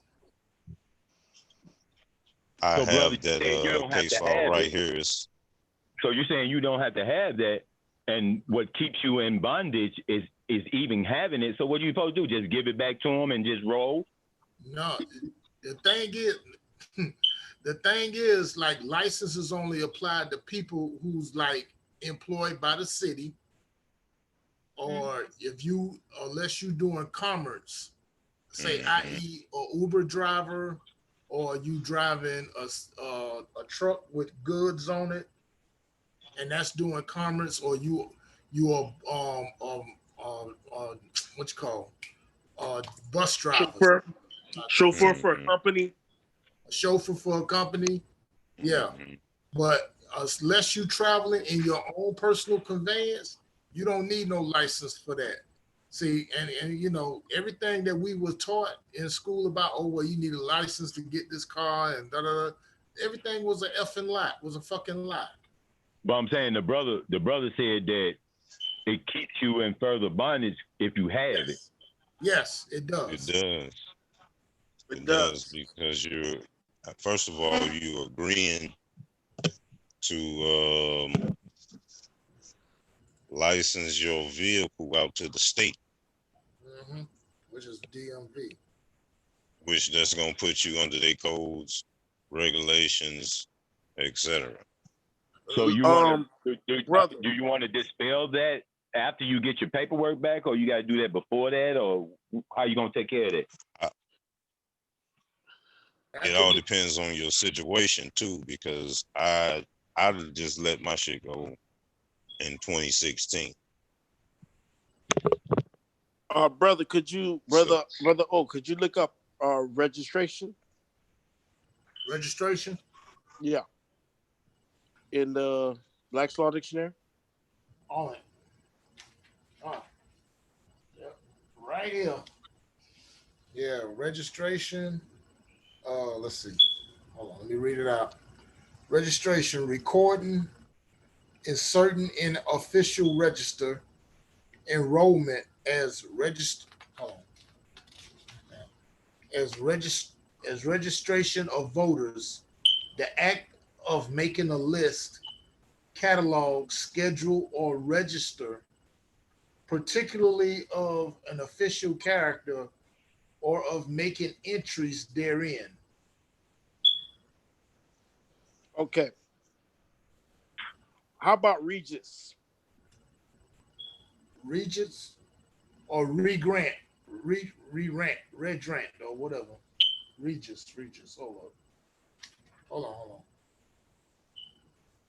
But basically, when you register with the state, you making a catalog of the property that you have, which is the car, and you giving ownership, right, to a regis. Regis being a lord, right? Somebody who has ownership or have taken ownership of the vehicle. Yeah. Right?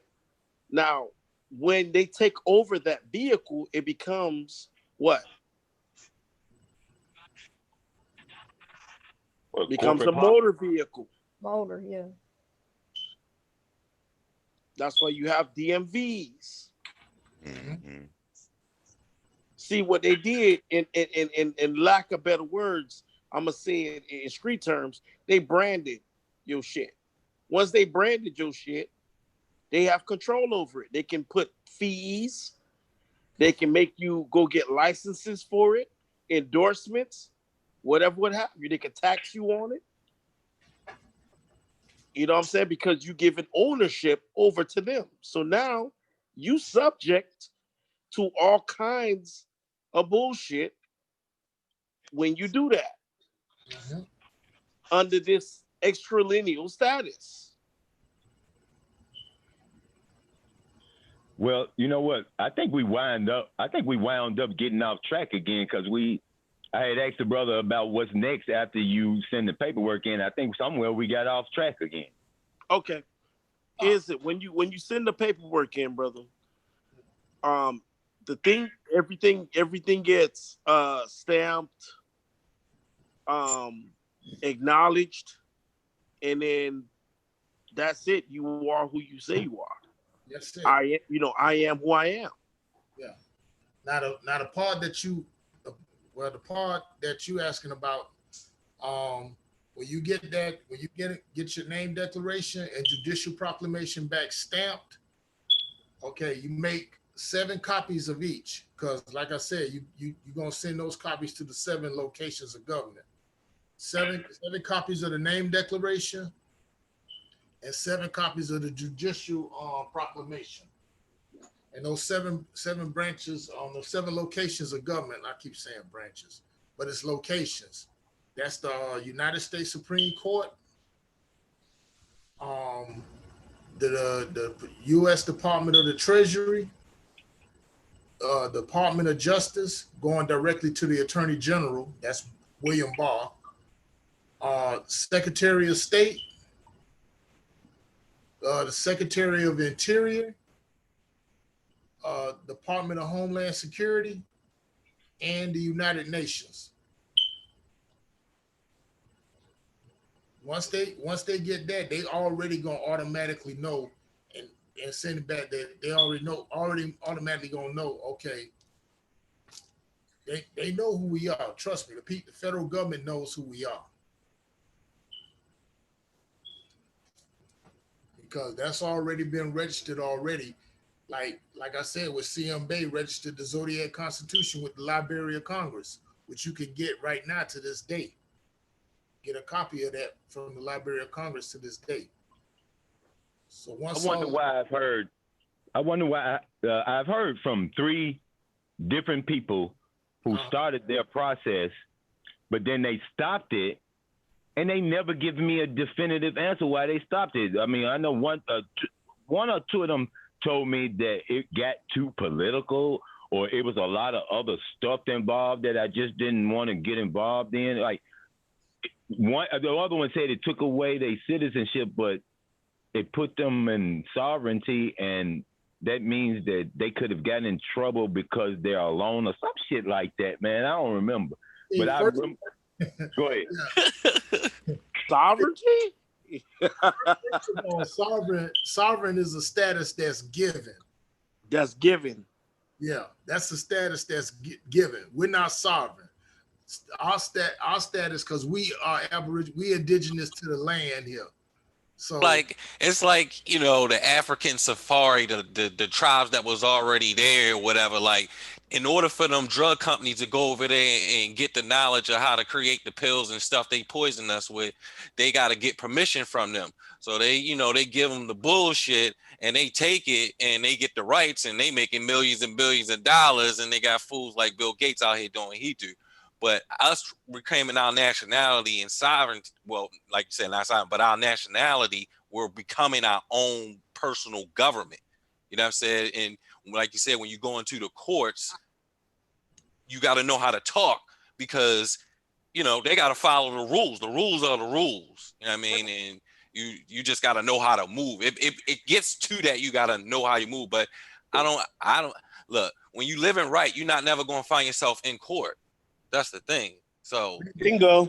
You never in court when you living right. Like I moved from Baltimore, born and raised in Baltimore, and I came out here to Texas, and like I don't see the police. I'm not saying they're not around, but they don't see me. I'm unseen. I operate.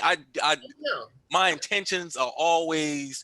They're never evil. They're always good for everyone. Like, I'm not looking to take away from anybody. So when you operating like that, like, don't shit happen to you. You just be seeing a bunch of shit though.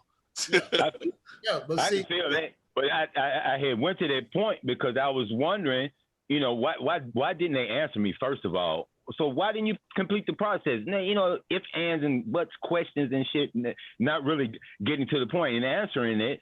So, I mean, because I want my children to be safe. You know, I want them to be nationalized. I want them to be safe. Ain't no telling what can happen to me. So, you know, I want to go through the process and know what to expect, what to do, what books to get, to study on, you know, I mean, to how to discharge this debt. You know, I lost my home over all this bullshit, man. You know what I'm saying? As far as discharging the debt, I know under Experian right now, a lot of brothers and sisters are getting a lot of stuff knocked off. Start disputing a lot of stuff on Experian. Yeah. When you go to dispute the stuff, you go online or you can write a letter. Get your reports if you're gonna do it via paper, right? See what items and stuff that you want to get disputed. Write a letter. I got to do my nationality. I don't mean to cut you off, but I got to do the nationality first, right? Well, listen, you can go hand in hand. You can go whichever one you see fit to go first. This doesn't have nothing to do with nationality per se. This is just getting stuff off your credit. This is like a bonus, if you may. Sound like that Nasara thing. Yes it and no. is. It is. Yes That shit about and to no. go away. Like for real, it's all fraud anyway. The whole system fraud. They frauded everybody. Like, man, look, this is the upper level conscious game of being in control. So like, if you don't know that they can't do this shit and you're afraid to know that they can't do this shit, then they're gonna do this shit. That's why they keep up the fear, to keep you afraid. See, the debt, fuck the debt. Like, I mean, you could dispute it, but like, I'm not even trying to buy none of your stuff. I'm only trying to I'm producing my own stuff for real. Man, Like, it's my whole thing, man. That's the reason why I need to know this shit so I can get on my proper status and get in my square and do the right thing and be able to protect my children, and they can do what they need to do.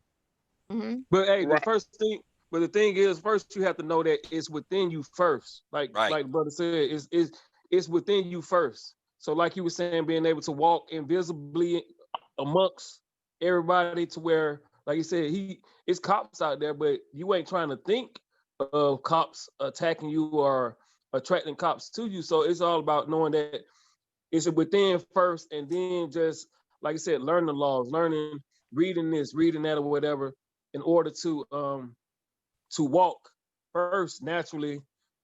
You know, within yourself and inside of yourself first. You know, and like I said, changing that mindset first.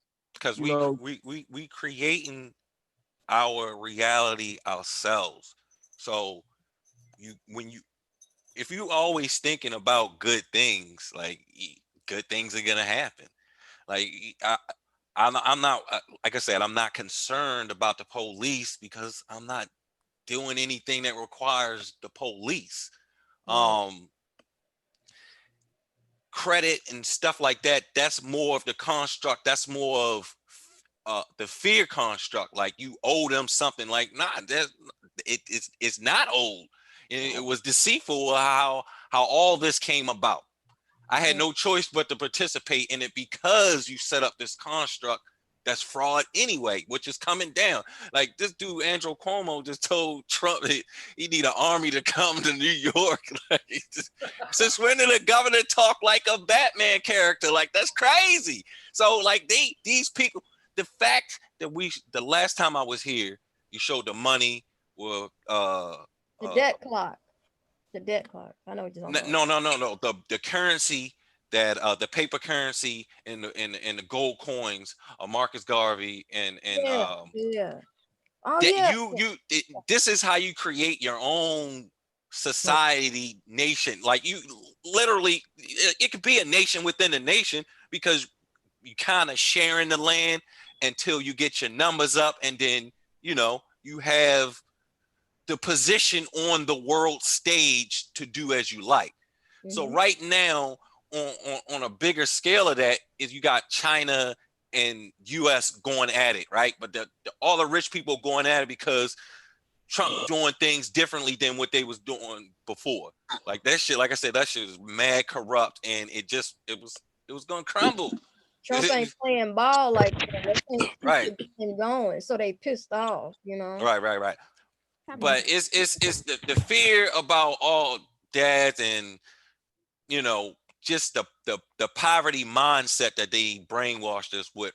That I've seen how I'm breaking out of that, because that growing up in that, that it's some strong sorcery there. That poverty mindset, for real.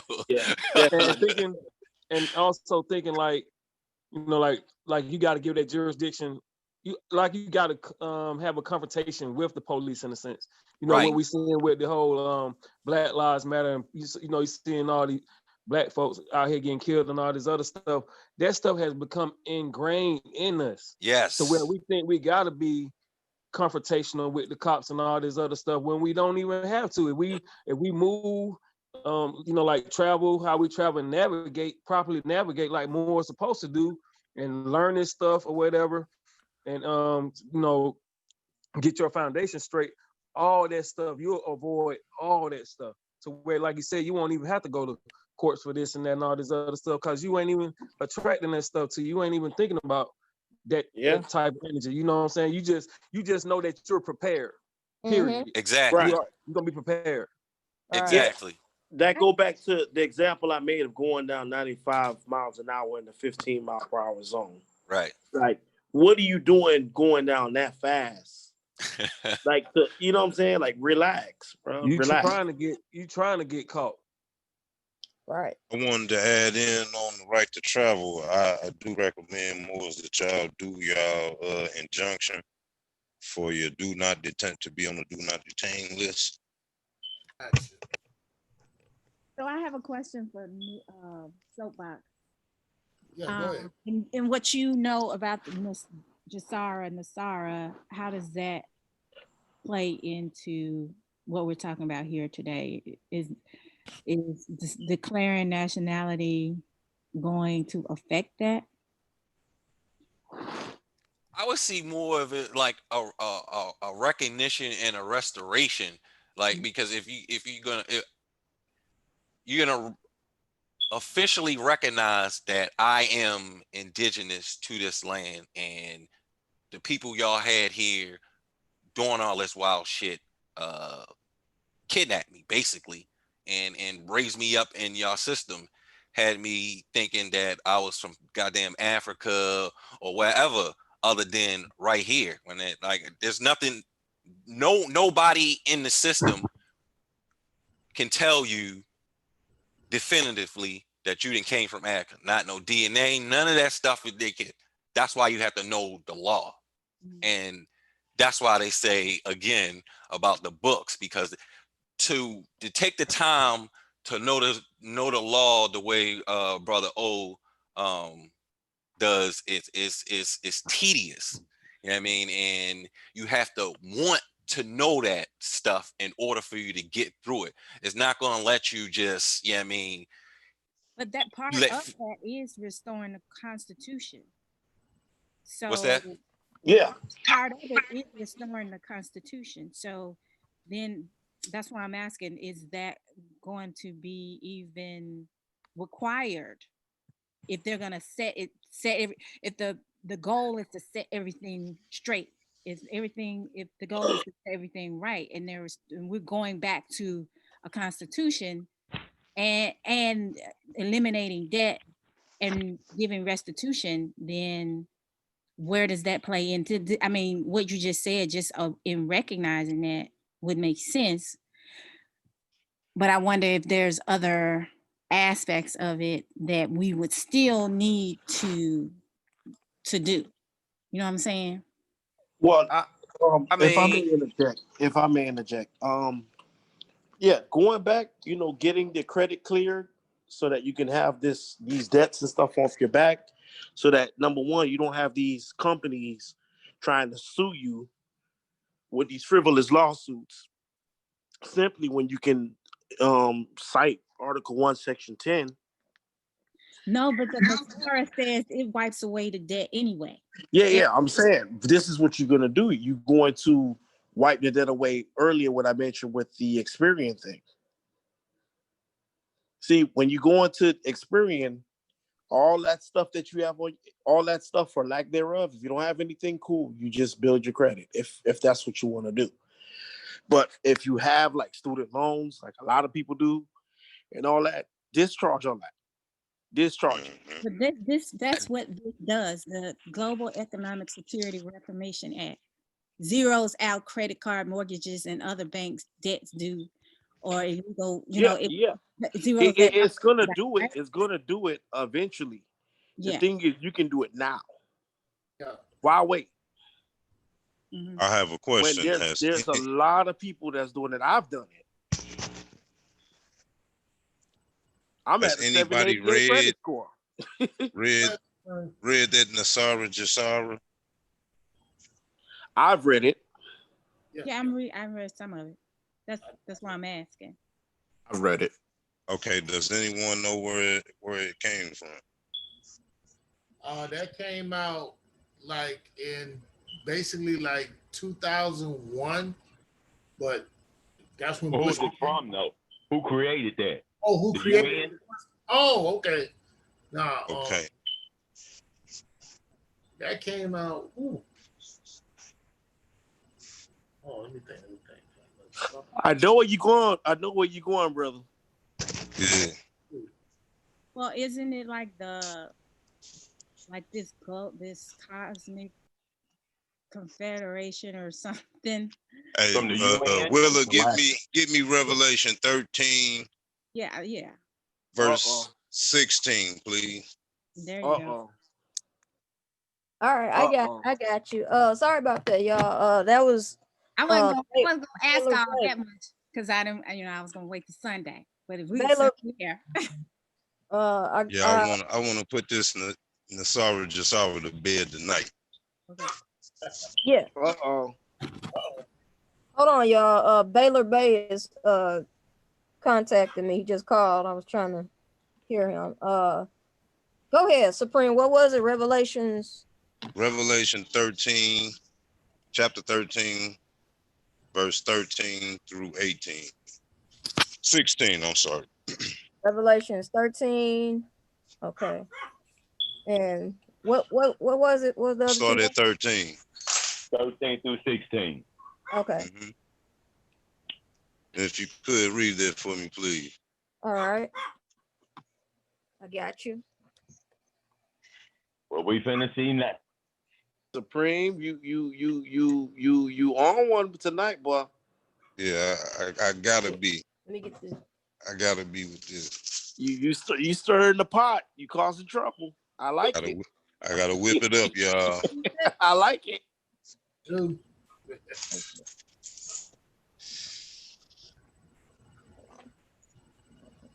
Wow. Revelation 13. Give me the KJV. Oh, hold on a second. 1 second, y'all. Baylor Bay. Hold on. Hello? Can you hear me, sir? You can't hear me. Can you hear me? Wondering if you can hear me.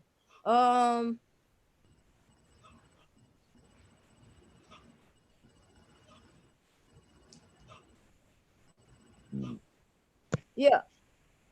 Okay. Yeah, it's freezing now. Can you give me maybe five minutes real quick? I'll try to call you back. Let me see.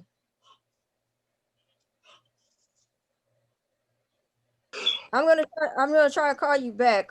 Give me 5 minutes. I gotta get this worked out. Okay. Okay. Yeah, we're on right now. If you can, if you care to join us, I can send you the Zoom link. Please. Mm-hmm. Let them go ahead, because we I'm don't lie. gonna send you the Zoom link since we're on now. It's breaking up. Hold on. Could you hear me? I'm gonna send the Zoom link to the show. Okay. I hope he got that. All right. Sorry about that, y'all. I apologize. That was Baylor Bay, bro, that's docile over in Cathay over in China. Oh, that's Shariff? Okay, cool. Yeah, Shariff Nine Feathers. We've been trying to get in contact with him for a couple of days now. I'm gonna send him the link. So yeah. In the meantime, Supreme, what was it you wanted me to look for? Give me Revelation 13:13, and we gonna stop at 16. Okay. Revelation 13. It's not saying anything negative against that brother, I promise you. But look how that interruption came in when that brother wanted to show something, shed some light. Oh yeah, all the time. But we got the positive energies flowing. They can't stop us. Yeah. I'm done. It's all we used to it over here. They always, some type of communication hang up with us. They try to, every time we try to pass off information, that's always happening. So you're not alone in noticing that, brother. We notice it all the time. Is this it? The beast out of the sea. Let's see, Revelation 14 through 16. All right, start at 13 for me. All right, right here it says drag. No, go down to 13. Go down to 13, verse 13. Okay. That's chapter 13, verse 13. That's verse 9, 10. This is touching on the Nasara Jacera. Because Jacera is the global economic shit, and the Nasara is the national, right? Right. All right. Is this it? Yep. 13. Then I heard a voice. Then I heard a voice. Read it all the way to 16 for me. Okay, I got you. Then I heard a voice from heaven say, write this. Blessed are the dead who die in the Lord from now on. Yes, says the Spirit, they will rest from their labor, for their deeds will follow them, harvesting the earth and trampling the winepress. 14. I looked, and there before me was a white cloud, and seated on the cloud was like the Son of Man, with a crown of gold on his head, and a sharp sickle in his hand. Then another angel came out of the temple and called in a loud voice to him who was sitting on the cloud, "Take your sickle and reap, because the time to reap has come, for the harvest of the earth is ripe." So he who was seated on the cloud swung his sickle over the earth, and the earth was harvested. 16. Hold on. I got something different. Let me read what I got. I can barely see it because my screen is cracked, but let me give you what I got. Yeah. And it says, this is Revelation 13:13. Okay. And he does it great wonders, so that he maketh fire come down from the heaven on earth in sight of man, and deceiveth them all that dwelled on the earth by the means of those miracles which he had power to do in the sight of the beast, saying to them that dwelled on the earth, that they should make an image of the beast, which had the wound by the sword, and did live. 15. And he had power given life unto the image of the beast, that the image of the beast should both speak and cause it that as many as would not worship the image of the beast to be killed. 16. And he calls it all, both small, great, rich and poor, free and bond, to receive a mark in their right hand or their foreheads. 17. I'm gonna go to 17. And that no man may buy or sell, save he that had the mark or the name of the beast or the number of his name. I'm gonna finish it with 18. Here is wisdom. Let him that hath understanding count the number of the beast, for it is the number of a man, and his number is 666. So we are talking about a man. That's and this KJV. is a man's policy. This is the KJV version. And this is and you see what she read didn't match up with what I just read. So you can see how they didn't changed it up to keep you know, the information from being received. But Okay, so how does that relate? they can't stop the information. How does that relate to what Sister Dawn was asking you? Okay, I'm finna break it down for you, brother. The Nasara Jasara Act is a policy. People are looking for a beast, a mark, with the coronavirus. How do they check your temperature? Pointing their gun at through your the forehead, right? But exactly. It says that the beast and this image will be given to you in what? Your right hand or in your forehead. And they can that's take physically and that's metaphysical. They can take that temperature in your that's physical, in your elbow and on your wrist, right? That's cool, but I'm not sure about that. You will have to let me know. But to the point that I'm making is that people are looking for, how can I explain this? People are looking for some scientific shit. When if you read this closely, it's talking about man and his policy. Who, with the coronavirus, I was saying the way they check your temperature is with that gun, and they point a fucking laser at your pineal gland. It's some shit that's occurring where we are going to change, I feel, on December 21st, 2020. This is all astrology. Say it again, bro. Okay, this is what I believe. 2020, December 21st. There is going to be an evolution in humanity. Which is really for 2012. those who are on the right. Exactly. That was the Mayans' prophecy of the world ending. But this world is not going to end. It's cycles. And we are going into the cycle of where we're our melanin is and dormant DNA is going to be activated. So you're talking about Nasara Jasara. That is the beast system. That's not that is a false hope. That's not that is a false promise. That's not by who? Of this, because it already been signed over. Clinton already signed it, to my understanding, and it I understand it. Well, I'm not going to debate about it. It's there. You can go look at it. And I've read it. It does take into that to account. Yeah, we are supposed to. Our DNA is changing, and it has over 6,000 patents, right? The suppressed technology that's supposed to be released to the public that takes that into account. So everything from free energy to devices to things to healing mechanisms that's going to work with the changes that we're going into. Okay, I will say to that. When has the European gave you anything to assist you? But we're not talking about Europeans here. But this is European policy. If you read the Bible in Deuteronomy chapter 28, it says no man will be able to redeem you. Right? Mm-hmm.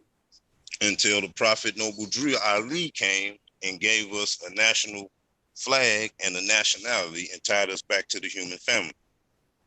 Also, he stated that the Moors will come into themselves in the year 2000. Hollywood is, and the mainstream media and the shadow people, Council on Foreign Relations, Bilderberg Group, those are the people who write the policies, right? And they, like I said, it was already signed, and instead of them allowing it to go forward. I understand it. Everything has to take place, though. I was going to finish breaking down what goes into that Nasara Jasara, because something just happened that people not paying attention to that is also biblical and a biblical warning from your ancestors. So I asked the question that where does that even come from? I mean, where does that even come from? Jasara and Nasara. Where's that shit come from? I'm finna tell you. Look, all of this was put in place. Everything is compartmentalized. Everything is broken down, and they've been on this journey since 1776. You see what I'm saying? So this is in a process. So with them signing the Nasara Jasara, Trump just signed. He just made Jerusalem the capital of Israel. No man has done that since their existence, because it's a false state. In Revelation 2:9, it states that I know thy works and thy tribulation, but thou art rich, and those who say they are Jews are not Jews, but are the synagogue of Satan. So what you just witnessed was the synagogue of Satan being set up, along with the Nasara Jasara Act, the peace treaty that just took place that Trump put in place. None of this was able to happen until Trump. So pay attention. This is revelation. This is coming from the revelator. The prophet Noble Drew Ali also talked about this. I'm listening. So, I'm trying to make sure I understand this. I'm finna tie it all in together. The Nasara Jasara policy is going to go along with this new world order, paperless, cashless society. If you're paying attention to the news, what's going on in China is called a credit system. The credit system that they have in place, yes, the credit system is called a social credit system. That is a part of the New World Order and the mark of the beast and the beast system. Right. All of that. The Gensera stuff is all that fiat Federal Reserve stuff. That's Dave rules. You right. Like if that system's going away anyway. That's the Fed well, has been not just, absorbed into the Treasury. So by that happening, he's intentionally destroying the system. So the Jinsara and Nessara doesn't really even. It's just it was some shit that they was going to use to trick people into going their way if the New World Order was going to succeed. It's not. It's not going to happen. There's no but New World. it's already succeeding, but it's not going to be set up for a long time. If you read the Bible, it says, for he knows he has a short time. So this is why they have the push with the coronavirus and the social credit system, the vaccination program, the Operation Warp Speed, the COINTELPRO operations, be it Q or be it the Black Lives Matter groups, the Antifa groups, so on and so forth. This is a orchestrated plan by the puppet masters, the New World Order. Everybody's talking about the Illuminati, but they fucking puppets too. We got to talk about the Black Dragon Society, the Green Dragon Society. Those are the motherfuckers who making moves and calling shots. The Lee family. Think it's a game. Think it's a game. But those are not even the people. Who got the back? Those are not even the people of those original families, if you dig what I'm saying. So all of that shit is tied into the New World Order, period. It's been prophesized, it's been told, it's been warned.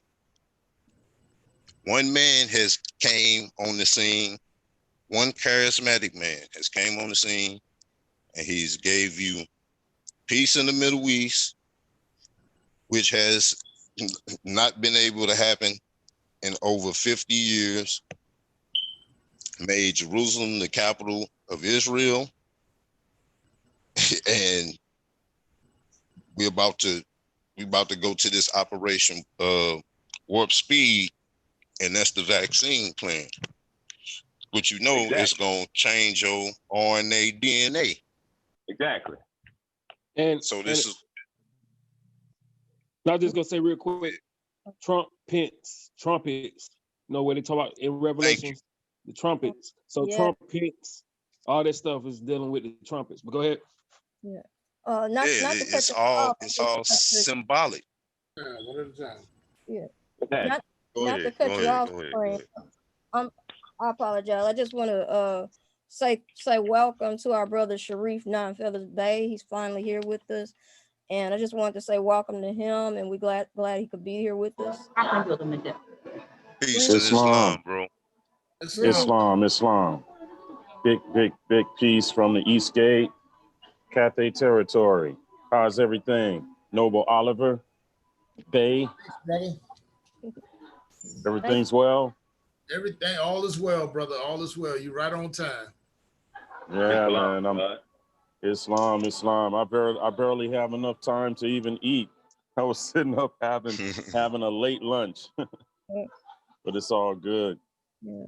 Hope it's not too much noise in the background. Can you hear me clearly? Yeah, there's a lot of noise in the background, a lot of music and stuff. Yeah, let me you know what? Let me try to get to another spot right quick. Hold on. Okay. 我现在去另外一个地方，去一个地方比较安静，然后再回来。你可以发信息给我就行了。I'm back. Brother speaking Chinese over there. Yeah, I speak. That's the brother. Yeah, I speak. Yeah, the East. So I've been here for a while, about 12 years. I went to college here. Mashallah. Mashallah. Yes. So I think now is a little bit more quiet, is it? Yeah. You good. Yeah, you good now. Oh, okay. All right, I'm good. So yeah, never a dull moment right now. Things are moving forward. I know. As to be expected. So I'm honored to be on the Drop Squad show, or to be invited here. Yeah, glad to have you here because not that Sure. Supreme and all the brothers, but just listen closely. Like Shariff Nine Feathers Bay is I would say, creator of the MAT deeds, which is the short for Moorish American travel documents. Yes. So, I mean, before then, I'm just making that briefly. While I'm gonna let Supreme get back to saying what they got to say, but then I'm gonna let Shariff take the floor and let him explain a little bit more in depth on what this document can do for us and of course here in Northwest Mexico to Absolutely. internationally. Absolutely. Is this show being recorded? Yes. All right. It's all good. And so someone else is speaking before me, is that correct? Supreme, y'all go Yeah, ahead. Supreme. Oh, all Yeah, right. yeah. Yeah, All finish right. breaking that down, Supreme. All right, so yeah, all of this ties into the one world government, man, and the new world order. When you nationalize all of that stuff, it's done. You know what I mean? You just have to do your due diligence in finding out your rights, because if you don't know your rights, you do not have any rights. So don't think anyone or anything is going to do. If they haven't done it in over fucking 400 years, don't think that they're going to do it now. You have to do this yourself. No one's coming, cracking the sky, saving you. We have to do this shit. You see, these people are totally corrupt. So my thing is to just research as much as you can and find this out, as you go. But these people are not playing. They in full court press. They putting all of this shit in place, and we about to get ready to go on the second lockdown. The second lockdown, that's pretty much it. You know what's coming after that? The needle. So all of this shit is a distraction and keep you from what you need to be doing for yourself, for your family, and for your nation. Exactly. Right. It's basically like that So, movie. My bad, Supreme. Go ahead. I'm sorry. yeah, so don't be looking for no plans to kick in for its cue. If motherfucker don't have tangible evidence, something tangible that you can grasp, we gotta look at that, you know what I'm saying, with discerning eyes. My grandmama used to say, believe none of what you hear and half of what you see. So with that being said, do your research. Don't believe everything that you read. None of what you read, basically, if it's not fucking some tangible shit that you have proof of, and half of what you see. And with that, I yield the floor. Wow. It's basically like that movie. Islam. What's it called? The one with Jennifer. Is it Jennifer Freeman? About the people that they volunteer. They say I volunteer as tribute. That movie. Patriot. I mean, The Hunger Games. Yeah, yeah. Hunger Games. That's it. My bad, y'all. I'm sorry. It's basically like the Hunger Game they're trying to put us into. Yeah. So let me allow me to introduce Shariff Nine Feathers Bay. Yeah. Brother Shariff, you got the flow, because I'm personally myself is interested in the travel documents myself. Yes. All right. Pretty sure Cliff is, as well as everybody else is here. Yeah. So Shariff, you got the flow, brother. All right. Thank you, Noble. I'm interested in that too, but I did want to throw in that I haven't even got nationalized yet, so I'm interested in that more than the other, I believe. What's so great about the Moorish American travel document is that when you get the Moorish American travel document, you have essentially nationalized. Because Noble Drew Ali, he said, if you do anything, declare your nationality. So the first requirement of the Moorish American travel document is that you must claim an L or Bay, right? So once you get your picture and all of your information in there with your Moorish appellation, I've streamlined the nationality process for people that don't have the time to get nationality processing right now, in the midst of all of this stuff. The MAT-D is a quick route to go. And it also has an estate page above the ID page. So when these policy enforcers and these different corporate agencies, they see that, they're put on notice that that there was an estate created with the name that your mother put on the birth certificate. So that deals with probate.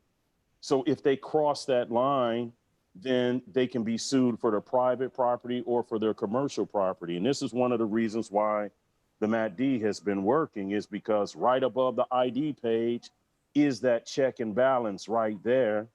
And this is the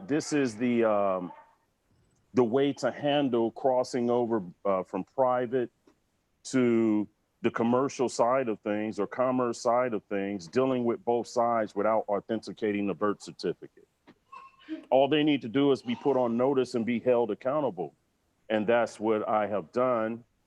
And I think the Moorish American travel document is the first document of its kind to do that in regards to safeguarding Moors, and maybe be the first document of its kind worldwide that has the estate page and the ID page together.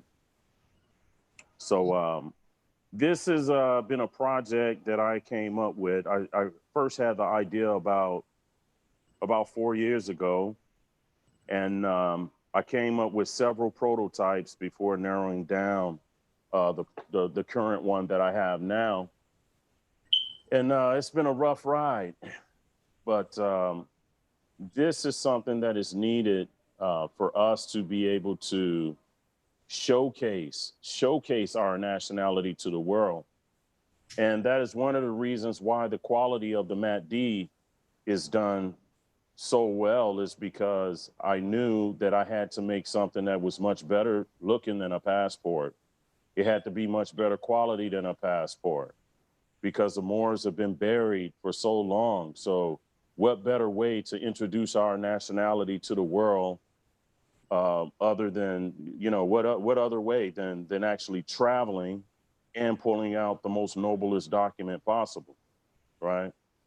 So that's kind of the function of the MAT-D, is to have that wowing effect to nationals of these various corporations, and to really just put our nationality and bloodline back on center stage.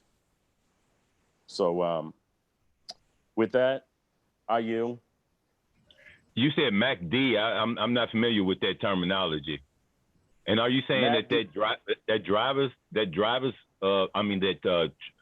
you saying that the traveler's permit can come before you nationalize yourself with the paperwork? I'm not. Yes, it can. It's the travel document can be purchased before you actually get the nationality proclamations, because the proclamations are not mandatory. Declaration is, and that's from Prophet Noble Drew Ali, right? And some Moors are in a situation to where they may not have the funds or the resources or the time to do all of the nationality paperwork in this very critical moment and put all of the corporations on notice. But they can have the MAT-D to safeguard and protect themselves, because it has Article 6 inside of it. It has the American Moor mantra, right? It has other things. It has a AA 222141 inside. And it has, the estate page where you can showcase your own private allodial trust, plus challenge the straw name from the birth certificate, all while having your Moorish appellation inside. So you answered the question. You answering the question that I asked earlier in the show when we was on here earlier. that answers the question of me being in I don't want to use the word perilous state, but having been jacked over so many other foul Moors out there and needing to take care of this business because I have children, then you just answer my question of what I need to do, and I just need to know how to do that. Right. Well, all one needs to do is inquire about the MATD, the application. Reach me at Moorish National Republic Consul. That's CONSUL @gmail.com. And I will send you the application and also give you some additional information about it. I'm sorry, bro. I'm a little slow. Can you get that to me again? Moorish National Republic Consul. Consul is spelled CONSUL @gmail.com. Got it. So I've started with just using email contacts and not pushing the MATD out there so much, just kind of slowly breaking the waters with it, because I'm notifying different corporations, and I also have the Moorish American Consulate, Supreme Judiciary. They're helping me notify various corporations worldwide. So just kind of breaking the ice with it, and getting us back on page with everything. And we're trying to learn how to function like a real noble government. And this is one of the tools that we can use that would help be a great support for many things that we're trying to do in the restructure of the Al Moroccan government, Al Moroccan Empire.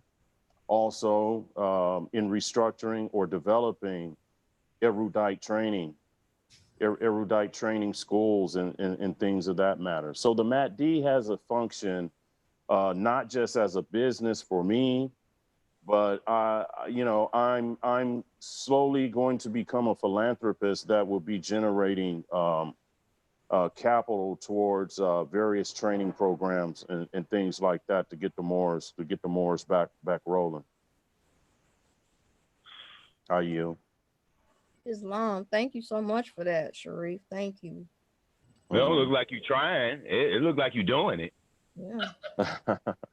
Well, I just try to, with all that I do, I just try to stay humble with it, because really what I'm doing, to me, it's normal.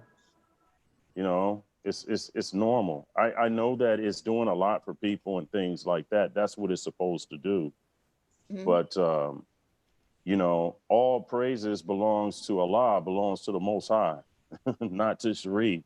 I'm just someone that was just hit with a vision from my ancestors, and that vision ended up becoming repeated dreams. And then after a while, I just made the dream come true. That's it. So it's not something that just came specifically from me. There was a sort of divine inspiration that was behind the creation of it. So I'm very careful not to take the credit away from the divine that has inspired me to produce the document. Well, Islam, we know that. We all principles of the creator. We all principles of source. Yes, sir. Absolutely. Islam. I thank you so much for being with us tonight, because this is our first official show that we're doing via live stream, that is. So I appreciate you for being one of our first guests. That this is really means a whole lot to us, especially me, since you hit me back and you reached back out with me. So I appreciate that from you. Absolutely. Anytime. Yeah, I've been keeping up with your work often. I always see you on my timeline on IG, and yeah, we always follow other Moors, and keep in contact, as a little, 2020 mailing list, if you will. But anyway, right. I always see you on my timeline. It always, inspires me to keep going with proclaiming my nationality and getting my paperwork in as soon as possible. So I thank you for that. Yeah, you're welcome. Yeah. No, this is Shariff, this is Brother what I do Shariff. 24/7. Yes. Brother Shariff, I got a question. Mhm. You got two of them. One is like one red, one blue, and I noticed the blue one is like says diplomat on there. Is that Mhm. just for like the viziers, grand viziers, or grand? No, it's not. Actually, there's like 5 categories for the diplomat. One is being consuls. Other is being like viziers. Other is being chieftain, right? So chieftains, and then you have also grand sheiks. Okay. So there's like four or five. I think it's four categories that I have.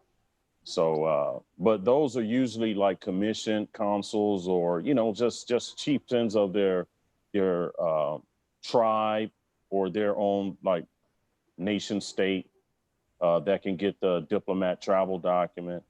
Actually, there are less than 20 people worldwide that have the diplomat travel document, right? So we are the supreme judiciary. We have them, and a few others out there that are either grand sheik or a chieftain of a tribe. They also have it. But I mean, Noble, if you want one, I can do that for you. You know, I ain't gonna you lie. out here. It look hot. It's hot. I tell you, it's hot. I ain't gonna lie. Yeah. Well, you know what the difference? The difference of the DMAT-D, the diplomat Moorish American travel document, and the regular travel document. The difference first is the color. The standard one is red. The diplomatic one is blue. The standard one, I use the old seal that I originally started with the letters in all capital letters, and then it has Al Moroccan within inside of the circle a little bit. And then the diplomat symbol has Moorish American travel document in all lowercase letters, and then it has diplomat inside of the circle. Also, the ID pages are different. In the standard MAT-D, the red booklet, the ID page is turned when you open it up, just like a passport, right? It's horizontal. In the vertical, the diplomat travel document, it has a different kind of ID page. In the background is sacred, Moorish sacred geometry, right? And the page is vertical. The page is vertical inside. In the page also, under your picture, it says what your title is, or what your position is, or what your ranking is, right? So if you're a grand sheik, it will be grand sheik under your picture. If you're a vizier, it'll be vizier under your picture, under your photo, and this sort of thing. All of the visa pages are the same, which I moved away from the original style of the MAT-D, where I had different pictures of scientists and entertainers and things like that. And there's a reason why I did that. It was simply to showcase to the world who the real Moorish Americans are, that the Moorish Americans are the people that you have known all of your life, like Michael Jordan, like Prince, right? These are who the Moorish American people are. And if you can accept them, then you can accept our travel document. So that's how I was coming when I first came out with the Moorish American travel document. But I got a lot of blowback from a lot of the Moors that were saying, well, Shariff, why did you put these Negroes in here? And I'm like, Noble Drew Ali say we are not Negro, black, or colored. Right. So it's about your spirit. We know that they're Moors, right? So I did not put any Negroes inside of the Moorish American travel document. I put my people in there. They may be unconscious Moors, but there are people in the world has learned to recognize them and to love them. Right. Right? The world still uses, even here in China or whatever, these other country, nation states, they use some of the science from George Washington Carver, right? From Benjamin Banneker Bay. I put these kind of people inside of the original MAT-D. And, you know, some of the so-called conscious Moors, they were coming off like, but they're still Negroes. And I'm like, you really have some study to do. You just haven't learned. But anyway, the new version, the 2020 version of Shake, Moorish Master Handshake, all through the visa pages. It has the Moorish American mantra inside. And it also has Article 6 of the Constitution. None of the pages have numbers on the pages.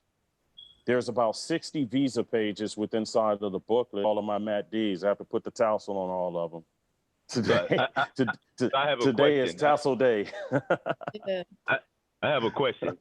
Yeah. So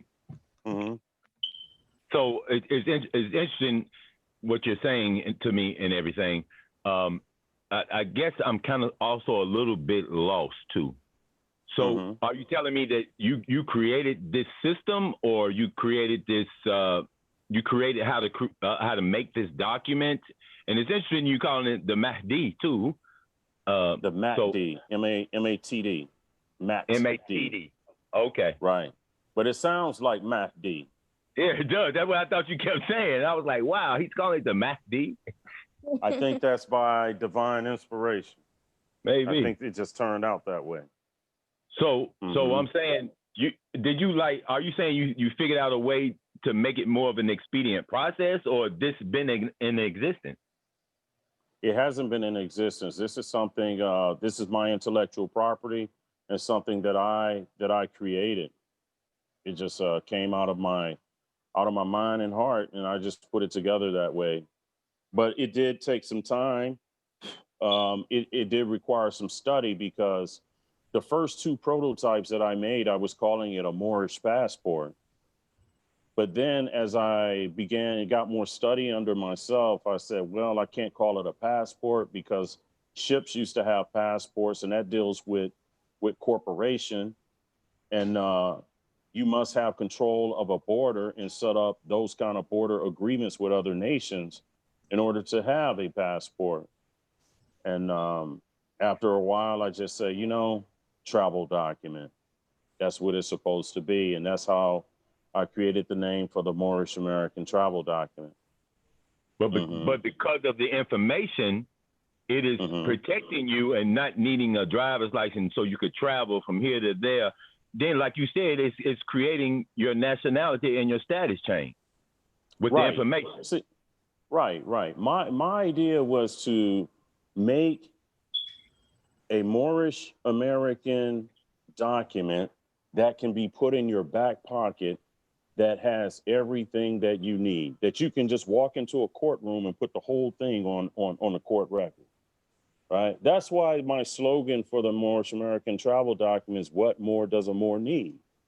Because, I even leave extra pages for you to put whatever laws or whatever treaties inside of the booklet that you want, along with everything else.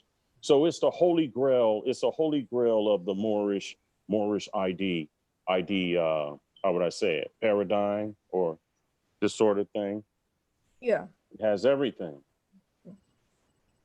Right. And it even has the 360 degrees on it, the tassel. It's not pinned down either. I see that. I'm trying to put up I'm on your Instagram page right now for the audience. Putting up, I just wish it all made sense to me, though, because I'm not. It will. I'm not literate in this information. Like everything that you're saying doesn't make sense to me. You know what I mean? Right. Well, you're welcome to look at my IG. I have several videos up. My IG is Baylor Bay Royal. And, I wrote it down. And there are some videos there, and I do some explaining. There's one particular video that I posted about a year ago where I go into a lot of details about how the Moorish American travel document is put together and why I put it together the way that it is put together. And this sort of thing. Yeah. Put it up there now. All right. Let's see if I can find it. No, that was it. Oh, okay. Yeah, I put pictures up all the time. There's so many. Put a new one up last night. Yeah. Oh yeah, this is it. Yeah. Okay. Yeah, I see. I see. We got the Noble Drew Ali in the package. Uh-huh. Circle 7, Uh-huh. Secret Handshake, Uh-huh. Love, True Peace, Freedom, Justice. Yep. Mm-hmm. So yeah, like I said, thank you so much for being with us Mm-hmm. to explain that, because I Abs- know I had hit you up before. mm-hmm. And yeah, so I'm still planning on doing that. First, I'm just gonna get my nationality taken care of and get that paperwork Right. back first, and then go Right. from there. So, yeah. Right. Right. And it's, it's all important. Mm-hmm. Just knowing and just making sure that you cover your grounds, get Exactly. everything lined up, and then you can move forward. And I also produce other products like the Moorish American Live Life Claim, Oh yeah, right? yeah. So, what has happened, one of the missing components of the nationality processing has been the Live Life Claim. And why? Well, when we deal with the issue of nationality and proclaiming our nationality, that's Mm-hmm. basically going back to the Treaty of Peace and Friendship, showing that we are the ones that have the treaty with the U.S. corporation, right? Right. And have allowed them to do business on our homeland. But that was 1786, ratified in 1787. Mm-hmm. But the Sister QV Act was 1666. So the Roman Christian order, they had already taken control or put out a mandate with the Sister QV to control the bodies of all of the indigenous people wherever they went. So you have to literally go back and take your flesh and blood back, right? Mm-hmm. Not just proclaim just a nationality, but you have to take you have to really show proof that you have claimed your own body, Right. right? And this is why the Live Life Claim that I produce allows you to put a DNA hair sample on it and all of this kind of stuff, and then you put it on the public record, and it's a lockout for them, Yeah. right? Because it has coordinates, it has everything, and it looks way better than a birth certificate. Mm-hmm. And this Live Life Claim is very important in these times too, because of the vaccines, and I'm talking about forcing vaccines and stuff on people. Right. And the Live Life Claim supports one of the major law maxims, right? So Mm-hmm. any judge or these attorneys or whoever they are, when they read it, they know that it is supported by a major law maxim, and that they're in line to lose all their stuff. Right. Right? Because the affidavit of the Moorish American born record and live life claim is brought forward true, correct, and complete. And it says it on the document. And that is a law maxim. And these attorneys and these magistrates, they can never produce anything that is true, correct, and complete, because Right. they only deal with presumptions. Mm-hmm. They only deal with presumptions at law, Right. right? So that means that there's none of them can discredit the live life claim, right? Because Absolutely. once again, that's also dealing with probate, because it's showcasing yourself being an heir to your parents in Mm-hmm. its proper form, Right. right? Right. And that's something that I've talked about a lot of times on this show. Mm-hmm. The whole birth certificate, scam, and how it Mm-hmm. takes you from being born free, and then the moment the registered nurse walks in with the clipboard and she asks the mom and dad for the name, you go right there from that moment. Now you're a slave and you belong to Uncle Sam. So, Right. And it's interesting because my organization, Bay Royale, we had one of our nobles um, had a daughter, and she was back at Al Murad in a hospital. She wouldn't take the birth certificate. And from this situation, this is how the Moorish American born record and live life claim was developed. mm-hmm. That same day, I sat down for about 4 hours, and I developed a whole live life claim and sent it to her. Right. And then from that point on, you know, other people have been wanting, and I've been using it. But you know, it's something that came out of need during that time, you know, the early part of last year. Mm-hmm.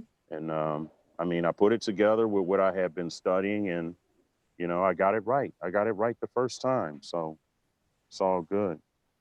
That's a blessing, especially if you get it, you know, on your first try.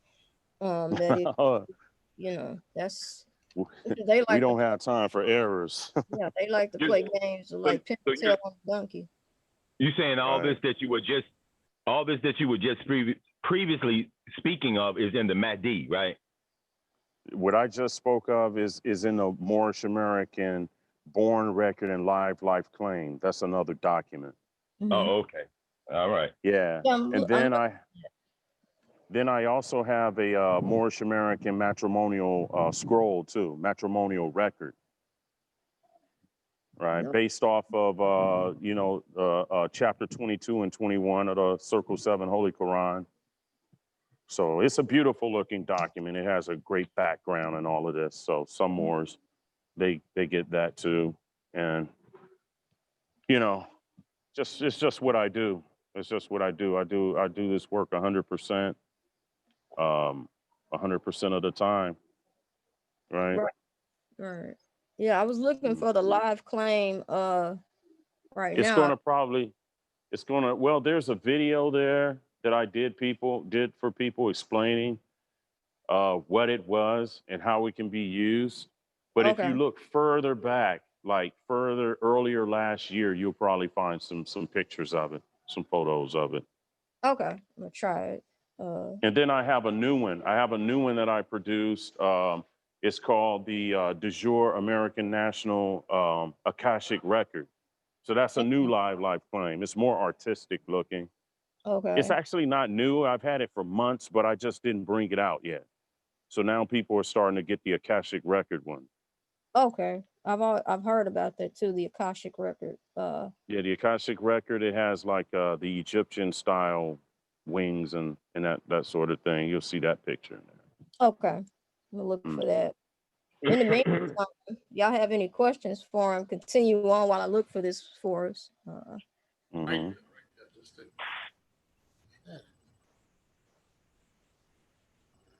So most of this, what you're saying, you've created documents that are better than the documents that you would get at these so-called government places or whatever.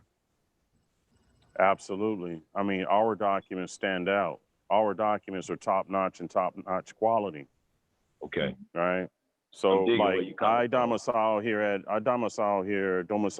China Corporation, Cathay Territory. I use the same documents that I send to Moors over there. So, you know, and I've been using my national card here for at least 5 years. Mm-hmm. And that's international. So like I tell the Moors, I say, you know, there's a lot of Moors out there. You guys have probably heard it. I've developed a lot of haters. I don't know why, but I kind of know why. But it's not because of anything that I've done. It's just that when someone really does something from the heart and they're really serious about what they're doing, falsehood tends to show up all around you. Indeed. Because I tell Moors, I say, look, the stuff that I sell you, that I send to Al Marak, I use my own products myself, and I'm international. Now, you have a lot of Moorish scholars out there and things like that, but show me one Moor that is using all of their documents abroad, internationally, and living with it, right? Mm-hmm. So that's the reason why I know that I have to make our documents top quality and the best, and it had to be right and exact with the law. Right. So it's not just about, I get the question sometimes about like, why do I use American Moor on my national cards in a MAT D instead of Moorish American? Mm-hmm. You know, where it says nationality. because on our own homeland, we are Moorish American. But when we leave Al Marak, we are the de jure American nationals. Right. You see? So that's why, and that means that we must put our landmass as the world knows it first, but then carry more as the bloodline. You see? See, Moorish American is the nationality, but Moor is the bloodline. Right? You have other Moors that don't use the nationality title of Moorish American. They may say that they're Washita, but they're still Moors. Right. See? So our ancestors didn't call themselves Moorish American. So it is a new nationality for a specific reason and purpose. I don't mean to make you go back, but could you say that again, brother? Say that again. I said, I'm saying Moorish American is a new nationality classification for Moors because Moors have more than one nationality. Moor is the bloodline, right? So you have Moors that are Washita. Washita is a nationality. You have Moors over, maybe even at Al-Kibalon, which is called Africa now, that they may have their own nationality too. Okay. You see? So what's more important is the bloodline, Moabite or Moor. Okay. And that's the reason why I always make sure that I put Moor on my documents. Like the Moorish American travel document, it says Moorish American travel document, but on the ID page, it says American Moor. And because it is the bloodline, that's where the heirship to the estate kind of lies in the fact that we claim the bloodline. And Noble Drew Ali claimed it for us too. Because when he came up with the name Moorish American, he also said who were the ancestors of the Moorish American, which are Moors. And he put that on record, you see? But if he didn't put that on record, then Moorish American, it would have no standing at law, probably just like African American or anything else. But he was wise enough to say, hey, these are the ancestors, these are the heirs of the Moors. So knowing that, I had to get in a different state of mind to create international Moorish American documents, right? I had to look at this from a different angle because I'm not there. I'm thousands of miles away from home, and it needs to be understood immediately when someone sees it. What is it? Who are you? Right? Oh, Moor, right? So like, for instance, here at China, Moor, there's a Chinese word for it. In fact, El and Bei is even in Chinese. It can be found. It took me 3 years to find it, though. But they actually have it in their history, El and Bei. They're Chinese characters for it, right? So when I use American Moor to them, they get it right away overseas. When I say Moorish American, a lot of times they don't get it right away because then they kind of think that we're immigrants because we put Moorish before American. You see? Right. But when I have the card and in nationality, it says American Moor, then they get it. They were like, oh, Yuanju means like, oh, Aboriginal American. They get it right away. Wow. What? Right. Oh, my bad. Go ahead. No, I'm done.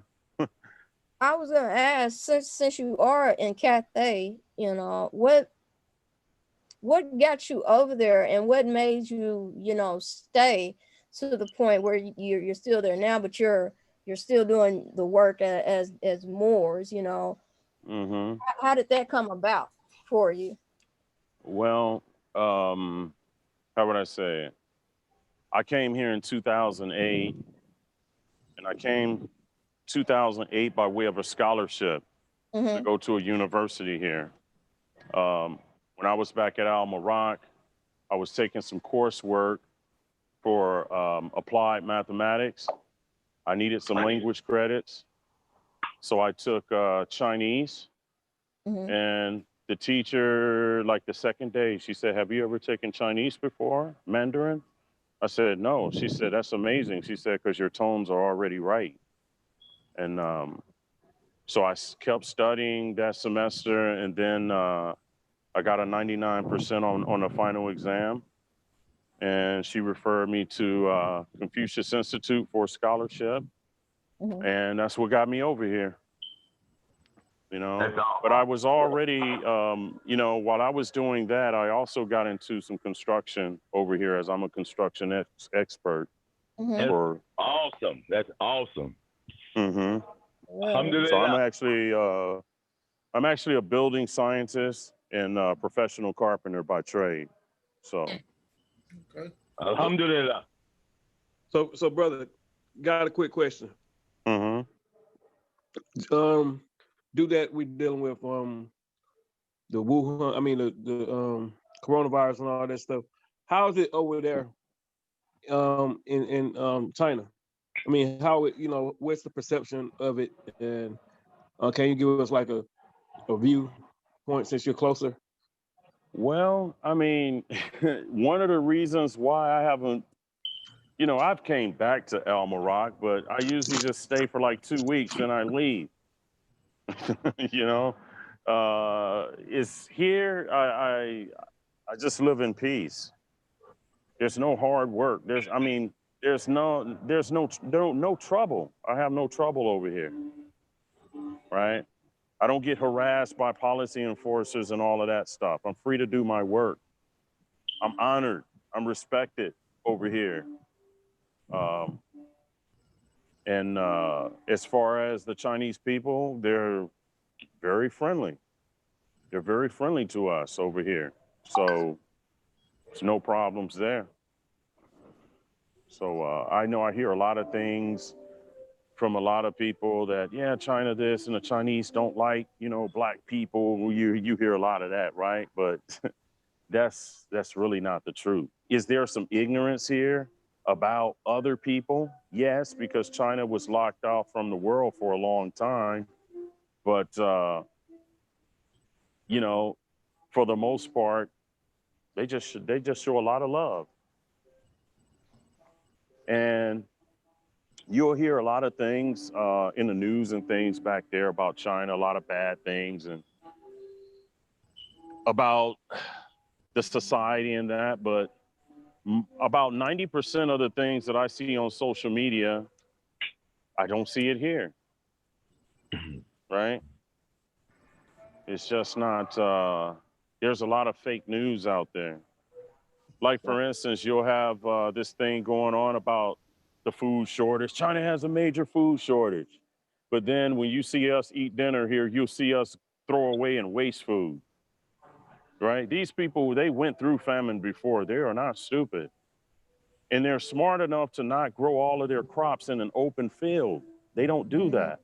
So I hear all of these Moors, they say all of this stuff, and I can show you where most of the farmers, they farm in tents today, in buckets. So if it rains too much, they can actually take the whole plant, right? That's the way they do most of their farming today and indoors.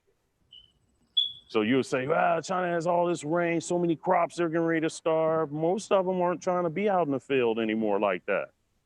They'll take care of their garden inside of a tent, which will give them some sunlight, but it also keeps them out of the sun too. And it's more of a contained environment. So they've been through this stuff before. right. Right? I mean, how you know, to feed 1.4 billion people a day, your agricultural game has to be down. That's just period. Right? That's 4 to 5 times the population back there at Al Marak. They feed that many people each day. So they don't play around with this stuff. Right. Right? They know what's going on. So it's just like when we see the media here and they try to tell us all this about China, and you know, it's not the case. You know, it's like when you really go to these places, you see people are just living just like you. They're not running in a panic with like chickens with their head cut off. Right, You right, know? right. Do you see me with a mask on right now? You all can see me, right? Yeah, we can see you. Yeah. Yeah. No mask in it. Look at all these people. Do you see them walking around with masks and stuff on? No. Right? Why? The only time you're required to wear a mask here is if you're on a subway. That's it. Or unless they just spot someone in an area that has got the coronavirus, but there are no new cases, at least not down in these parts where I'm at. So it's no big deal. You know, Can they're I not ask you a walking question, brother? around. Yes. So, and trying to get that document what you have created, what is the paper that you start that off with, and how long of a process is that to get that back with the travel document? Well, after you email me, I will send you the application back along with the instructions, and then within 7 business days, I will send you back a proofread of your Moorish American travel document ID page. When everything checks out, I'll start the printing process. So from the time you submit application and payment to the time it arrives at your doorstep, approximately 6 weeks. Okay. Peace. Yes, peace. This has been so dope, and we thank you so much for being with us tonight. Even though Absolutely. it's pretty much afternoon where you're at right now. Yeah, right. It's almost 3 o'clock, 3 p.m. Yeah. So we want to thank you. We're not gonna hold you, too long up here, but we want to thank you for reaching out and responding and getting back with us. Appreciate you so much for that. And thank Definitely. you for explaining what you're doing for us Moors, and where other Moors that are listening, our audience, can get in contact with you. I'll leave that in the chat. Anybody want to hook up and get their self straightened out with Brother Shariff, you can do that. Oh yeah, thank you so much, Mr. Shariff. You're welcome. You're welcome. And yeah, if there's another time you all want me on the show, feel free to ask. No problem. Yeah, and I'll be honored. Yeah, we're gonna be doing Sunday. So Sunday just come through, brother. Yeah. Sunday. Yeah. All right, Noble. All right, Noble. You've We been putting in. like I said, definitely, I'm definitely gonna email, hit you up to get that Matt D, man. I'm saying like that because the brother gonna be doing some international flights, man. Right. That's time. And actually, I have a couple of people that are scheduling to go to the Kingdom of Morocco with the Moorish American travel document. There's one noble that has went to the Kingdom of Morocco with the Matt D, and when he got there, they told him, they said, if you run into any troubles in Morocco, just show the Matt D to the police there, and they will honor it. I think I know the brother you're talking about. He domiciles in Missouri, I think. Right, James. Yes. James. Yes. So that brother has 2. I just sent him out the. He's also a consul. I just sent him a diplomat travel document. Right. So that one was a gift from me to him on the house. Because he was the first one to do the international flight with it, buy the ticket, and to step out there with it. So yeah, I just sent them one. One more question before you go. I know some of us in some of our states, we on the show are members, guest members. Some of them we spread out all over, the Ametsa area. I'm here in Arkansas, in Little Rock, and I know that I think sometime October 1st, 2020, they're saying that in order to travel by air, we have to come in and get our new driver's license with a star on it. Right. Can you allude to anything like that going on where you're at, or if you know any more information? Instead of doing that, going that option and going in there to renew your license and doing it that way, would it be better? It's better to go through what you're doing, wouldn't it? If you're a Moor, that is. Right, absolutely, because what that is, that those are fake policies. Those are policies, not law. fake legislation, right? And the real that's dealing with the Real ID Act. And we are not actors, right? We're natural persons, live flesh and blood. So that doesn't pertain to you if you claim your nationality. You see? We don't have to, we're not supposed to have IDs with barcodes and scanning stuff on it because we are not products. The only thing Moors are a product of is their mother. So, right. So I have people that have used the MAT-D, you know, with the with international flights and that, no barcodes or none of that stuff in there. So I don't know why Moors are still out there pushing cards with barcodes and all of this stuff, talking about a Real ID Act, something that doesn't pertain to us at all. Yeah, It pertains to commercial property. Union states. That's the Union states. That's dealing with them. That has nothing to do with us. Yeah. Right. Right. And then furthermore, the power of the MAT-D, all of the documents that I have, another powerful thing that I must get over to you all, because it's kind of one of the big topics in the Moorish nation, is I do all of the documents in all lowercase letters, including the appellation. Boy, is that powerful, right? Because what that does, if you know anything about the corporation system, it only takes dead entities because they've always used capitalization. So if they ever want to put your Moorish appellation into a system and they add one capital letter in it, now it becomes fraud. You see? So I've checkmated them on all corners with the MAT-D, with my IDs, with the lowercase lettering. And also when you look in estate law, you will find that all lowercase lettering deals with secured party creditor. It means that you are the creditor of the estate, right? And if you look on my my page, this my Instagram page, you will see that someone just smashed $100,000 bond with the MAT-D. I saw that. And Yo, Willa, can you go to that? Yeah. And they actually disposed it the next day, the whole situation. They wiped the whole thing out of the system. Is it on you see? With the brother speaking? No. Yeah, I posted video. Oh. It's not with the Moor speaking, no. Yeah, it's a video. Which one? Oh wait.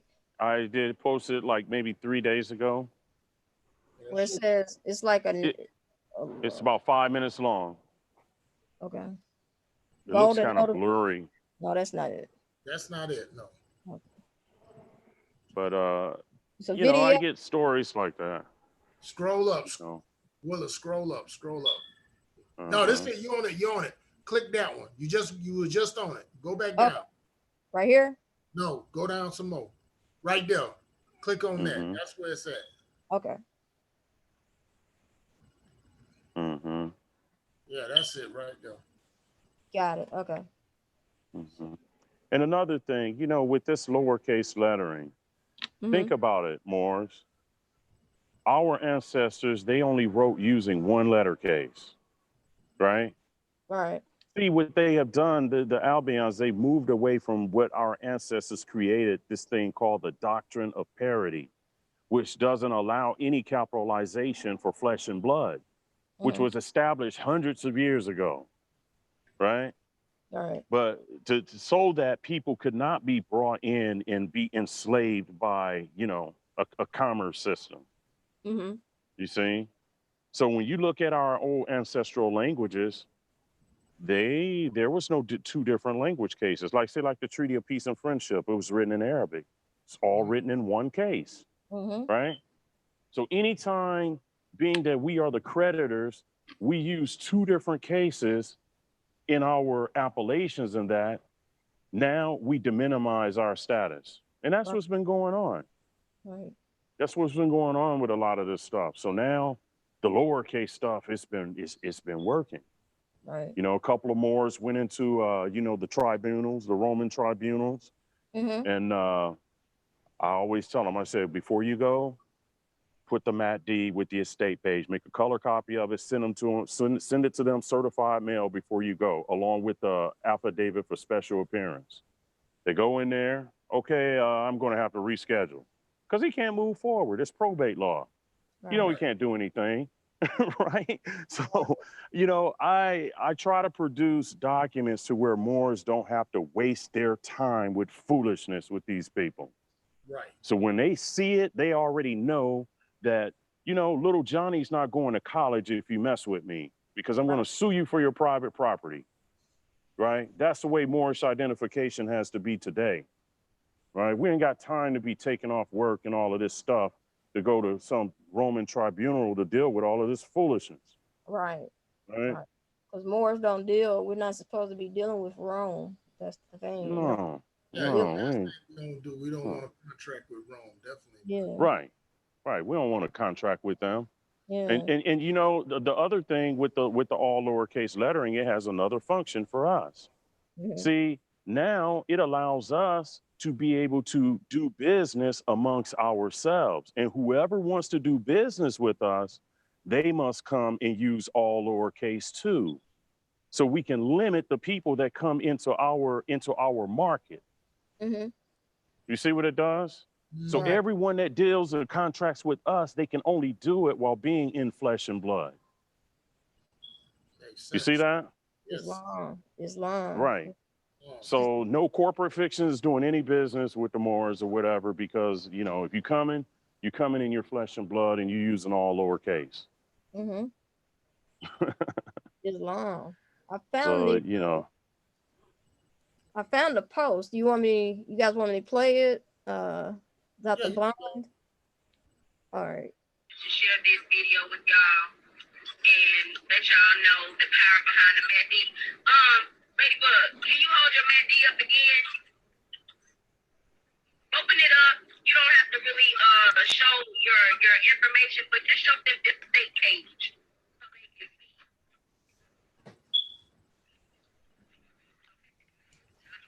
There you go. There you go.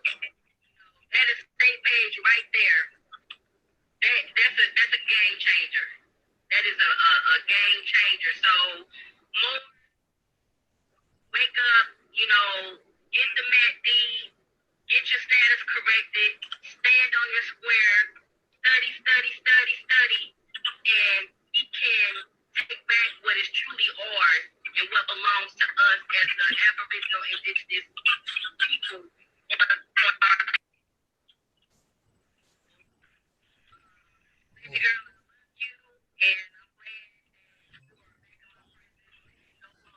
Hey, so Shariff, so what was the cause of all that? The half of the crush that when I read it that she crushed it, that document crushed 100K. I'm like, whoa. What's about a warrant? Well, what her mother told me, she was like, Shariff, what did you do? I said, I didn't do anything yet. I said, I said, so what happened? I just said like that, what happened? She say, she got out. I said, I know why she got out. She's like, yeah, she got out. And what she said was that when one of the policy enforcers at the police station looked at the Matt D and opened it up, that she took her badge off. She said she took her badge off. Yeah, she said she opened it up and looked at it, and she took her badge off. Was she an albino? Yeah, probably an Albion. I'm assuming she was an Albion. I'm not sure, but it was definitely a female. She said she took her badge off, and then she said I think it was 2 days later they came and got her and say, okay, you can leave, and they didn't want her fingerprint. They didn't want her to autograph anything. All the other people that were leaving,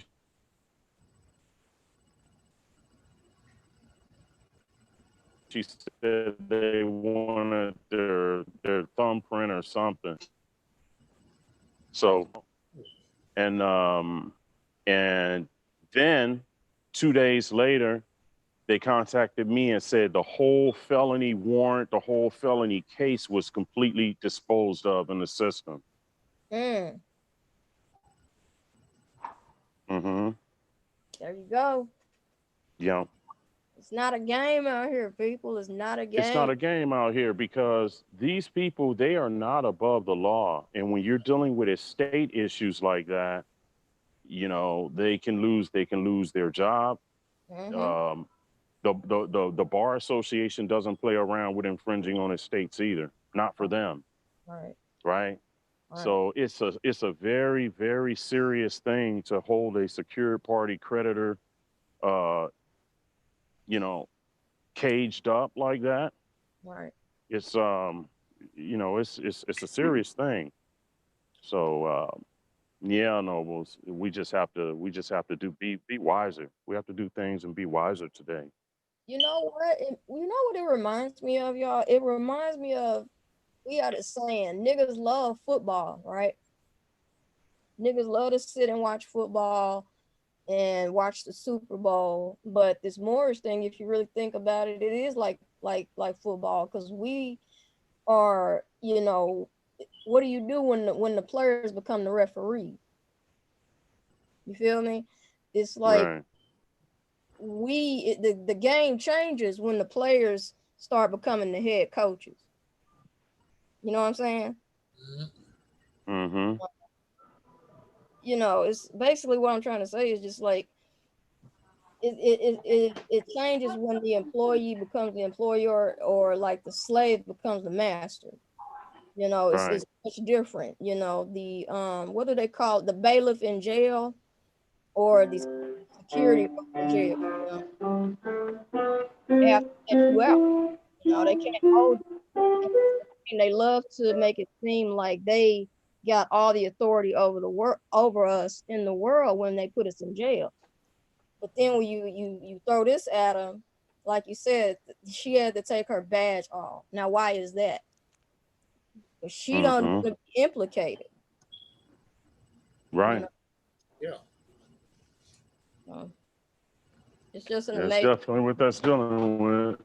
Yeah, it's an amazing thing, and I gotta thank you once again for doing this type of work for us. You know, Sharif, you know, Mr. Nine Feathers Bay. Appreciate this. You know, this is definitely something that I'm going to be telling other Moors that I know to get with, you know, when the time comes. Because believe it or not, people, we only got what, 3 months until 2020 is over. Is it three or what, in September? So that's October, November, December. Yeah, we got three more months, you know, and then it's a wrap. So what comes when 2021, you know, hits our doorstep, you know? I know I don't want to be, you know, just stuck outside, you know, caught with my pants down, as they say, looking stuck on stupid. So, well, you know, 2021 ain't official until March 20, till the vernal equinox. So, oh yeah, that's true. Yeah, you're right, but still, for those that, you know, don't know that, you know, they're still operating the Roman calendar year for the audience that my Roman calendar. Yeah, you know, 20, right. 3 months from now. Yeah. Yeah, y'all better get it while y'all can. Well, anyway, Mr. Sharif Nine Feathers, anybody else have any further questions for our brother before we close the show for the night? I don't have any. No? Okay. Well, yeah, Oliver, I you mean, got I actually have some, but it's too many to stay on here until Fudger. right. Yes, indeed. It's 2 a.m. where I'm at, so it's gotta be 3 for y'all, and ain't no telling what it is for Mr. Sharif. But yeah, All right. It's Mr. 3 p.m. Thank you so much. 3:11 p.m. It's 3:11 in the afternoon. Yeah, 3:11 p.m. on Thursday afternoon. Yeah. Wow. Thursday. Mm-hmm. Yeah. What's 2:12. today? Today's Wednesday. Okay, it's Wednesday for us. Thursday for them. Thursday over there. Okay, gotcha. Right. Different time zone. Oh, it's Thursday. Yeah, half a day ahead of us. Yeah, because my yeah, so it's the same day, you know, the same exact day. They like to try to say that it's another day over there. man. But yeah, anyway, y'all, Mr. Shariff, once again, thank you so much, brother. We hope to have you back Sunday night, if you can. Sunday night? Yeah, yes, I will try to make it. Just remind me. All right. Just remind me because you know, I'm like a single worker bee right now. Right. So many people are contacting me to where it's like, oh my gosh, I'm already pushing 12 hours a day, just trying to get everybody's stuff done, and now I have to think of some other ways so I can keep up the pace. Indeed. Well, if that's just the invitation is always out there for you. You know, we do understand you got to work and pay the bills and everything. Just know that the invitation from us, it's all good. Rap Squad, you always got it, and you always welcome here with us, brother. Yeah, and if you ever need a hand, just bro, reach out. Yeah. Go ahead, Supreme. If you ever need a hand, bro, I'm there for you, my dude. All right, Noble. I appreciate that, and I'm also putting together a Matt D affiliates program too. That's something I forgot to mention. Because you know, a lot of people want to help me with the distribution. It is a huge project, and I'm damn sure not turning my distribution over to some so-called Ashkenazi Jews. Right. Islam. You know the whole rap record game and all of that right now. It's not happening on this side. It'll never happen that way. I know. Not about the 360s no more. Fuck that. No, it's not going down. But anyway, yes, if you all are going to be on Sunday, you may, if I have time, that'll be fine. You might just have to send me a message and remind me and see if I'm available. And and then it's all good. Yeah. We'll do that. Good. We go twice a week, every Sunday and every Wednesday night. So yeah, I definitely try to send you a reminder on that, and we go from there. Can you send me a recording? Yes. Can you send me a recording of this to my email? Yes, indeed. Yes, sir. I got you. All right, that works. All right, Nobles, I'm getting ready to roll out. I got somewhere to go, and like I said, I got a lot of tassels to put on tonight, so I'll be busy. So once again, Noble Oliver Jackson Bey, Islam, peace. Islam, brother. Noble Supreme El Bey. And that is Noble Wilma Bey? Wilhelmina, or Willa for short. Wilhelmina. Willa for short. All right. Peace and love, peace and paradise from the East Gate. Peace and love, bro. Cathay Territory. Islam, Nobles. Peace and love. Islam. All right, y'all. That's it for us on the show. We thank y'all. Every show. You know, thank you for being with us. And yeah, that's it. Drop Squad, we out. Peace. Peace. We out. Y'all have a good night. Y'all be safe. Sunday, same time, same bat channel. Yes, sir. Yes, sirree. All right. What was that actual time anyway? 8:30. But I roll in the crib late after getting off the shift. Yeah, we started like 7:30 Central, 7:30, 8:30 Central Eastern. So yeah. Okay. Yeah. Y'all take care, y'all. Peace. Y'all be safe. Peace. Down. Supreme, Willa. Peace and love. Peace and love, brother. Peace, love, and freedom. Oh, and before y'all leave, the prophet always stated this. He said that the brothers from the east were going to come help the brothers and sisters from the west. Indeed. Islam. Yes. It's been a blessing, y'all. Check y'all. See y'all Sunday night. Peace. All right, Sunday. Peace. Peace. All right. We out. See you, Oliver.